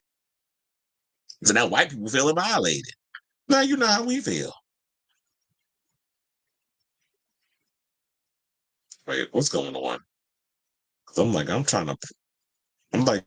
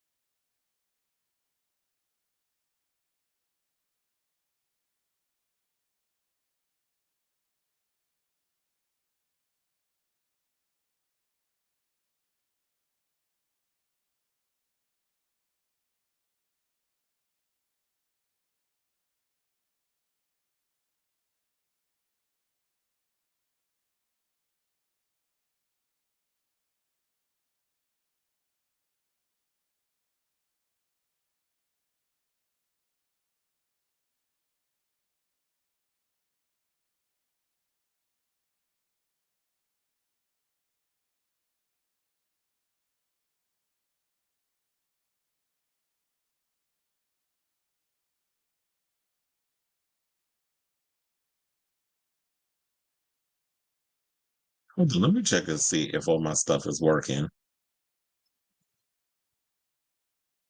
Can y'all hear me out there? I'm like, what is going on?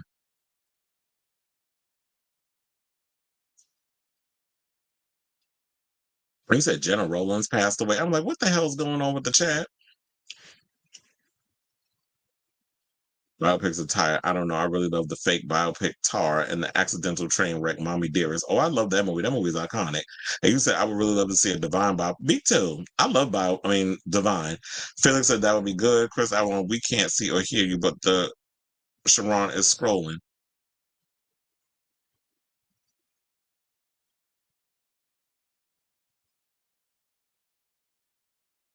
Hold on.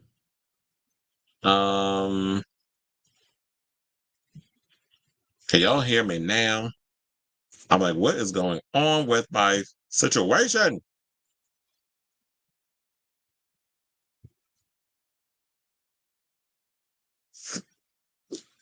So I'm like, what's going on with my mic?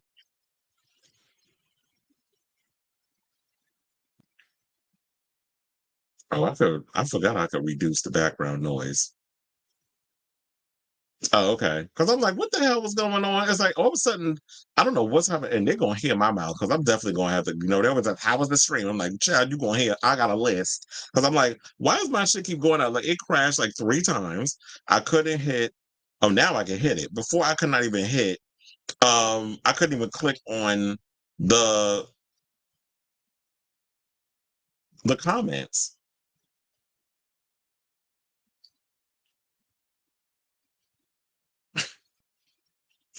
He said, Bourgeois party with Tina. I know a girl named Tina, and Tina was always dumb. It said, Elton John aggravates me walking around like a mean old gay, talking shit about Madonna with that husband 30 years younger than him and having dinner with Kevin Spacey. Well, quiet as it's kept. Robert don't like his ass either. He be throwing shade in when we be talking behind the scenes.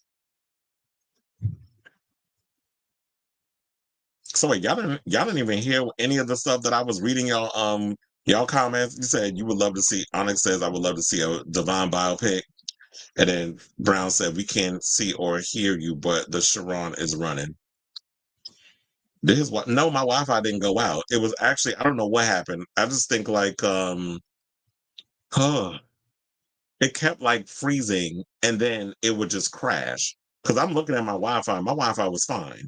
So I don't know what happened. And I'm sure I bet you if I watch any of other people's shows and stuff that be live right now, that use StreamYard also, they probably have the same issue as me. I'm like, what the fuck just happened? Jenna Rollins passed away. It's an acting legend, but known for millennials and Gen Z for the romantic comedy. I definitely liked Jenna Rollins. Yeah, we back. Yeah. Okay, you said R.I.P. sis. I was saying with the Boy George biopic. Yeah, look, they said that's up for speculation. But my thing is, look, if you got the writer from something like Looking definitely had like a realistic portrayal, even though some people call the show boring. And at times it was, but it did feel like a realistic portrayal of like gay men that they were portraying in that, and it was a sense of realism when it came to relationships, the sex scenes, all that other stuff. So if you expecting to have this guy come on and write it, like you should be expecting a sense of realism in this movie. I hope, but Boy George, if you want people to be interested in this film, you definitely got to bring it. So I watched the Notebook for the first time the day show. Really? So you recently just saw that movie? I know everybody just loves that film with Ryan Gosling because Whitney's biopic was mostly left out, and when Madonna's people are I forgot. Yeah, Madonna too. It's like Madonna, you need to give us the dirt too, and things are being left out. Like, do we need to see her getting raped in New York? I don't know if we need to see that. I mean, she's talked about it, but if that's a way for her to exercise her trauma, but also I want to know. I want her relationship with Sean Penn on the screen. I want her relationship with Guy Ritchie on the screen. Hopefully they don't come after her. But look, it's public consumption. And all the other things that she was going through in her career. I even want a reenactment of that scene with her and Courtney Love get into that little fight at the VMAs. But then they'll probably be like, well, you know what? We're not going to remake all of that because you could pretty much just go on YouTube and watch their fight where she throws a compact at her while she's being interviewed. Assume you and your totally real living room got my little fake background. Probably. Oh, so we do have one more topic that I do want to bring up. I went on Gay Magazine.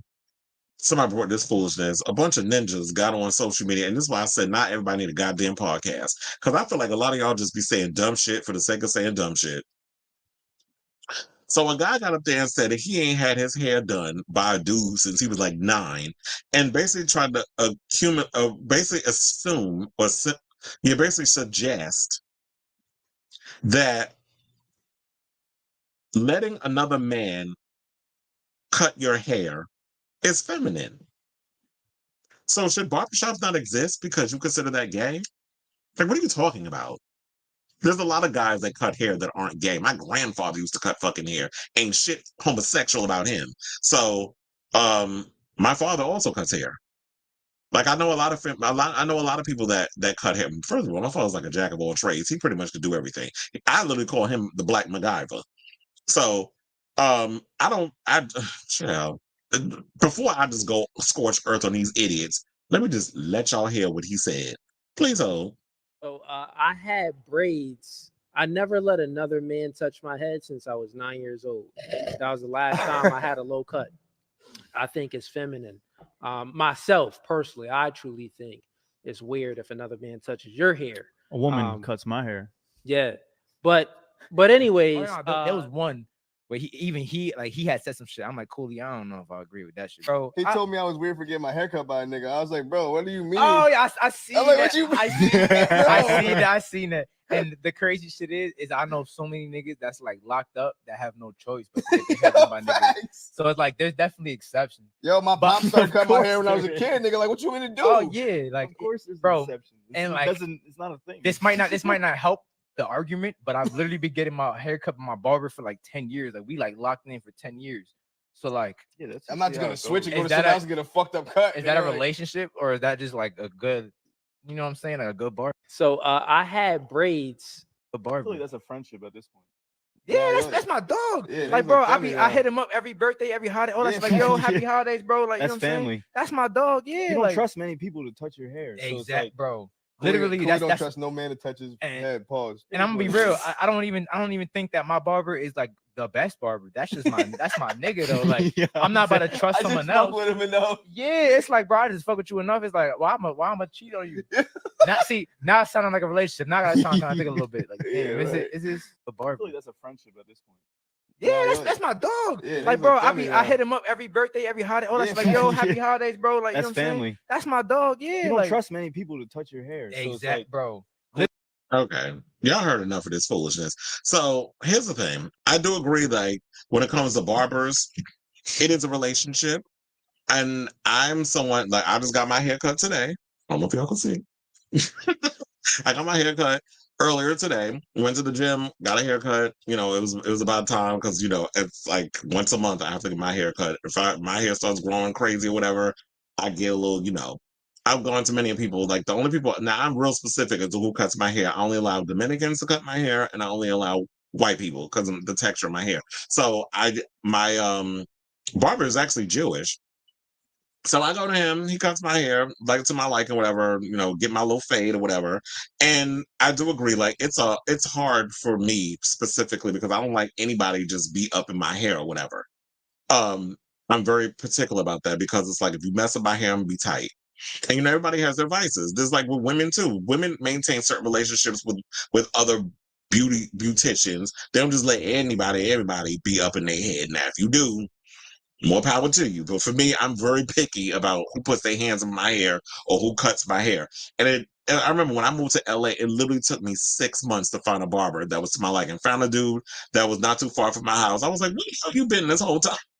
Like I should have went that, and I always had like my instinct was always like go in that barbershop and see what they're all about or whatever. First of all, they treat you like a king. You walk up in there, it's like they put you in the chair and then they put a hot towel over you to like soothe the your face and all, like if you get the beard trim up and stuff. So I'm like, they really treat you like this is a real legitimate type barber, not them little regular hole in the walls. Where like you cut your hair and you end up with razor bumps and shit. But it's like, and then they take out the razor and then they do the extra cut up and then they edge up your sides. Like it's a whole situation. And yeah, it is a relationship because it's like I'm trusting, it's all about trust. So when you get these salty ass men who not comfortable being a man come up here and say this dumb shit, you know, we got to come up in here and read their ass points. So someone said, so let's read the comments. So one person said, you straight, but have to constantly prove your straight cred. Come out. Another person said, all straight men do is think about how to be gay. LMAOO. Poppy Magic, who also is known by, Jaime Cepero. He's like he's like a theatrical actor or whatever in the case. Said, being straight sounds exhausting. Thank God I'm gay. We Are You Radio said, our straight men, shout out to them, said, are straight men caught in the matrix this deep? Another person put, all these podcasts are somehow always centered around gayness. Is there really nothing else the straights have the range to discuss? Hell no, they don't. because all they do is sit and worry about what we doing. Or always want to equate everything gay. And the thing that irritates me is not even just the men podcasts, but the women ones I noticed be doing that too. Like every little thing is gay. Like eating Cheetos is gay. Going to the store in a specific outfit is gay. Like eating a banana is gay. Like every little thing. Every time I turn around, I be seeing these little podcasts, whatever clips, and people want to call shit gay. I'm tired of it. Like shut the fuck up. Just come out the goddamn closet since y'all be worried about what we over here doing. We ain't thinking about y'all, but y'all always got us on the brain. Why is that? We Argue Radio answered Frank in the City question by saying, quiet as it's kept, we are the center of their universe. We occupy more of their algorithm than they care to admit. That is so true. The gays, because I feel like being one of the perks I have to say about me, I love being gay, is that that the gay men love watching my show and women love watching my show, because it's like I feel like gay people, particularly gay men, we can see, unless you got your biases or whatever, we can see both sides of the situation. Like we can have empathy and understanding when it comes to women, and we can give you a different standpoint because we're not worried about, oh, well, the whole masculinity thing and all those tropes that society tries to put on you. I don't abide my life by that. It's like, I am who I am, and if you don't like it, you can kiss my ass in Mace's window. But there's too many straight boys that be out here worrying about societal norms and all that mess. Another person said, how do real straight men sit around thinking about how not to be gay if you are truly straight? Make it make sense in this is stupid AF. Another person put, the official 7 deep. Shout out to him. He said, I would hate being a straight man. That's why I said, like, some of these straight men are just, y'all so damn dumb. Like, get you a hobby, get you a life, or since y'all don't want to go out of the closet, secretly get you a man. So I want to say, this first one, this shit is stupid. Y'all, if you want to let another man cut your hair, because you said that you let women cut your hair. If that's what you want to do and that's your prerogative, go ahead and do it. I had a woman cut my hair once. And first of all, she used to dye my hair, because back when I was going through my stages, I used to dye my hair all different colors. So I went to a woman for that, because I don't think like barbershops, they would know how to do all that. So I went to a salon and had a woman, Natty, who was a Dominican woman. She dyed my hair. She used to cut it, all the other stuff. But then I went to her years later. She was like, yeah, I don't do men's hair anymore. She like focuses more on women's hair, which is fine. But it's like now I just go to barbershops. Usually I stick to the Dominican ones because there be so many fine ass men up in the barbershops. So I go to those. I don't go to the black barbershops simply because, the stories about too much homophobia, all that other stuff that happens in those barbershops. So I need to protect my peace and my mental health and my space. I don't want to be going up in a lot of those places and having to hear homophobia and all that other stuff up in there. So, and I feel like we need more gay barbershops. I wish there was more of those lying around. I know there's probably a few in the United States. There was one reality show I saw where there was what's his name? He's a promoter, Chavis. He went, and I remember did a scene in the barbershop where he went to a gay barbershop out in Brooklyn. So, Brooklyn's way more progressive, especially with all the hipsters and all the gays living out there, and the they and the thems living out there now. So they were a little more progressive when it comes to being more open-minded with different types of stuff going on out there. So I say all this to say, what do y'all got to say on this foolishness? And like I said, I'm tired. In the words of Neely, I'm tired. I'm just tired.